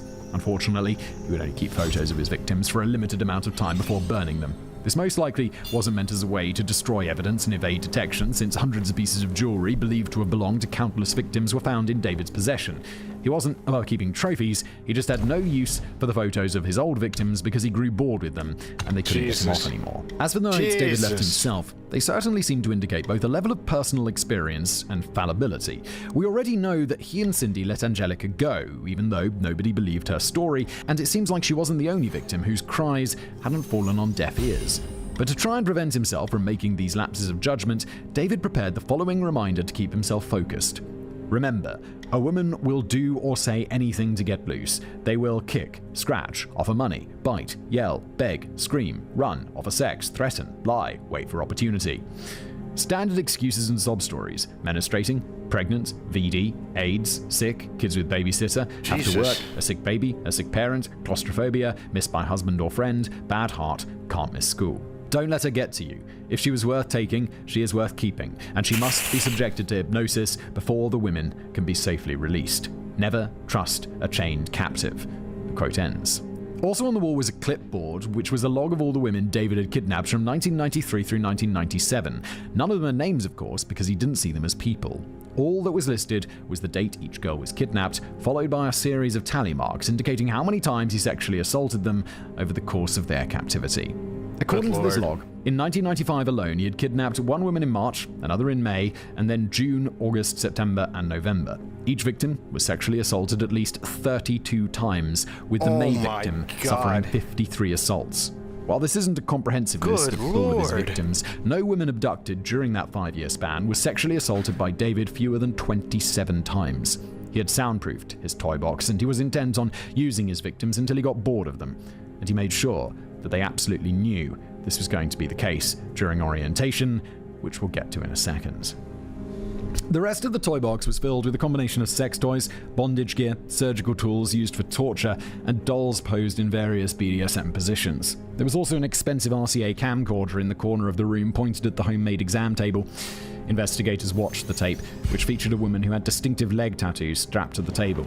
The video opened with David pressing play on his orientation tape, or should I say, one of his tapes. David was doing this for so long that not only did he decide to record an orientation for his victims to save himself from giving the same speech over and over again, but he actually made about a dozen of them. I've listened to one that was 5 minutes long and one that was 45 minutes long, and while the presentations changed, the content across all of these audio cassettes remains similar. In these tapes, he explained why the victims had been kidnapped. The two victims I've mentioned thus far were in their 20s, but that was not David's preferred target. He described his ideal victim as being young girls in their early teens, old enough to be sexually developed, but still young enough to have tiny bodies. If he couldn't find a girl like that, his next choice was to find someone leaving a lesbian bar.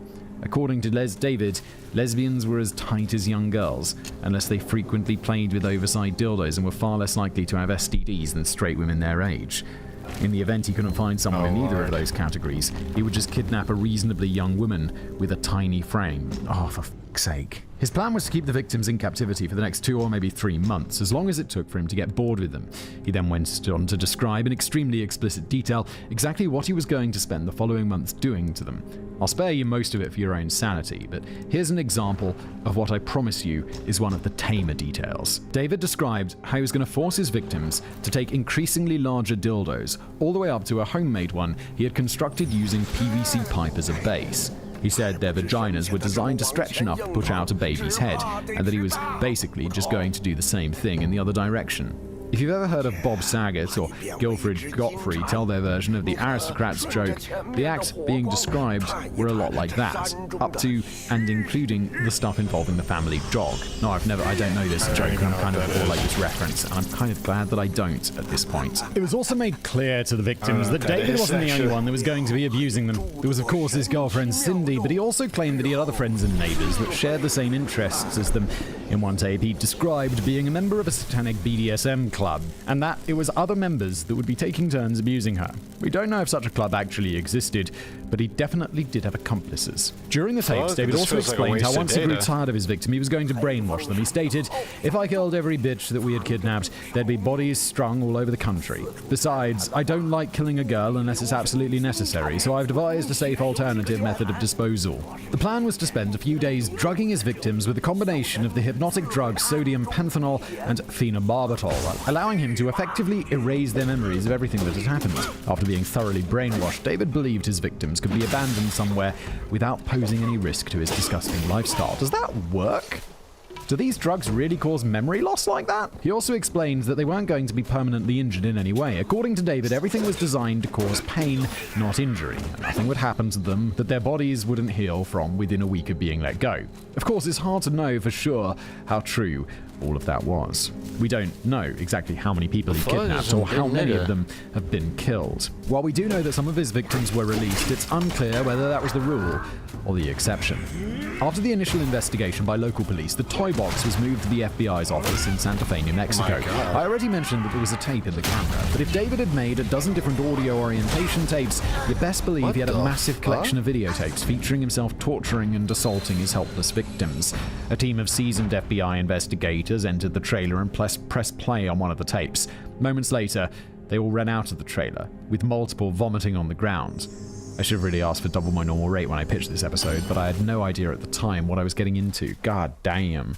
Like, seasoned FBI investigators. Like, I have no envy for whoever's doing that job. It's like the people who have to watch the Facebook videos and like YouTube. Well, YouTube's pretty good automated, but I've heard there's like Facebook people. There's just people in like a giant call center like setup who just have to watch videos of horrific and ban people and take videos down. I couldn't get paid enough to do that job. I think that is like some scarring that I can't wait for like AI to have to deal with instead, because it's horrible that people have to do this. And then even then, it'd be like the AI's conscious. It'd be like, we've got to stop torturing it as well. It'd be like, oh god. The FBI, on the other hand, knew exactly what they were getting into, which makes the decision that followed all the more baffling and heartbreaking. Even though other experienced agents had been so quickly and thoroughly sickened by the things they saw, 36-year-old Special Agent Patty Rust was given the assignment of creating detailed diagrams and drawings of all the torture devices in the toy box and in the videos. Oh, this person's the same age as me. So, like, similar, you know, like, not life experience, they're an FBI agent and all this stuff, but it's like, I cannot possibly imagine being assigned that work. I'll just be like, no, No, I guess is my last day at the FBI. Patty was also an experienced FBI agent and criminologist, as well as a former army captain, but none of that was enough to prepare her for what was on the tapes.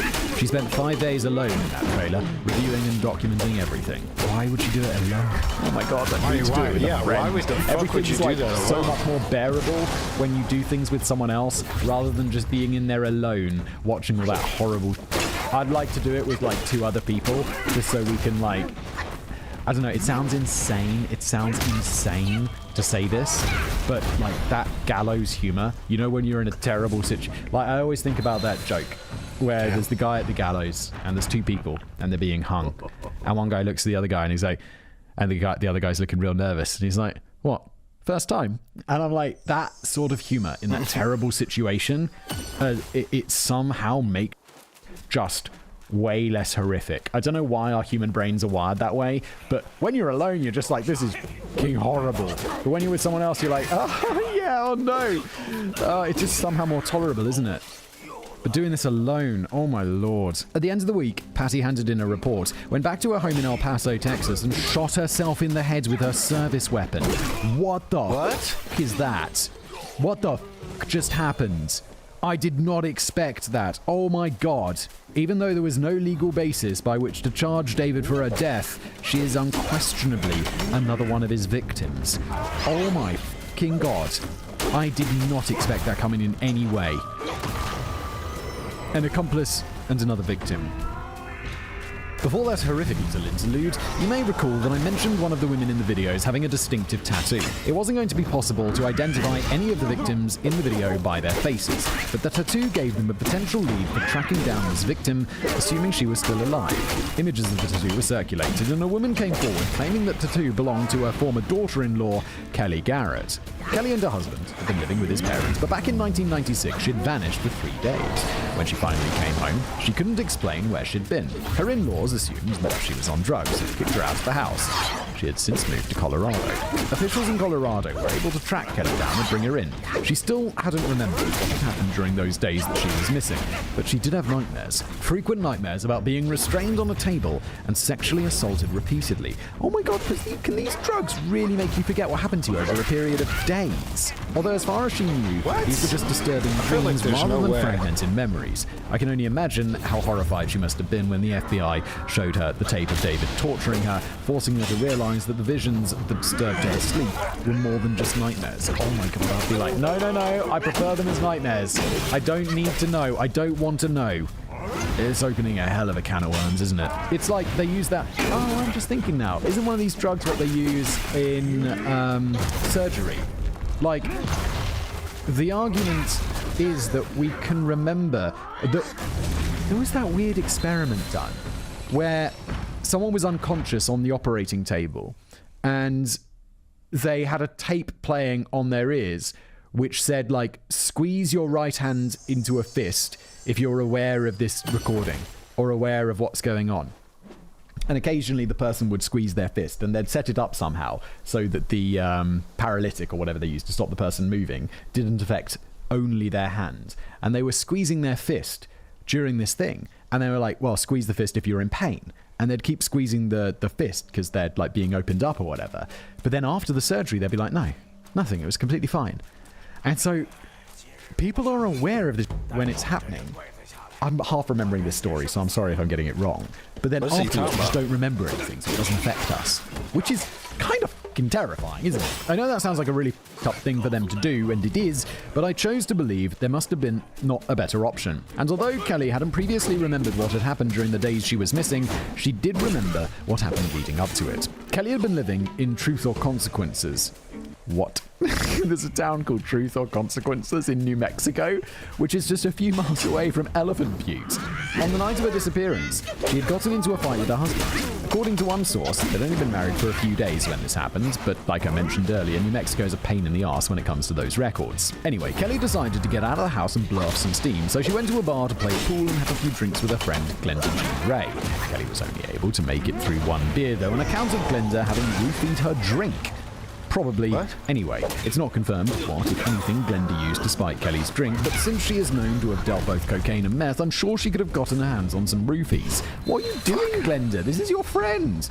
Instead of driving Kelly home, Glenda thought her father would be proud of her if she brought this pretty girl home to be her new sex slave. Jesus what the Christ is happening? They took her into the toy box, and David pulled a knife on Kelly and forced her to take off her clothes while Glenda put the steel collar around her neck. I honestly don't know what happened to Glenda that would have caused her attitude to change so much since the last time she appeared in this script. Wait, what? Oh right, I didn't tell you. No, you didn't, Kevin. I'm very confused. Glenda Jean Ray was her legal name, but for some reason, everyone just called her Jessie. It was 1996 now, 10 years since she tried to turn her father into the FBI. Oh, yes. And now she was helping to supply him with victims and by some accounts taking part in the assaults herself. Da fuck. Kelly was tortured and sexually assaulted for 2 days before David released her, though there are 2 different versions of how that happened. The story that shows up now is that David slit Kelly's throat and left her for dead on the side of the road, but I personally don't find this very believable. We don't know how many women he killed over the years because their bodies have not been found, so that method seems entirely too sloppy. The version of events I find more credible is that Kelly was drugged with sodium pentanol and phenobarbital, brainwashed so that she wouldn't remember what happened, then dropped off near her in-law's house. Yes, that seems far more likely. Slit throat, you have a massive scar. When she returned to the house, she was disorientated and couldn't account for where she'd been, but her husband and his parents didn't believe her. Like I said before, her in-laws thought she was on drugs, and her husband thought she spent the past few days running around cheating on him. If her throat had been slit, I find it hard to believe that they would have been so uncompassionate. In either case, she was thrown out of the house, and her husband divorced her because of her disappearance. Kelly had been rebuilding her life in Colorado for the past 3 years. To get divorced but after now you were that the sexually authorities had assaulted tracked her like down, that? they had 3 survivors of David's abuse that could take him to trial. He wasn't officially connected to any murders yet, despite it being abundantly clear that he had to be killing some of his victims, but the kidnapping, torture, and assault charges would still be enough to put him away for a long time while the police tried to find more evidence. I feel like kidnapping and torture of multiple people, that's going to get you life without parole. No, I know it's not murder, but it's pretty fucking close. Yeah, that's pretty bad. The man. monster What? behind the monster. Now, we've talked a lot about the things David did to these poor women, but we haven't really talked about who he actually was or how he got to be this way. That's mostly because there was nowhere to interject in this section without disturbing my narrative flow, but it's also in part because he's such a massive piece of that I didn't want to risk writing anything that would cause our listeners to feel any sympathy for this monster. As I always say, it doesn't matter how fucked up his childhood is, because there are plenty of people with up childhoods who don't end up building a soundproof room called the toy box and filling it with giant dildos which they use to torture people, do they? It's not a fucking excuse. Fortunately, I don't think that's actually going to happen here. David's childhood wasn't great, but it wasn't exactly a waking nightmare either. David was born on November the 6th, 1939 in Belen, New Mexico, the son of Cecil Ray and Nettie Parker. His parents were too poor to support him, so David and his younger sister were both sent to live in a small ranch with Nettie's parents. Their grandparents were described as strict disciplinarians, but, well, who wasn't back then? Hell, his grandfather was born in the 1800s. Of course he was going to take his belt to the kid to teach a lesson. I'm certainly not advocating for that sort of parenting, but it was stock standard at the time. From what I can tell, his grandparents didn't treat him any worse than the parents of all his classmates who didn't grow up to be serial killers.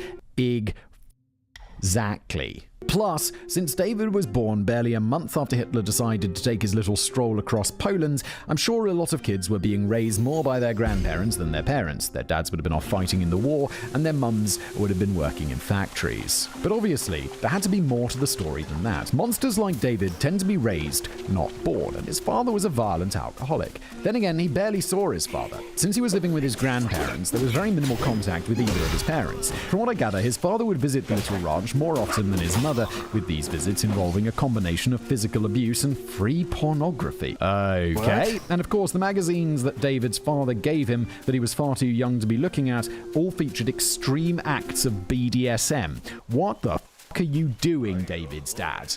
Don't fuck up your kids. It's like rule number 3. We all know this, and that is extremely fucked up. So that's it then, right? David's abusive and deviant father turned him into the monster he became. No, it's not David's father's fault. David's father seemed like a fucked up dude, but I'm sure there are plenty of people, hopefully not that many, who had this situation.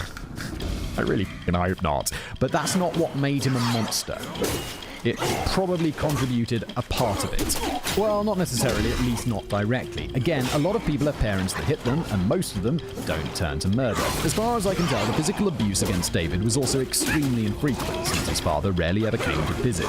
As for the pornography, giving those magazines to a young child was a terrible idea for sure, but we can't immediately say it was that pushed David to his sadistic fantasies. It probably didn't help. It probably did contribute. I don't think it's like... He's obviously just fucked up anyway, but that's not helping. No way, what? Is it David's dad, you f***ing weirdo? While it's possible that it might have, scientists now believe that many sexual kinks are actually hereditary. In fact, they even believe they've recently identified the BDSM gene. If this research is correct, it means that David was likely going to gravitate towards these activities anyway once he got older.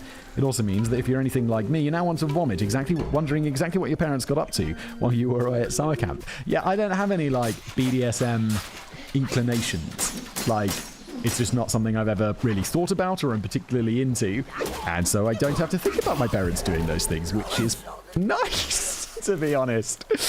But as for the other traditional warning signs of a serial killer, there weren't any. David didn't torture animals, set fires, or wet the bed any longer than the rest of us did. The only other issue with his childhood was that he was bullied in school for being shy around girls, which is cited as why he started abusing drugs and alcohol. Again, though, while David didn't have the perfect white picket fence upbringing, most of his trauma was remarkably average, especially for the time. It's like he was shy around girls, so he turned to drugs and alcohol. It's like, oh, David, boo-hoo. Sure, most of our parents didn't give us porno mags when we were like 10, but there was still plenty of it in the woods for us to find at that age. Again, Kevin, bringing up the porn in the woods. Why is there porn in the woods? We've talked about it before. Kevin lives in a different country on the other side of the world to me. And it's like, yeah, no, there was porn in the woods. Why? Porn in the woods? Who's jerking off in the woods and then leaving their porn there? What are you up to, people? Who are you? Is that how it works? Boy, I've seen everything in his wood. And after high school, things only got better for David. He graduated with a D average, but enlisted in the US Army, where he mainly worked as a mechanic. And he was quite good at it, and his uneventful service ended with an honourable discharge. After that, he bought his house in Elephant Butte and spent the next 30-something years working as a mechanic for the New Mexico Parks Department in Truth or Consequences. Again, weird name for a town. He had 4 failed marriages, during which he conceived his daughter Jessie and another daughter that we can leave out of this because she did not help kidnap people. Now, you're welcome to disagree with me on this, Simon, but there's not enough there to account for the completely unnecessary waste of oxygen that David became. Yeah, I love... There's a term, oxygen thief. Love that. Like, people who are just, like, absolute pieces of... that their only thing they do is steal oxygen from the rest of us, which is a super abundant resource. So, I like that. David's a oxygen thief. As far as I'm concerned, David was the monster behind David Parker Ray, and he was one of those rare individuals who was just born a straight-up evil psychopath. He was never diagnosed as such, since psychopath is not an official diagnosis, but from what I've seen... Bro, I mean, are we gonna act...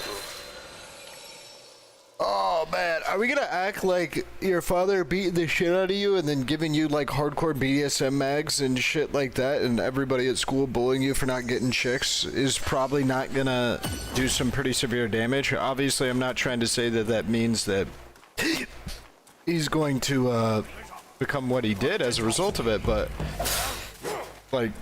I don't know. I get the idea that they're trying to be like, well, no, you need to, you know, make sure that they still have accountability for their actions. Sure, he has accountability. He's just, like, what is the saying? Your mental illness is not your fault, but it's your responsibility. Like, yeah. I mean, the going into the police stuff or whatever, that's more of where I would draw the blame there. Somebody went to the police, was like, yo, I am actually really weird. Please help me. I'm into really weird shit. Help me. And the cops are just like, no, we're not doing that. Yeah, kind of fuck off on those cops.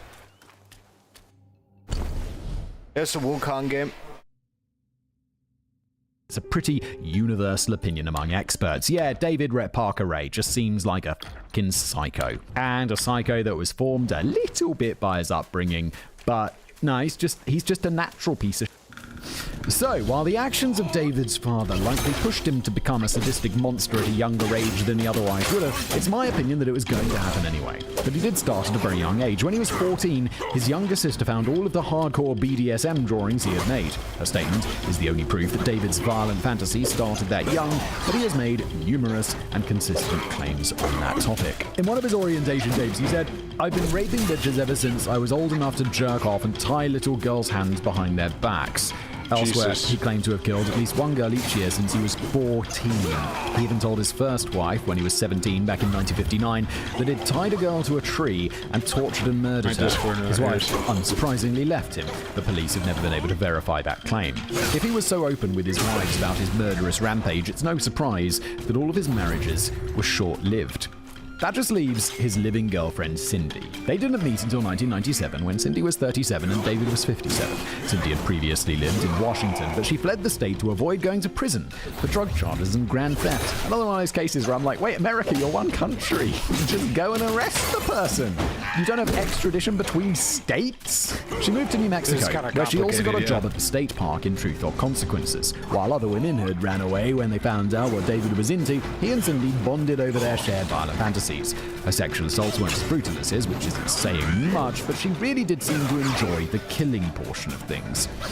If the stories they told are true, David had developed an effective way to dispose of the bodies of their victims. He would cut open their chests, replace their organs with cement weights, then sew them back up and dump them in Elephant Butte Lake. This would ensure there was no way for the bodies to float to the surface, allow the bodies to decompose and get eaten by marine scavengers. All that would remain were the bones that could wind up getting buried in the lake bed over time.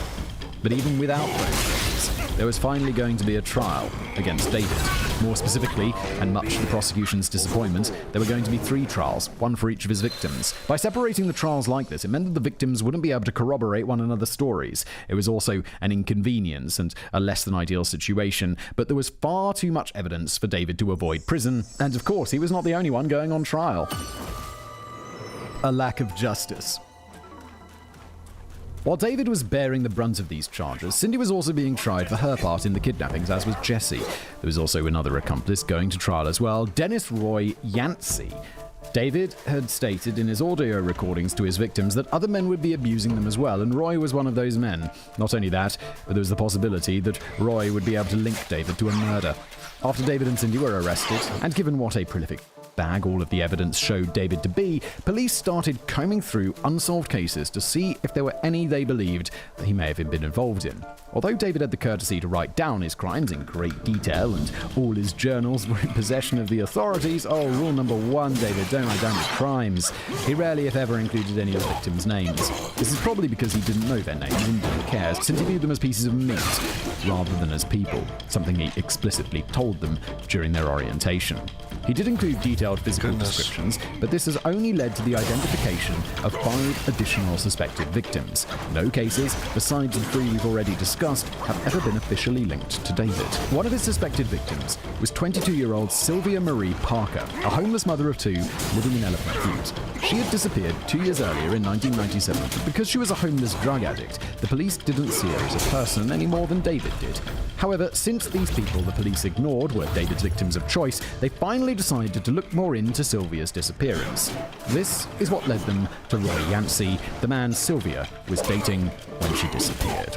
Roy had just started his first day at his new job, working as a cook in a motel, when police and FBI agents showed up to bring him in. He then immediately confessed to Sylvia's murder, while also completely rolling on his cohorts. Dude, get a lawyer, what are you up to? Like, I don't want to defend you, because you're a horrible piece of shit, but like, what are you doing?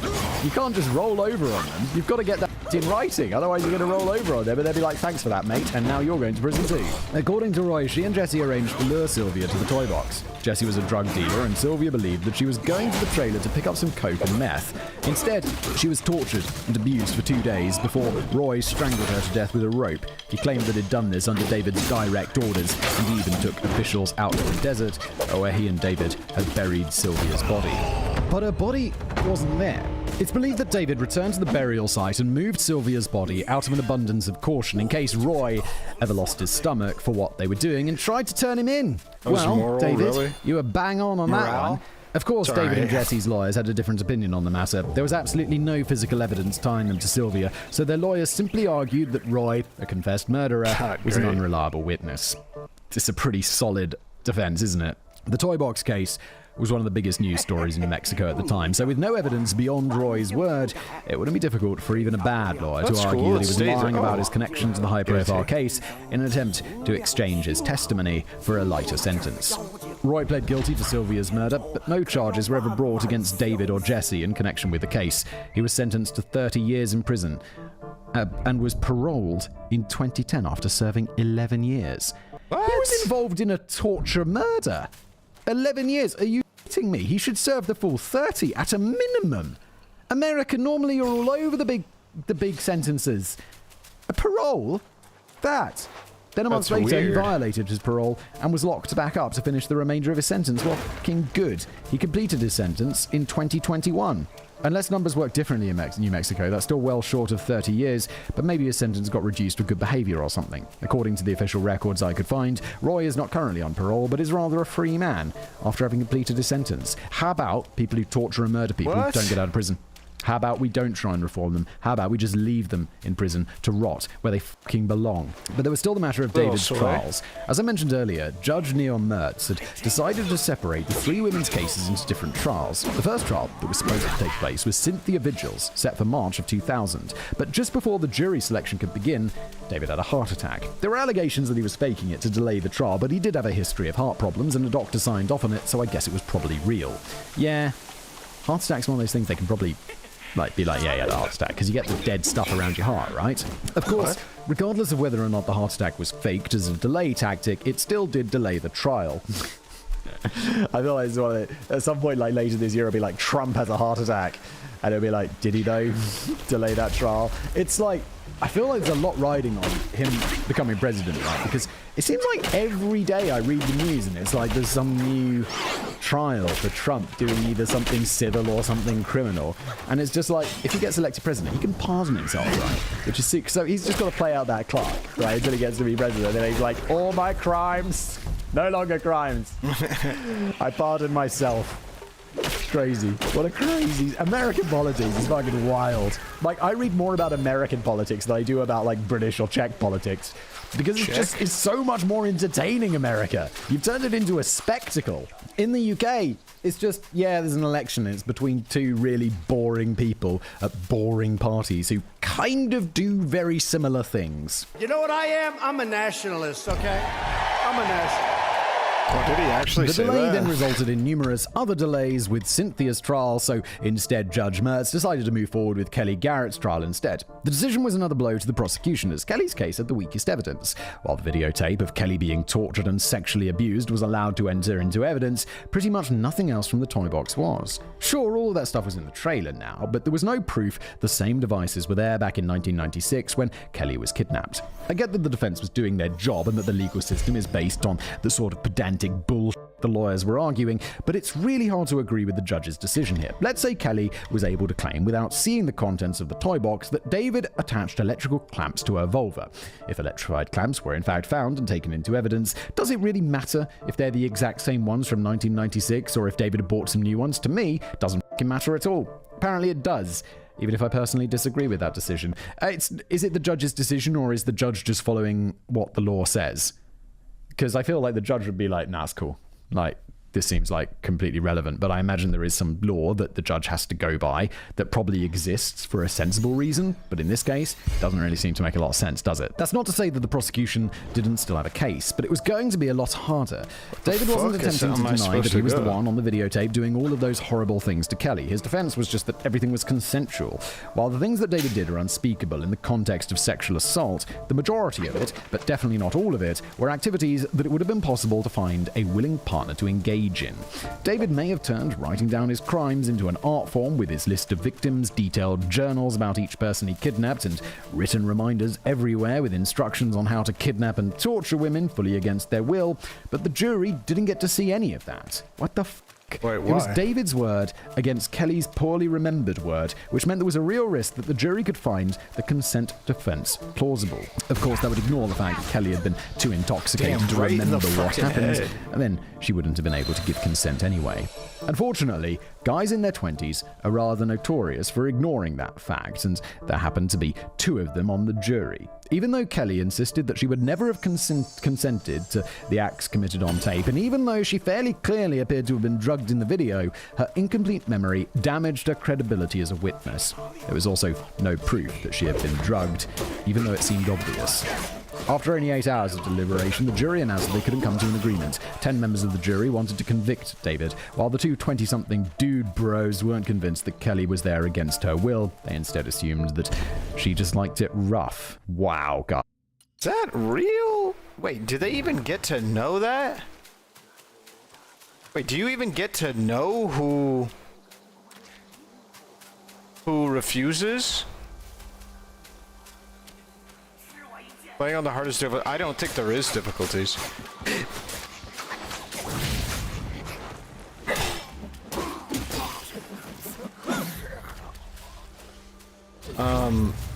Do you even get that information? Is that information accessible to the general public?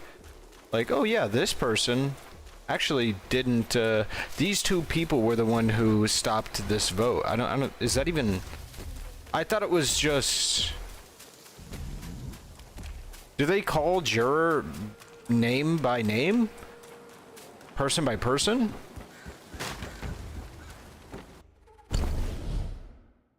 I actually don't know.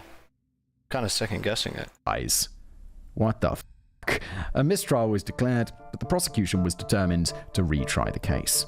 So far, all David had done was evade justice.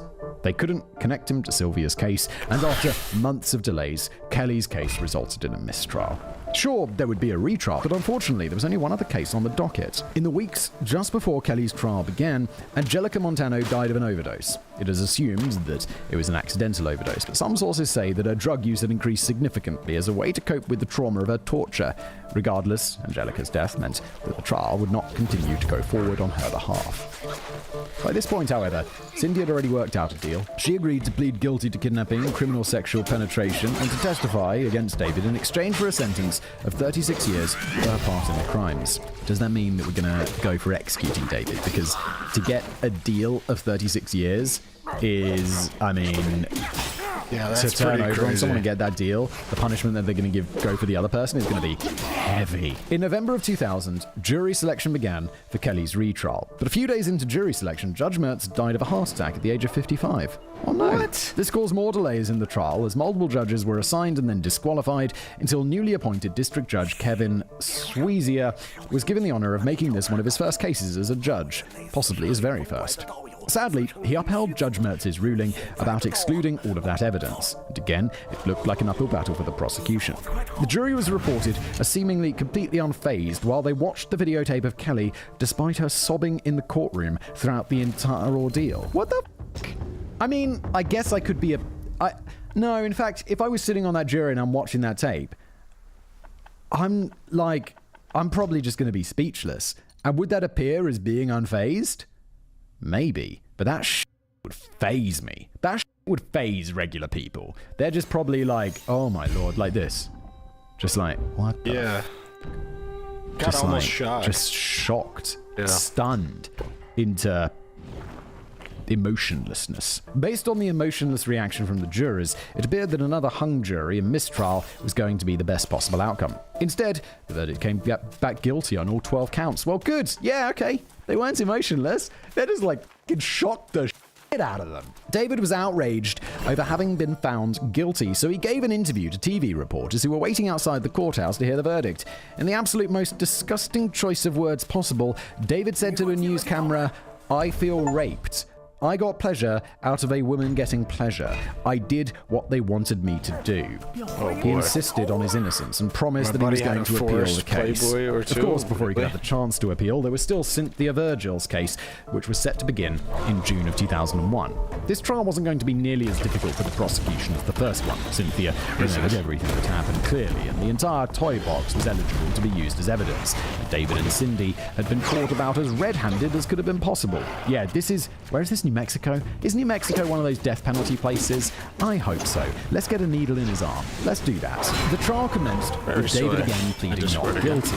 But there was another trial that perhaps he had forgotten about up until this point because of all of his own legal troubles. His daughter, Jessie, was still awaiting her trial on kidnapping charges. Rather than go through the charade of claiming innocence any longer, David decided to cut a deal. More specifically, he was going to cut a deal for Jessie. David agreed to plead guilty to everything and give the FBI information about his other victims and the locations of their bodies if she could be let off with a slap on the wrist. David would plead guilty to all charges and receive 224 years in prison. No death sentence? Come on. And Jessie would plead no contest to kidnapping and receive 30 months in prison with 5 years probation. That is so light. How do I stop? That is so light. Both Cynthia and Kelly approved of the deal, so with the judge's approval, it was finalized. While Jessie unquestionably got off far lighter than she deserved, I certainly understand the decision. David had carefully documented the kidnapping, torture, assault, and in some cases murder of scores of girls, and nobody even knew their names. The information David could provide would be able to bring closure to countless people, many of whom may still have been actively searching for their missing loved ones. But in case you haven't been paying attention, David was a psychopathic piece of... So of course that would happen. He immediately tried to appeal his sentence, claiming that he had been illegally coerced into agreeing to the deal by his lawyer. The appeal was promptly denied on grounds of being nonsense, and the deal remained in effect.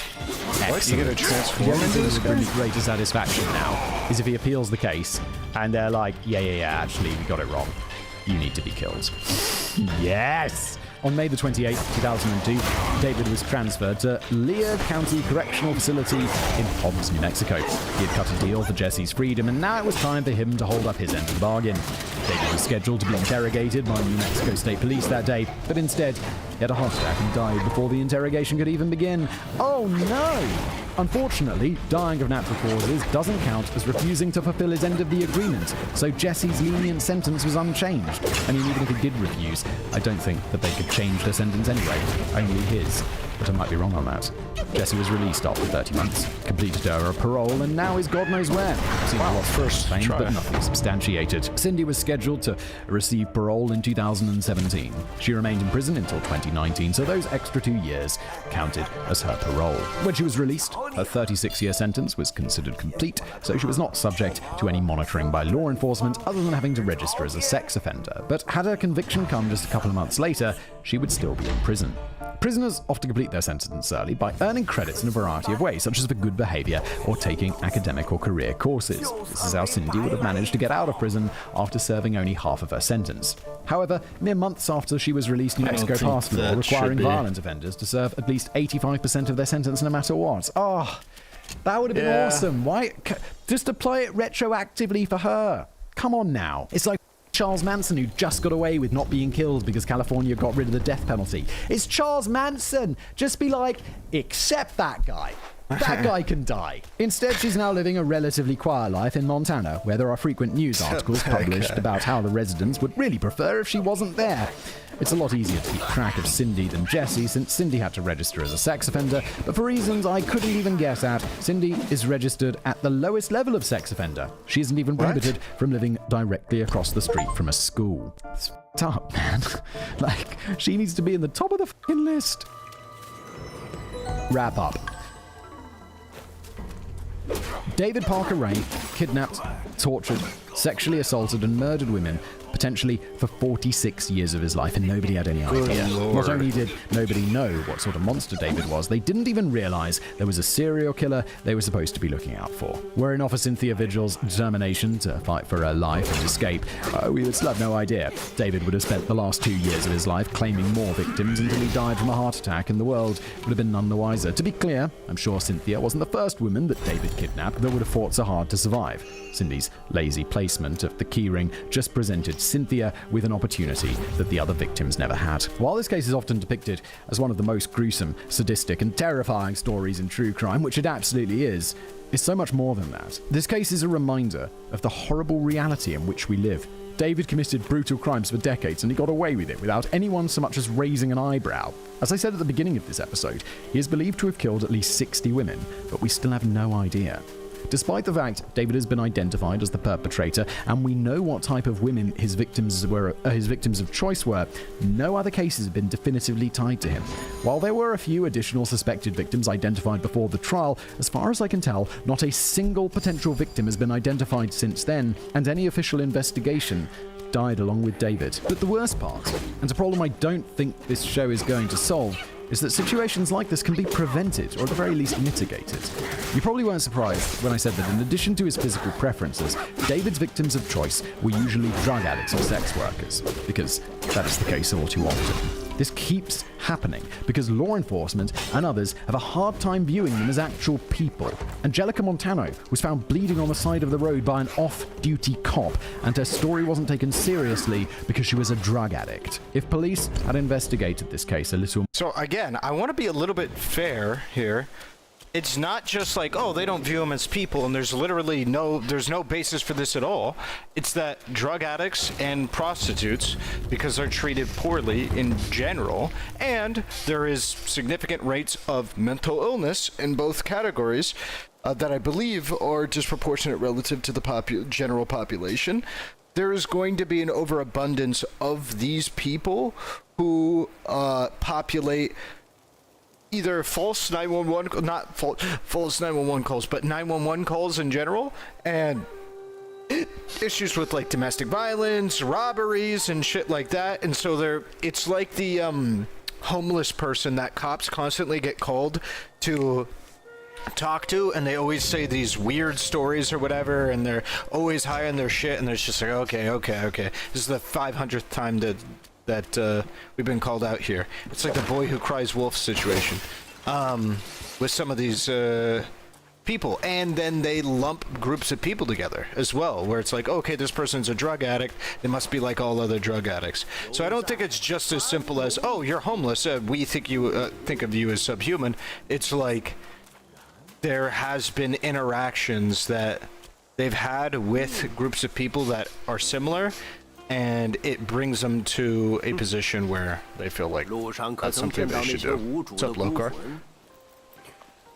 That doesn't excuse the behavior, though. That was an explanation. More, especially after a neighbor said that Cindy got drunk and claimed that she and David liked to kill people. Perhaps all of this could have been stopped sooner. There may have even been other close calls like this that we don't even know about, because the reports were buried or never filed, and the victims either didn't come forward or had died since being released by David. Again, I don't think this show is suddenly going to adjust how law enforcement operates, especially since it's not like this information is a shocking revelation to anyone. But I would be remiss if I didn't address one of the core problems that allows killers like this to evade justice for so long, and sometimes forever. And with that out of the way, I suppose I should address those of you that may either be a bit curious or disappointed by the lack of graphic details given this case's brutal reputation. A big part of that is because I enjoy my job, so I'd prefer not to traumatize Simon into a coma. But I think I was still able to convey how awful this was without going into all of those details. For anybody who wants to know the full extent of how bad everything was, the information is available, but I strongly recommend against seeking it out. Now, if you'll excuse me, I'm going to see if I can procure some sodium pentothal and phenobarbital to erase all of this research from my memory. Yeah, thanks for going through it, Kevin, so we don't have to. I'm glad you left it out. I don't want to know. Like, it was brutal. And that's that. That's the end of the episode. Thanks for being here. Am I falling off this cliff? Seems like I am.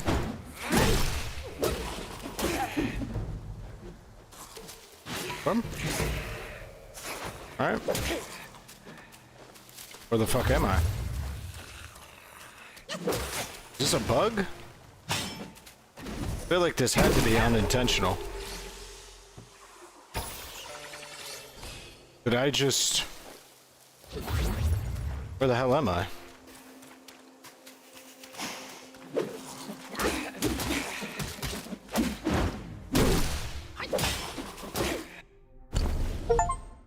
Alright, let's take a look at this other video. Did you know that it's illegal not to pay Elon Musk money? Yes. When a billionaire buys a social media platform, the law says you must advertise on that platform.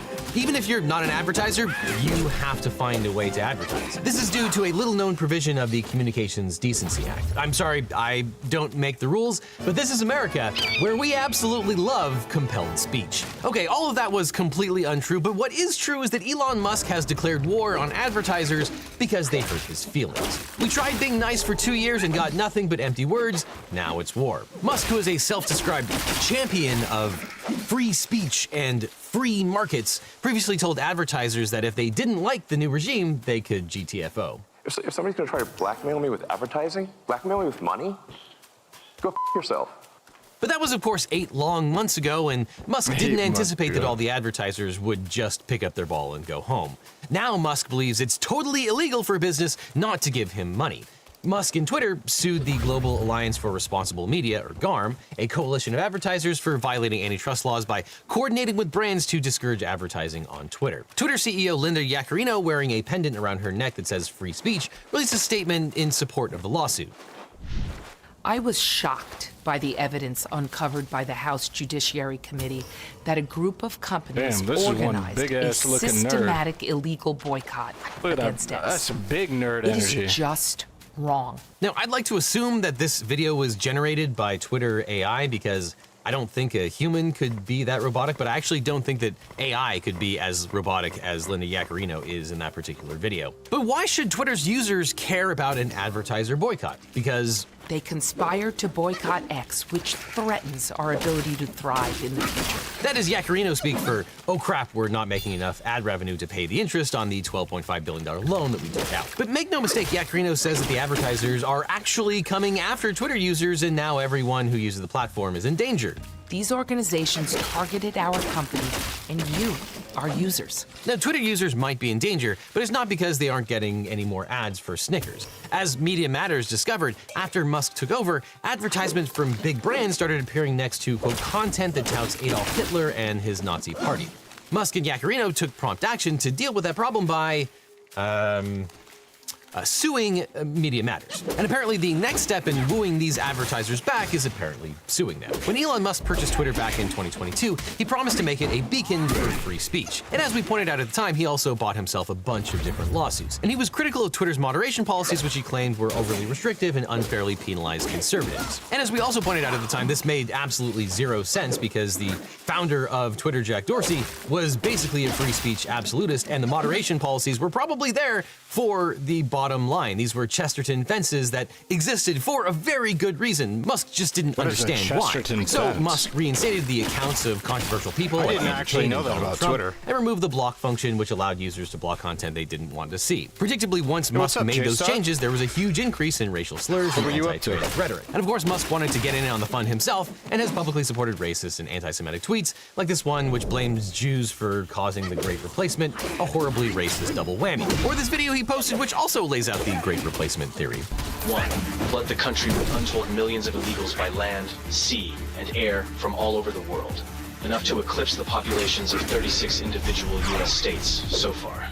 And even if you're the most cynical company in the world who only wants to make money, and you can stomach all the awful stuff that Musk is doing, you probably still don't want your company's ads running next to tweets with the hashtag white power. I joined X because I believe in the power of the global town square. And this kind of thing was happening to IBM, Disney, Apple, and lots of other big companies. And Musk apparently forgot that corporations and individuals have free speech rights protected by the First Amendment, and that includes who they associate with or choose not to associate with. So when Musk's idiosyncratic interpretation of free speech, which basically says no one should have any consequences from speech, when that backfired, he hired Linda Yaccarino to reassure advertisers that the platform would not host harmful or offensive content. Yet every time Yaccarino made a little headway in winning back advertisers, Musk would reinstate another banned account or make some incendiary comment. So for example, on November 15th, 2023, a Twitter user accused Jewish people of pushing, quote, hatred against whites that they claim to want people to stop using against them. Musk replied, "You speak the actual truth." This sparked another advertiser boycott. 200 advertisers, including Disney, Apple, and IBM, froze their advertising on the platform. Yakarino responded by claiming that, quote, X has been extremely clear about our efforts to combat anti-Semitism and discrimination. There's absolutely no place for it anywhere in the world. Well, it was clear there was no place for it except on her boss's Twitter account. And so Yakarino and Musk decided to be introspective and take responsibility for the consequences of their actions. No, I'm just kidding. They decided to sue the advertisers themselves. Twitter sued the World Federation of Advertisers, the WFA, and a bunch of big advertisers including Unilever, Mars, CVS, and Orsted. Musk alleges that they violated the Sherman Antitrust Act by conspiring together to tank the platform. And Twitter filed its lawsuit in the United States District Court for the Northern District of Texas. I strongly doubt that Elon actually hates Jews. I don't necessarily believe that Elon hates Jews. I think Elon thinks that there's probably like a cabal of very rich and influential people who are disproportionately Jewish. I think that's what he believes. Is Darius quitting streaming? Why, is he not streamed in a long time or something? I think that whole thing was taken out of context or was understanding his point. No, Elon Musk is pretty... I feel like he's pretty obviously peddling very anti-Semitic.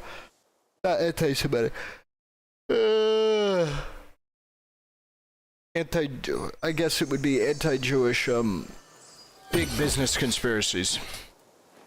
I think he's pretty obviously doing that. I'm actually going to take a break from this game.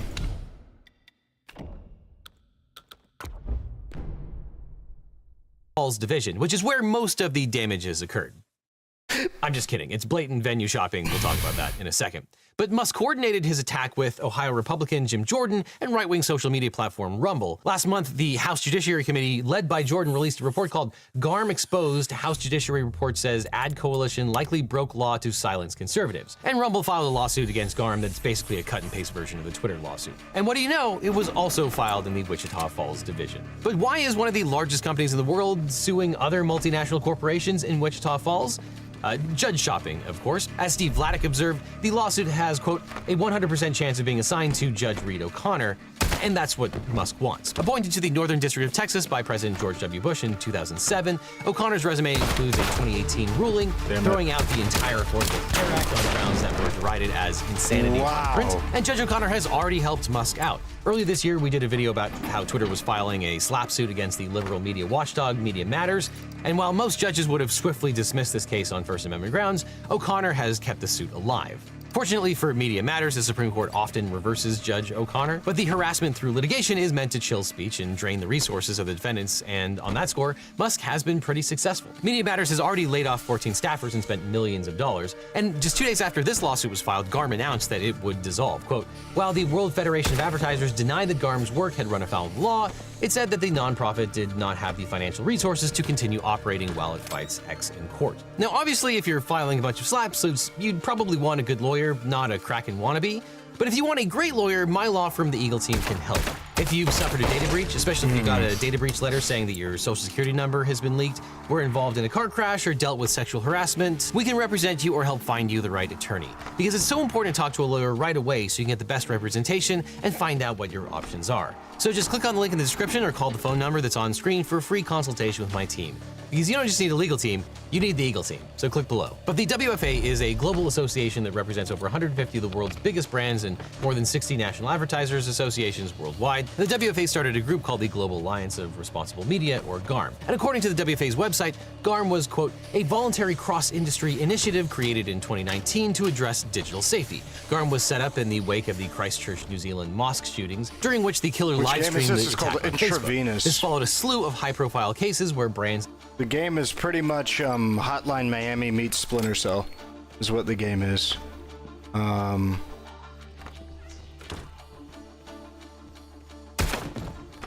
way, how are you? Oh, he was alert.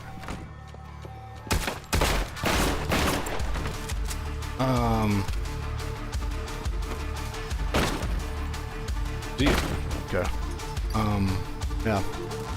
ads appeared next to illegal or harmful content, such as promoting terrorism or child pornography, creating both consumer and reputational issues for brands. GARM's purpose was to set standards these companies could look to when they evaluate social media platforms. And although Twitter quit GARM after Musk took over, the company rejoined GARM in July, just a month before filing the lawsuit. And according to the complaint, when Musk purchased Twitter, GARM encouraged advertisers not to work with the platform. Quote, between November 2022 and December 2022, at least 18 GARM member advertisers stopped purchasing advertising from Twitter either in the United States or worldwide.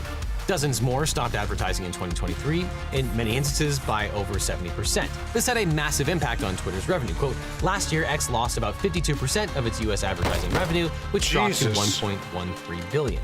The lawsuit alleges that even when the price of the advertising on X was lower than X's social media competitors, the advertisers did not return to Twitter. And if you still use Twitter, you no doubt noticed that instead of advertisements for Axe body spray or Ben & Jerry's, both Unilever companies, Twitter is overrun with advertisements for things like brass knuckles, X-rated clothing, and crypto. So much crypto. And the revenue from these advertisers doesn't make a dent in Twitter's $12.5 billion in debt. And Twitter characterizes the advertisers' refusal to return as anti-competitive. Quote, by refraining from purchasing advertising from X, boycotting advertisers are foregoing a valuable opportunity to purchase low-priced advertising inventory on a platform with brand safety that meets or exceeds industry standards. I don't know, that seems like the kind of thing the free market would resolve. But tellingly here, Musk's lawyer is Harmeet Dillon, the new it girl of conservative lawyers. Prior versions have pleaded out.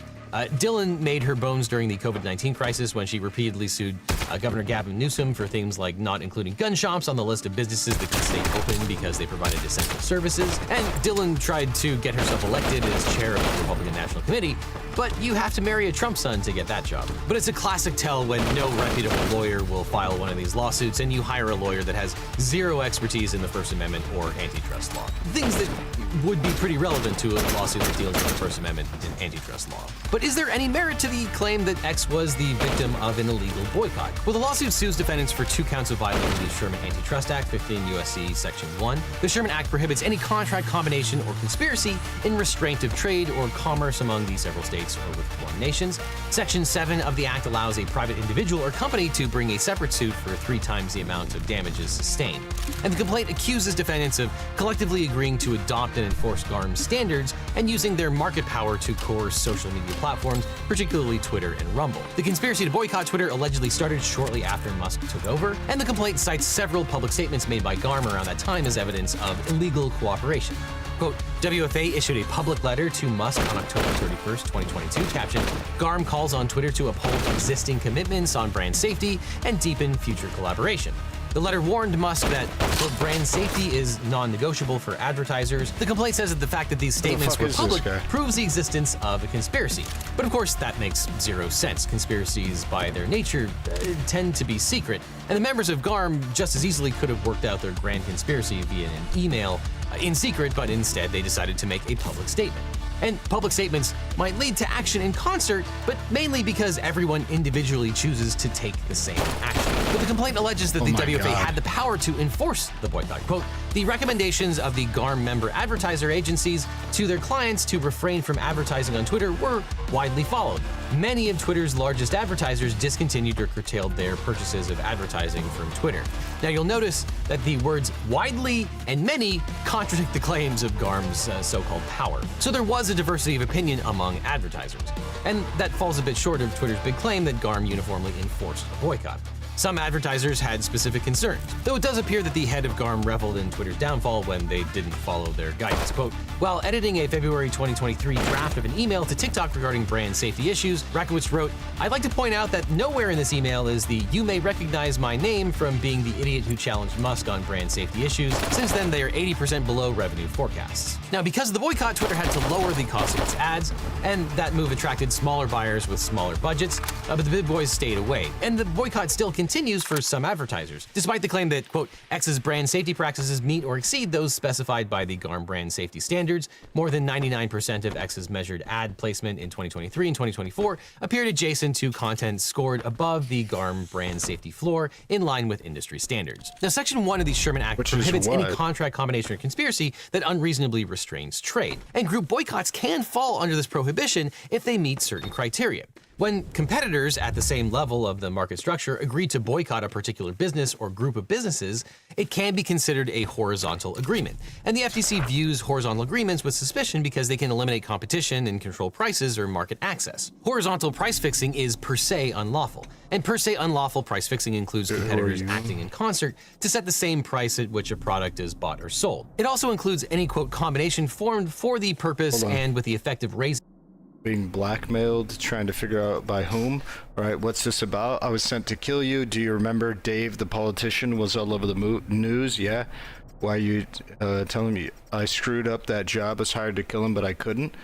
You know who could have put a price on his head? Shit, him. Anyone's guess for a politician. He's a by the book. He's as by the book as it gets. Never heard him do anything wrong. How do you know this? I'm in his political party. What? Didn't know? He's leading a political party, and we're all about transparency, battling corruption, and fighting the spread of hardcore drugs. Shit. Could have put a price on him. Really don't know. Although, wait, I'm not sure if this would help, but I recently got a tip from one of my sources in drug trafficking gang. It's full of these scumbags. Maybe you could find some information there. Source in a drug trafficking gang? What the hell? Yeah, this battling thing isn't just for show. We got some behind-the-scene folks helping the police. You're saying somebody from the drug trade could have put a price on him? Man, I'm as clueless as you are. I want to help you, but I haven't the slightest clue of where to look. Maybe this will help. Thanks. Glad to help. So can I go? Spare him or kill him? Oh, man. Fuck. I think I gotta kill this guy to keep my dad alive? No, what the fuck? Why the fuck do I care? No, I'm not. Why the fuck do I care about Pops? Move someplace far. I'm not going to kill you, but if they send me after you, what's stopping those fuckers from sending somebody to finish the job when they learn I haven't? You're right, I'll lay low and get in touch with you if there's anything else I can help with. You know, I'm to bail back the way I came in. Oh, hopefully there isn't any more. I like it how I literally just killed, what, 60 people in order to have a calm conversation with that guy. I wanted to have a chill conversation with that dude, and I did it, and I had to kill like 60 people to do it. It's pretty crazy business. Anyway, back to the video. Depressing, fixing, pegging, or stabilizing the price of a commodity. But to prove a horizontal agreement violates Section 1, the plaintiff has to show intent and effect. If the boycott aims to suppress competition, restrict access to the market, or harm competitors, it's likely to be deemed illegal. And this includes boycotts designed to drive a competitor out of business or prevent a new competitor from entering the market. If a group of competitors team up to put a supplier out of business, for example, it would be a direct restraint on trade, and that would be per se illegal. But it's not clear that any of the defendants in this case are actual competitors with Twitter. Orsted is the largest energy company in Denmark. CVS is an American drugstore. They don't sell competing products and they don't compete with Twitter, but the complaint considers them to be competitors because they both purchased ad space on Twitter. Now, former policy director at the FTC and current antitrust lawyer David Balto, in a Rolling Stone interview, called Elon's lawsuit a, quote, hideous joke. He said, quote, it's not a question of whether or not Twitter lost some money. It's a question of whether or not Twitter was competitively disadvantaged by their actions. There is no evidence in this complaint that they were competitively disadvantaged. And it's also not clear that refusing to advertise on a platform en masse is even anti-competitive. In fact, maybe just the opposite. As Louis D. Lorenzo, an antitrust lawyer at Davis & Gilbert, explained, quote, the Federal Trade Commission explicitly acknowledges the pro-competitive benefits of trade organizations setting standards to make the industry operate more efficiently as a whole, such as setting interoperability standards. This is a group saying we have moral, ethical, and brand safety problems with working with a competitor. We don't think we should work with them. That, to me, is not really an issue. The antitrust issue comes where they're looking to change prices in the market or exclude competitors in some way. And if Musk were right, then no trade industry could exist in the entire world. And one of the key issues in this lawsuit is whether the advertisers were acting in concert or simply making decisions on their own based on the same information. But honestly, the key issue here is the First Amendment, and whether advertisers were acting in concert or simply making decisions on their own based on the same information. Group boycotts are often protected by the First Amendment, particularly where the boycott is a form of expressive conduct. For example, in the case NAACP versus Claiborne Hardware, the court ruled that a boycott by African-American citizens of white merchants to protest racial segregation was protected by the First Amendment. In that case, the local chapter of the NAACP drafted a document with 19 demands for racial justice. White business owners sued for economic damages, but the purpose of the petitioners' campaign was not to destroy legitimate competition. It was to vindicate rights of equality and freedom that lie at the heart of the 14th Amendment itself. In the Twitter case, GARM and brands can point to specific things on Twitter that they are against, especially when Musk himself is tweeting out diatribes about Jewish people or Muslims or immigrants or other groups that he dislikes. However, the Supreme Court reached a different conclusion in Federal Trade Commission versus Superior Court Trial Lawyers Association. In that case, the court appointed lawyers who represented indigent defendants in Washington, D.C., started a boycott, and they refused to accept new cases in an attempt to convince the District of Columbia government to raise their salaries. It worked, but the Supreme Court upheld the FTC's complaint. And the court did not buy their lawyer's argument that the boycott was a means of obtaining social justice for their clients. The court ruled that, quote, the boycott was the means by which respondents sought to obtain favorable legislation and threw out their free speech defense. But the court drew a distinction between Claiborne hardware, where the defendants sought only the equal respect and equal treatment to which they were constitutionally entitled, and the trial lawyers who wanted economic gain for themselves. And here, Twitter's allegations that the advertisers are actually hurting themselves by not advertising on Twitter is going to come back to bite them. But generally then, if the primary objective of a boycott is based in the First Amendment rather than an attempt to restrain trade or harm competitors, it's likely to be protected. And here it doesn't look like GARM and the advertisers were trying to get favorable advertising rates for themselves. If they were, they would have returned to Twitter as soon as Musk dropped the ad rates. But honestly, who knows what this is going to look like in front of Judge Reed O'Connor? And while 99% of judges would dismiss this lawsuit on the pleadings, who knows what Judge Reed O'Connor is going to do? And that's one of the problems when someone files a clear SLAPP suit in a jurisdiction without an anti-SLAPP law, which Twitter did here. The plaintiff will point to issues of fact that need to be investigated through discovery and avoid an early motion to dismiss. This, of course, drives up the cost exponentially and means that even if you win as a defendant, you still lose because you had to spend millions of dollars for defense through discovery. But we can expect defendants here to argue that the advertising industry has an interest in self-regulation based on their concerns about the content that Twitter hosts. This is especially true because Musk is a volatile personality with a habit of making personal attacks on advertisers and their leaders. So I'm sure the advertisers will say something like, we didn't need to collude to know that people who do business with Musk get burned, and we decided we didn't want to get burned. And apart from being associated with racist or inflammatory language, a lot of these brands just don't want to be caught up in politics at all, which is increasingly difficult given that Musk literally just had a softball interview with Trump and endorsed him for president via Twitter Spaces, if you were able to get in. But guess what? Breaking news. It just so happens that Judge O'Connor happens to be a Tesla stockholder. His 2022 financial disclosure indicated that he had between $15,000 and $50,000 in company stock. And his 2023 disclosure form is not publicly available, and he requested an extension. Now, the appearance of bias alone can be enough to warrant recusal. And after NPR reported on the judge's investment in Tesla stock, Judge O'Connor surprised everybody by recusing himself from the case. His order gave no reason, but instructed the court to assign the case to another judge per the usual procedure. The case was then assigned to another judge in the Northern District, James E. Kincaid, who was appointed by George W. Bush. Meanwhile, Musk's glitch-ridden interview with Donald Trump may have given advertisers yet another reason to stay away from the platform. And in particular, Musk and Trump discussed their love of union busting. Trump said, I mean, I look at what you do. You walk in and you just say, do you want to quit? They go on strike. I won't mention the name of the company, but they go on strike and you say, that's okay, you're all gone.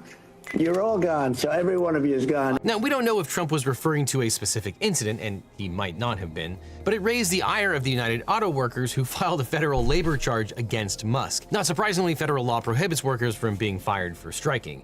Threatening to fire workers is barred by the National Labor Relations Act. Now, this is a nonsense case that's almost certainly going to get dismissed, especially now that Judge O'Connor is off the case. And that's reflected in news reporting, too. What's interesting is that Elon Musk suing GARM has been covered extensively by over 30 news outlets. 34% of the reporting is coming from the left and 31% coming from the right. But if you compare the headlines, you start to see some interesting framing emerge. On the center left, you have outlets saying that Musk, quote, sued a nonprofit advertising group out of existence. And on the right, you see essentially the exact same thing, but declaring an all caps success. Now, depending on which article you see first, your view of the story can be completely different. If you read left-leaning sources, you might be worried that Musk can wield so much power through our tort system, as with the CNN headline. And if you lean right, you might be happy to think the lefty organization has bit the dust, whether or not the assessment is true. Now, this is all possible thanks to today's sponsor, Ground News, a website app developed by a former NASA engineer on a mission to give readers an easy, data-driven, objective way to read the news. Ground News gathers related articles from around the world and across the political spectrum, so you can see the bias and compare coverage. Every story comes with a quick visual breakdown of the political bias, factuality, and ownership of the source's reporting, all backed by ratings from 3 independent news monitoring organizations. For all the stories on Elon Musk's childlike assertions of power, not only can you see the coverage details and political bias, but you can see the factuality and ownership of these sources' reporting. One of my favorite parts is the bias comparison feature, which highlights specific differences in reporting across the political spectrum. This can be especially helpful when reading stories from sources feature, which shows you stories. Okay, this is the end. Alright, cool. Bro, I don't understand what this is. Why did somebody program a bot to do that? Proceed to side mission?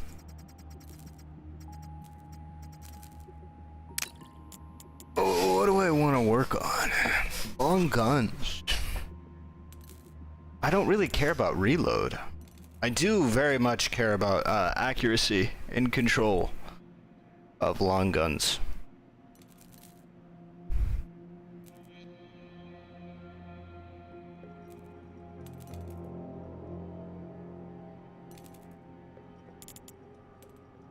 Ear noise, movement noise, lockpicking speed.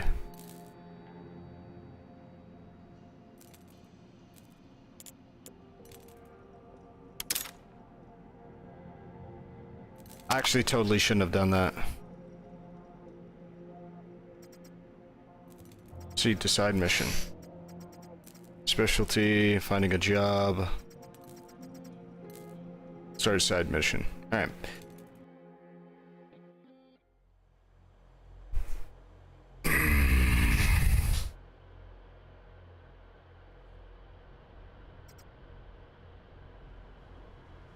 Just get the compromising repair material. Oh, I'm playing as this guy for my side mission?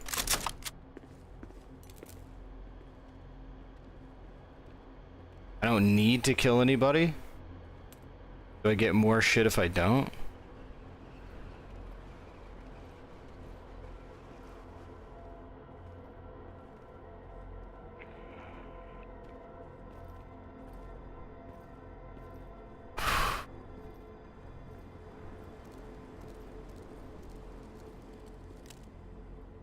Getting jumped on the Hunger Games? Has Darius talked about getting jumped on the Hunger Games? No?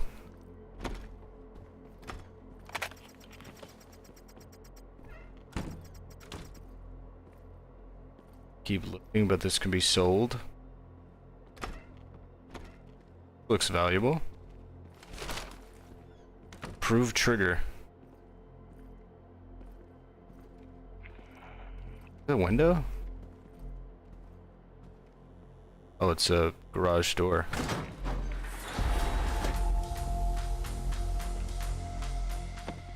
Thank God you looked that way. I don't know why the fuck you would do that. Thanks, bud.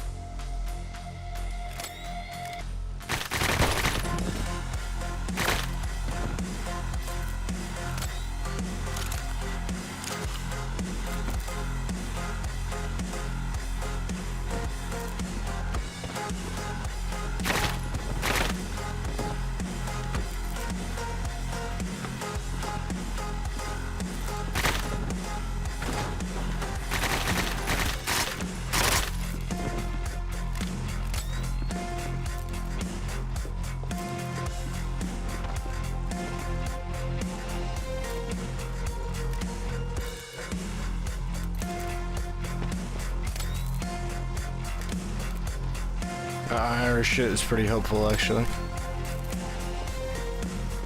Being able to see the lines for this weapon is pretty nice. Like that.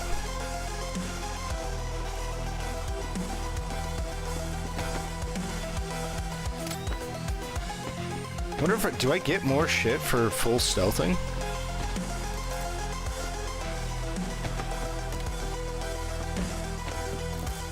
What the hell? What am I looking for here?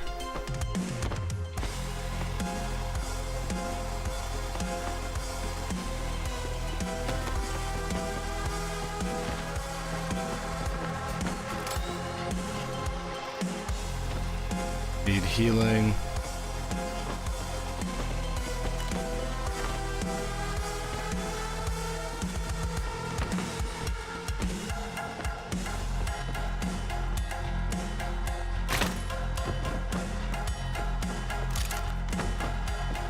I thought there was a person coming through that door. Pretty smooth, my Discord, not yours.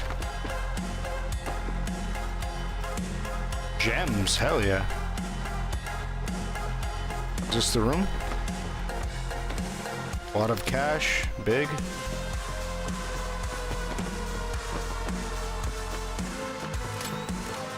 Where the hell is this thing? Looks like there's still a guy on cameras somewhere.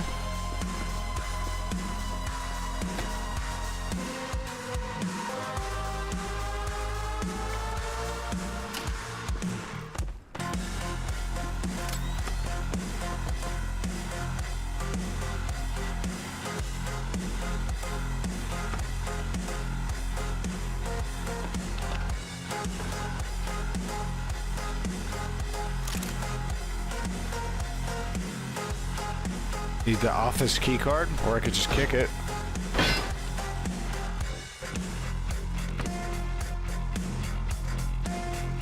Is there a way to not see people in the fog of war?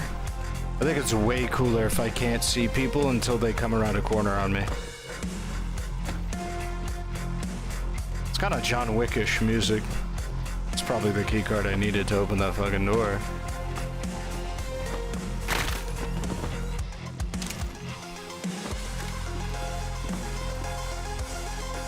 Can I shoot out that camera? I can.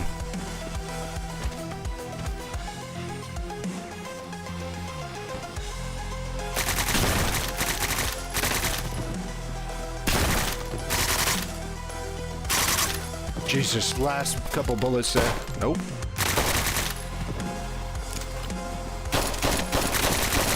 Dude, what am I doing? What am I doing, man? I'm just sitting there in the middle of the fucking walkway holding my fucking cock like a retard. Is that the camera guy? Or is this...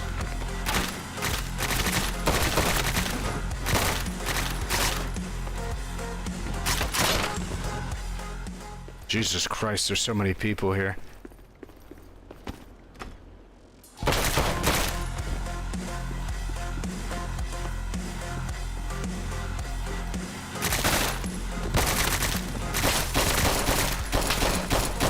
Damn it, I couldn't open the door while doing that.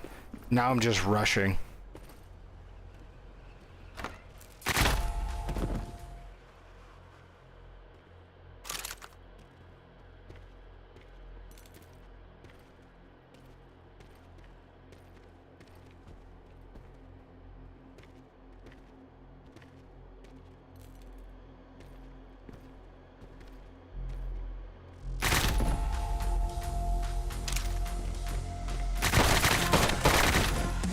Damn it.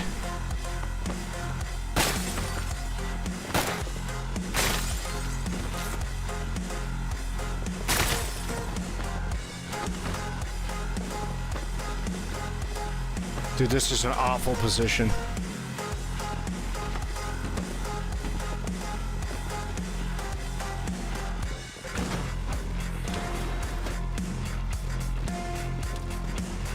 Holy mother of fucking Zergling swarm.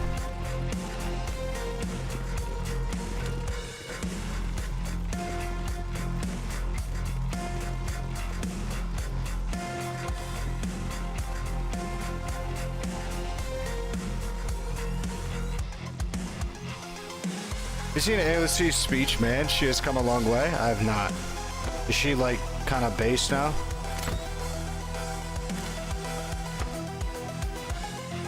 Oh, dude, they got the whole place surrounded, man.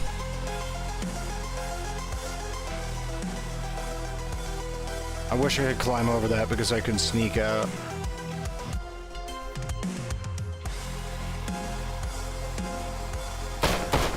Damn it.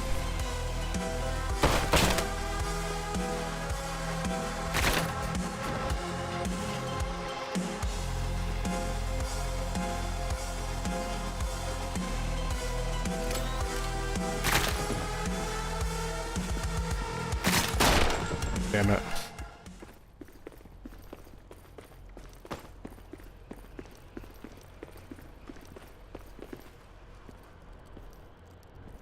Gonna make it? Nope. Damn, dude died that fast. Maybe I'll just take an AR. I don't think I can make it quiet enough.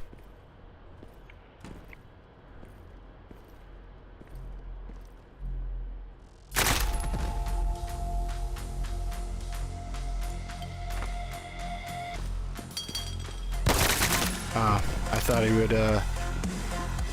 thought he was gonna get distracted by that bottle that flew out in front of him.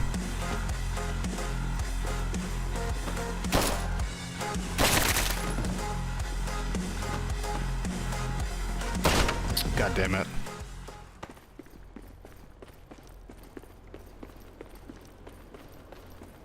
What is that? Is that an Eva? I'm gonna go grab that.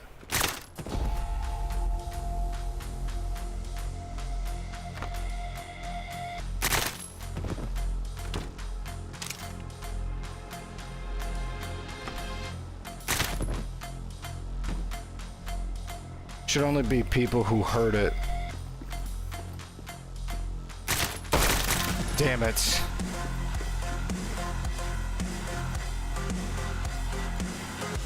Can I not carry the body? Because it's like mutilated? Oh man, I was hoping I'd be able to carry that body, man. Get it out of there. Yeah, I need to grab that gun. No, I'll grab it after, at the end. It's an expensive weapon.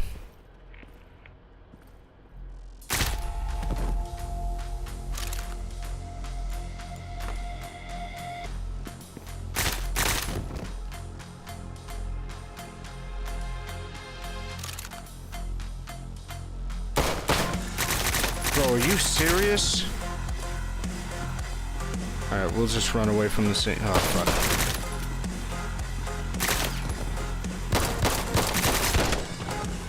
That's so hard because I need to get in that garage, man. And I can't shoot this guy.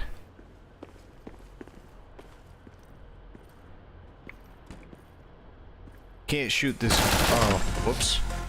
I can't shoot him because, people will hear.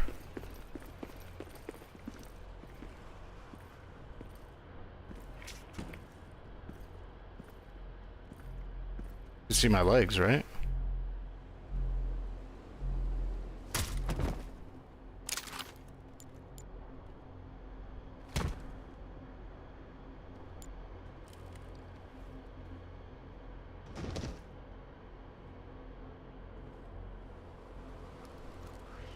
This guy's gonna come up any second now. Okay. Oh. Okay. It's not what we're looking for, but it's good money. That's good.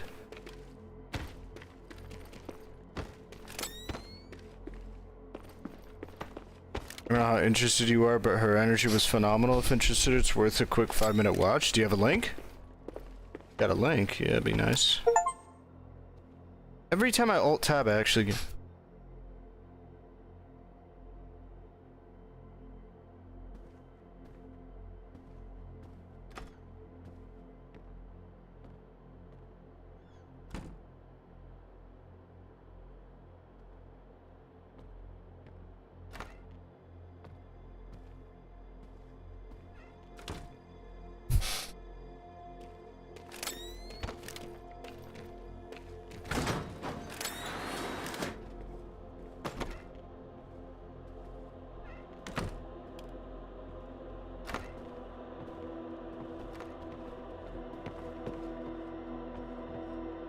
Can I actually see him? Fuck.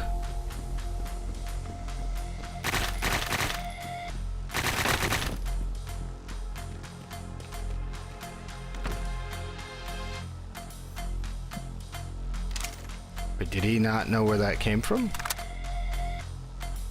I could take this pistol because I didn't have a pistol I was carrying.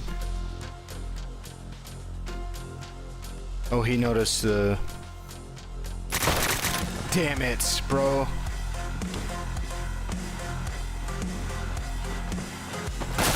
Oh my god. Damn it, man.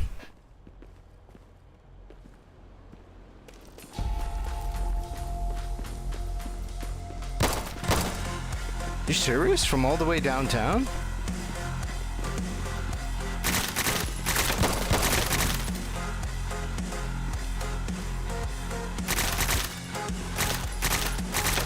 The peekaboo shit that they do is actually very effective. Damn.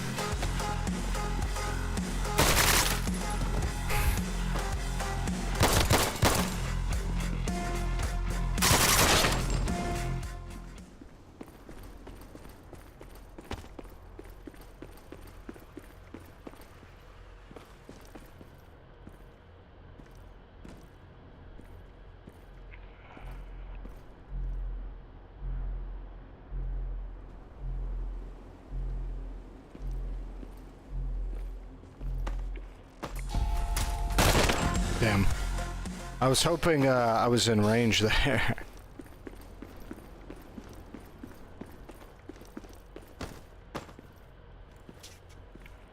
Is this game really hard? Oh, it can be. I'm playing it on, like, the hardest difficulty.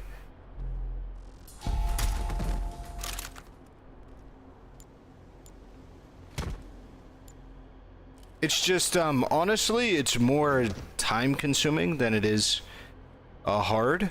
Like, as long as you take your time with it, it's not that hard.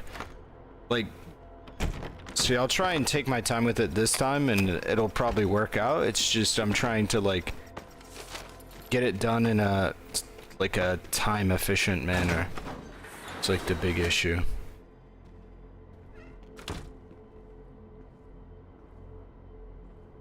There's 2 people in here. Get some trash. Oops. It's not. I thought that I was gonna throw that. Shoot.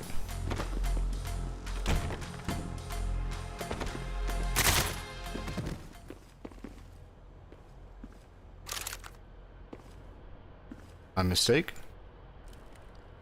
Can I stuff him in the same trash can? Nope.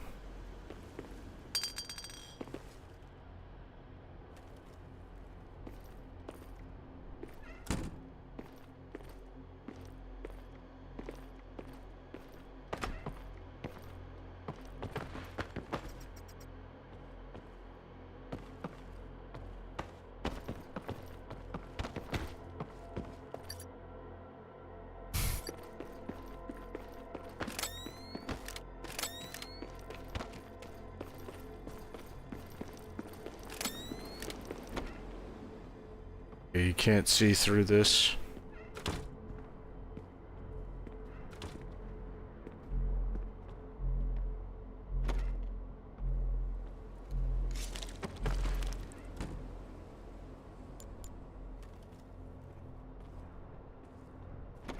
I think probably right here is fine.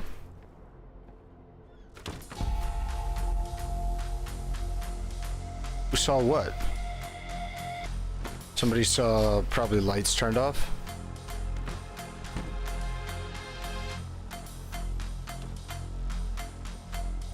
I hate these long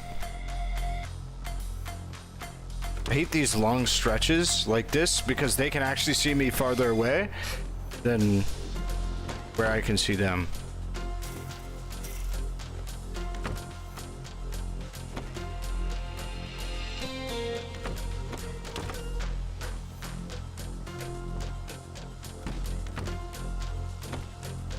I need to make it over to that light switch pretty bad.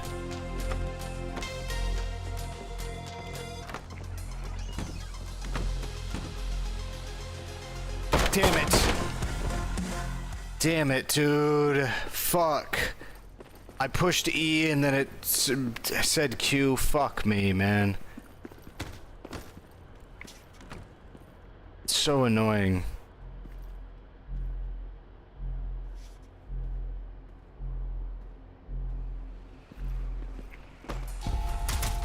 God damn it. Hold on, let's take a look.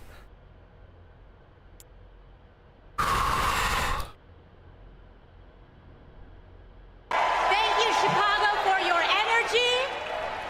Thank you, Kamala Harris and Tim Walz, for your vision.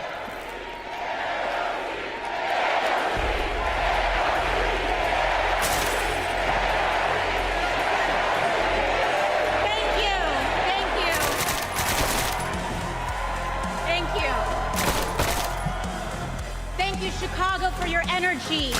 Thank you, Kamala Harris and Tim Walz, for your vision. And thank you, Joe Biden, for your leadership.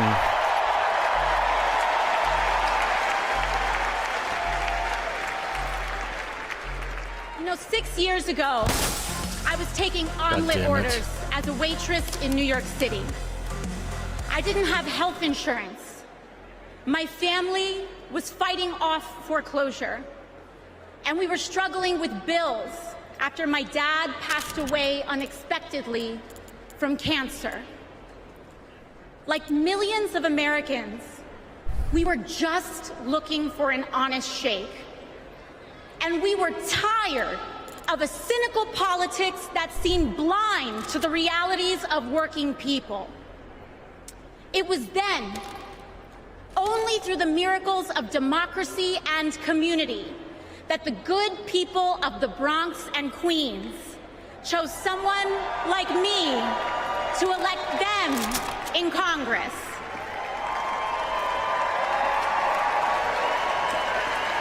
And America, in my heart, I know from that same cloth of hope and aspiration, we will also elect Kamala Harris and Tim Walz as President and Vice President of the United States of America. I am here tonight because America has before us a rare and precious opportunity. In Kamala Harris, we have a chance to elect a president who is for the middle class because she is from the middle class. She understands how much money did the she make? I'm urgency curious. of rent checks and groceries and prescriptions. She is as committed to our reproductive and civil rights as she is to taking on corporate greed. And she is working tirelessly to secure a ceasefire in Gaza and bringing hostages home.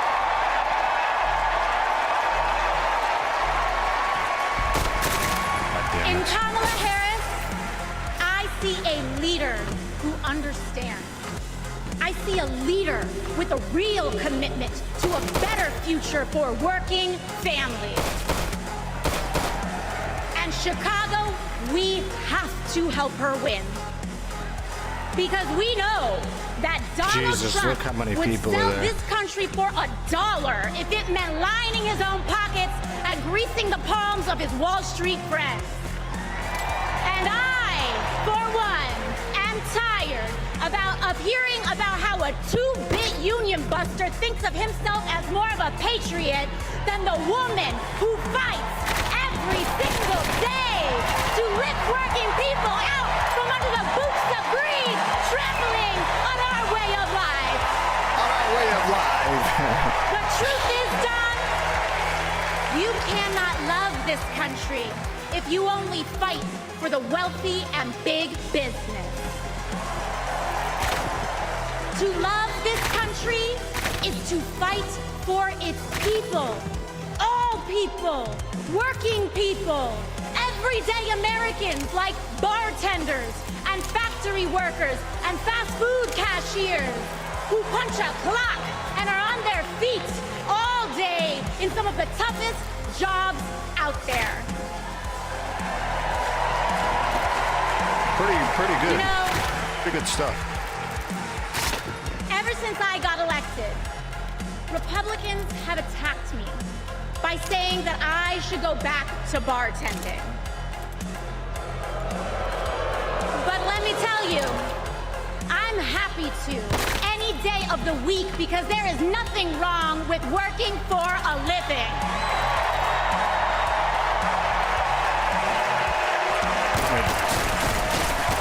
Imagine. Jesus Christ. Imagine having leaders in the White House who understand that. Leaders like Kamala and Tim. But Chicago, just because the choice is clear to us does not mean that the path will be easy. Over the next 78 days, we will have to pour every ounce, every minute, every moment into making history on November 5th. But we cannot send Kamala and Tim to the White House alone. Together, we must also elect strong Democratic majorities in the House and in the Senate so that we can deliver on an ambitious agenda for the people.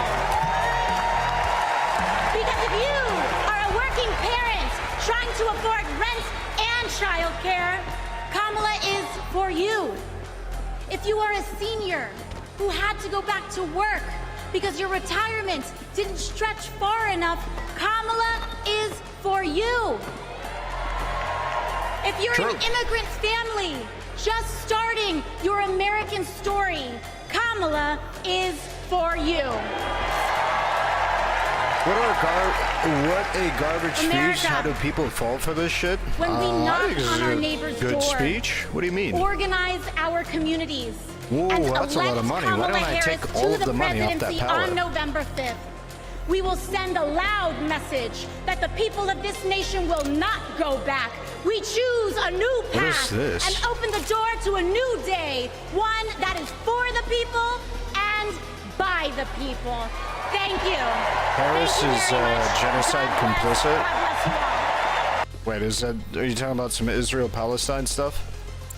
Is that what you're on about?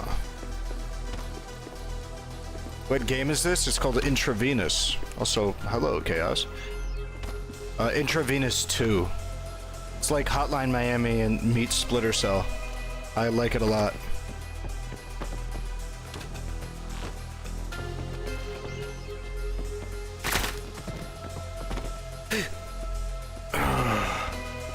What am I looking for again? I'm looking for a thing, right? A what it's called. There it is, compromising material.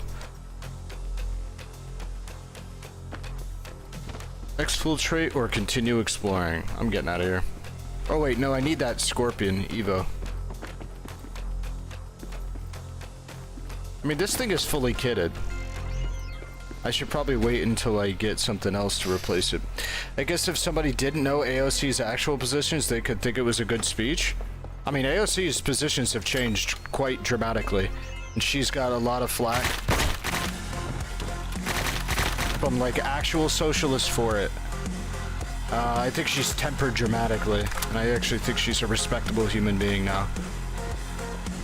Based on everything that I've seen, she seems to actually understand that you can't just push a socialist agenda unilaterally and then just kind of hope that things get through. You actually have to play ball, work with people in a democratic setting. Holy shit, how many people are here?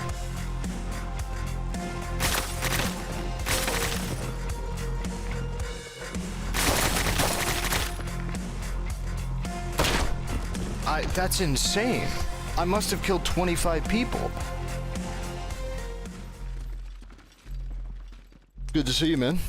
If that's true, then fair enough, but I don't buy it for a second. If we're talking taking the stance that Elon believes in Jewish conspiracy, then we're also gonna have to assume AOC is lying right now? Wait, no we don't. These are massively different things. Elon literally posts shit that's like, these Jews, somebody should look into this. I don't know. And like AOC is right now and recently over the past like 3 years has been pretty consistently like, yeah, we actually need to work with House Democrats to be able to pass like just simple comprehensive legislation like increased child tax credits, not like wealth taxes or anything like that, just child tax credits.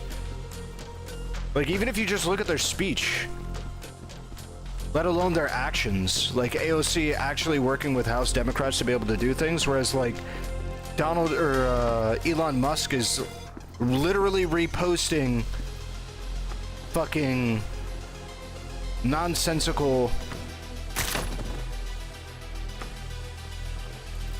white nationalist shit. He's retweeting it. And he's protecting their speech while also like cracking down. He's like cracking down on people saying fucking, what is it? Cisgender? Literally, if you say cisgender, you can get muted on Twitter. Like, what? Dude's being sensitive as fuck.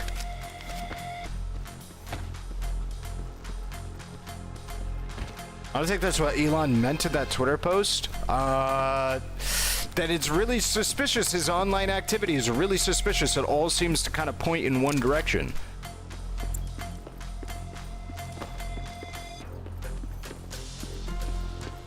So I'll just tend to look at what people are posting and in the manner that they're posting it, I'll just be like, and the things that they're doing, I'll be like, okay. This dude is muting cisgender, but not like Nick Fuentes. This dude is muting your account if you call people cisgender, but God forbid Nick Fuentes get muted. She is how old? Who? AOC is probably like, I don't know, 37, 40? Okay.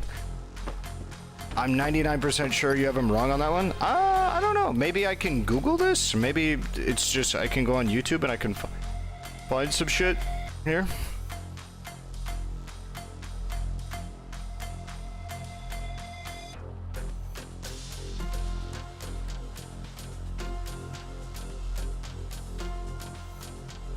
I don't know.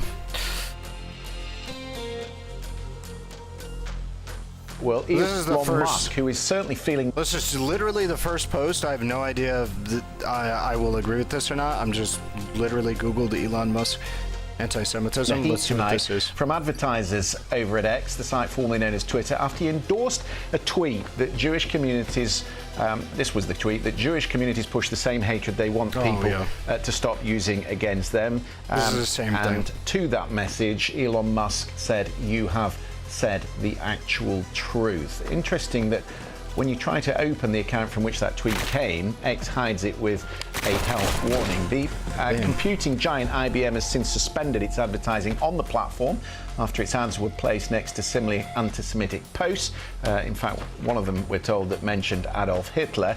X said it does not intentionally place brands next to this kind of content, but we are told other ad buyers are also considering their position. In fact, in the last few hours, we've seen more companies pulling out.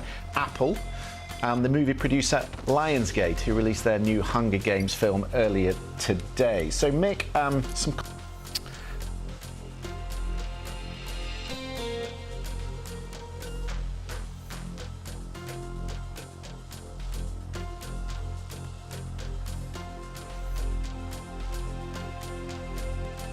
Wait, is this real? Elon Musk visited Auschwitz? After the anti-Semitism claims?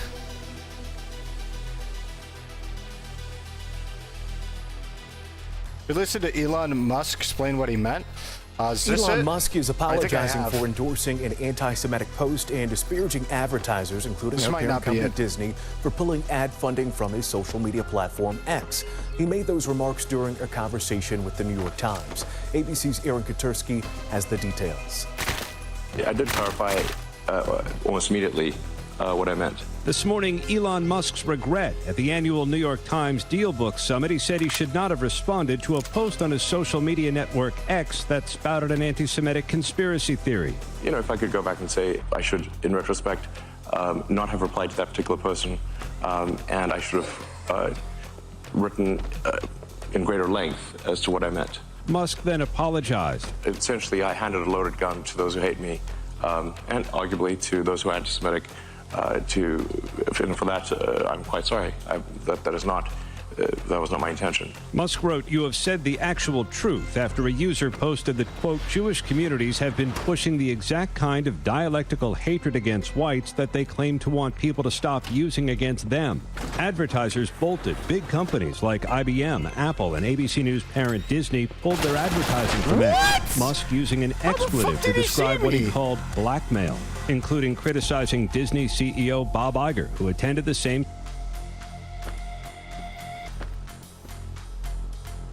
Those garbage vids, since it chops, there has to be a longer form. Yeah, I mean, he was at the thing or whatever. This wasn't the only one. I'm looking for the other ones. Because I know he did that one. He did some ones in regards to the cabal, quote unquote, that runs the media.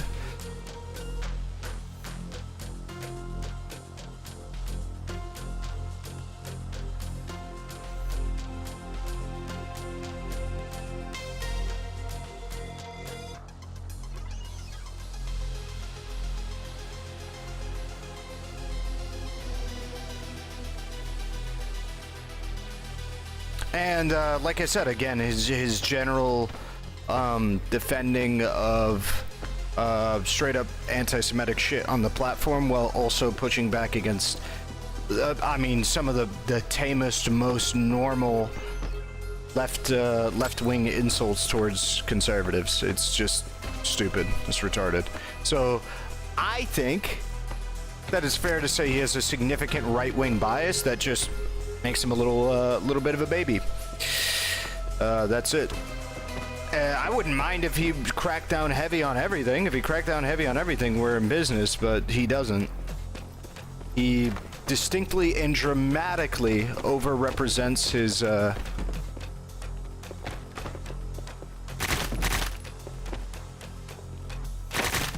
he distinctly and dramatically overrepresents the problems with left-wing media.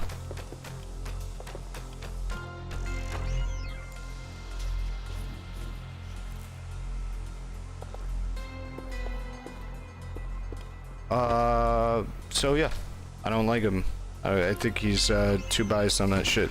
I also think he's significantly different than AOC. Who's actually made changes.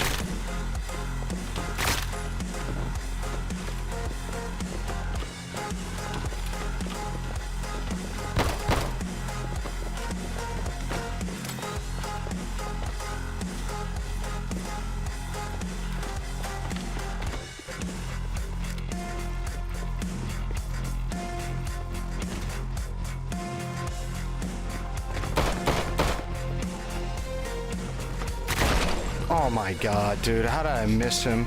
I gotta go back to the apartment. If you ever get back on Tarkov, I want to run some other games. Hit me up. Hope you're doing well. Yeah. I'm a Jewish guy with basically identical political views as him, so I know it when I see it. Being Jewish isn't relevant. I mean, look at Kanye. Kanye's a Nazi and he's black. Like,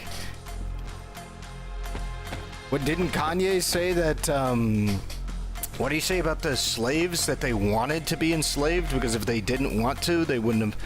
It's like, having watched his long-form interview matters. I did. I watched that interview. That was, according to you, chopped up. I watched that very same interview. I watched the whole thing on my stream when it came out.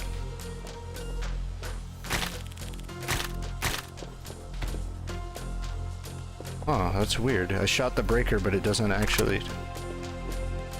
Oh, in that case, I don't know what to tell you. I mean, the only idea would be that I would have to go back through on some of the claims that I feel were anti-Semitic, and then you would probably have to provide me a reason why it makes sense for him to do that outside of anti-Semitism.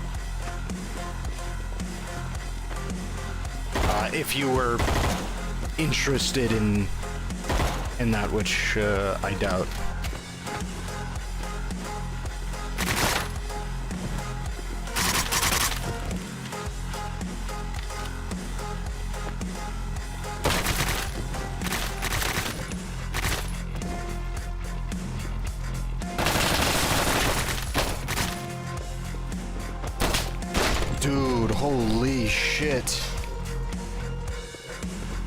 doesn't think elite Jews in general are up to that, though. I believe what he has endorsed, either through retweets or statements himself, is the idea that there is a disproportionate amount of Jewish people that are in the elite cabal that run the world. It's like a significantly disproportionate amount. He also perpetuates the, what's the name of that thing? The Great Replacement theories. He keeps pushing those.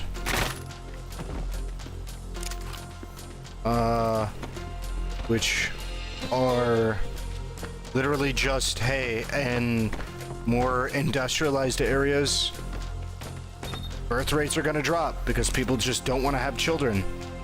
It's a totally normal thing. It has nothing to do with what is implied by a lot of these theories, which is like Jewish control.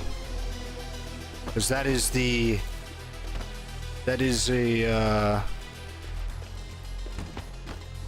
one of the leading ideas for why this shit happens.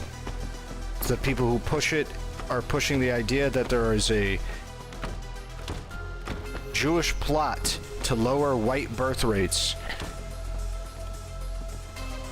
And amongst the people who do not perpetuate the anti-Semitic aspect of it, there is people who... Come on, man, don't do this to me.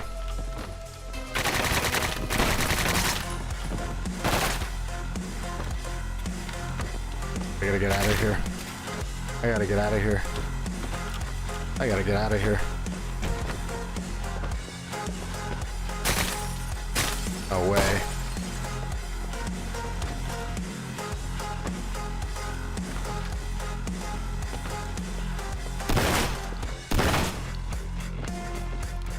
Shoot down the hallway again, pussy. Wish I had a grenade.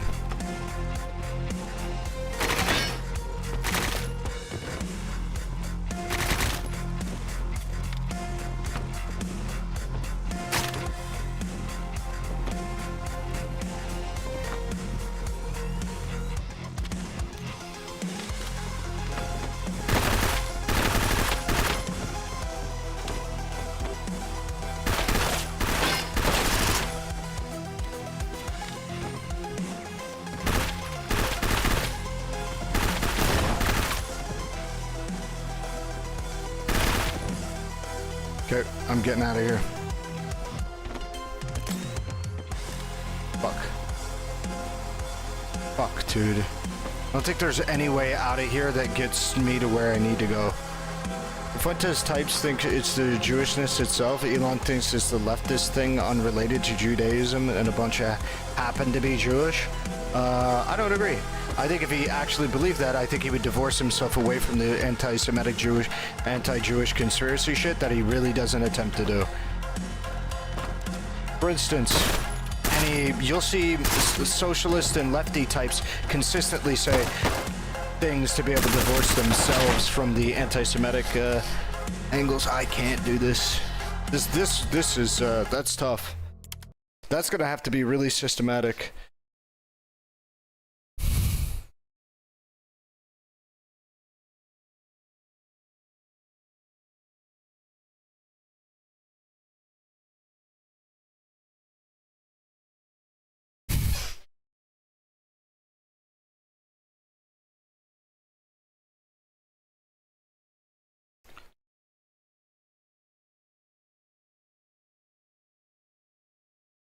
That is tough. That is real tough. It's a tough game overall. Okay. I'm gonna go ahead and go because I'm going on 6 hours for the stream. I need to do some Warhammer shit. I don't need to, I just want to. And then I go to bed. Figure it out. It got conflated in the headlines as far as what they meant. I mean, I personally don't agree. Again, I feel like if he was actually trying to avoid an anti-Semitic angle, I think he would do a tremendous amount of things to be able to avoid that. I don't think he would associate with the types that he does. I don't think he would talk in the manner that he does.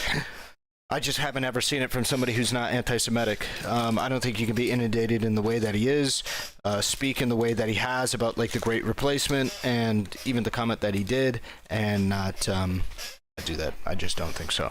That's my opinion. Why did he ban Kanye after the swastika tweet? Wasn't Kanye unbanned? What? Wait, Kanye was unbanned. And also, you realize that you can be in favor, or you can side with anti-Semites and ban somebody who posts a swastika, right? You realize you can do that. Wasn't it his first big ban after he bought Twitter? No, I thought it was Alex Jones. Wasn't it? It was either Alex Jones or Nick Fuentes, which he then unbanned. Well, I guess it depends on what you mean by big. Kanye is obviously 10 times bigger than either one of those people. But, yeah. I thought one of them did something stupid, they banned him, and then they unbanned him. It is what it is. But yeah, just you could be in favor of anti-Semitism and not just let somebody fucking post a swastika after making the comments that Kanye did. I don't know. I don't think we're gonna resolve this argument before you go offline. No, I don't think so either. But I'm gonna go ahead. I'll go ahead and go. All right, you guys have a good one. See you later. Bye.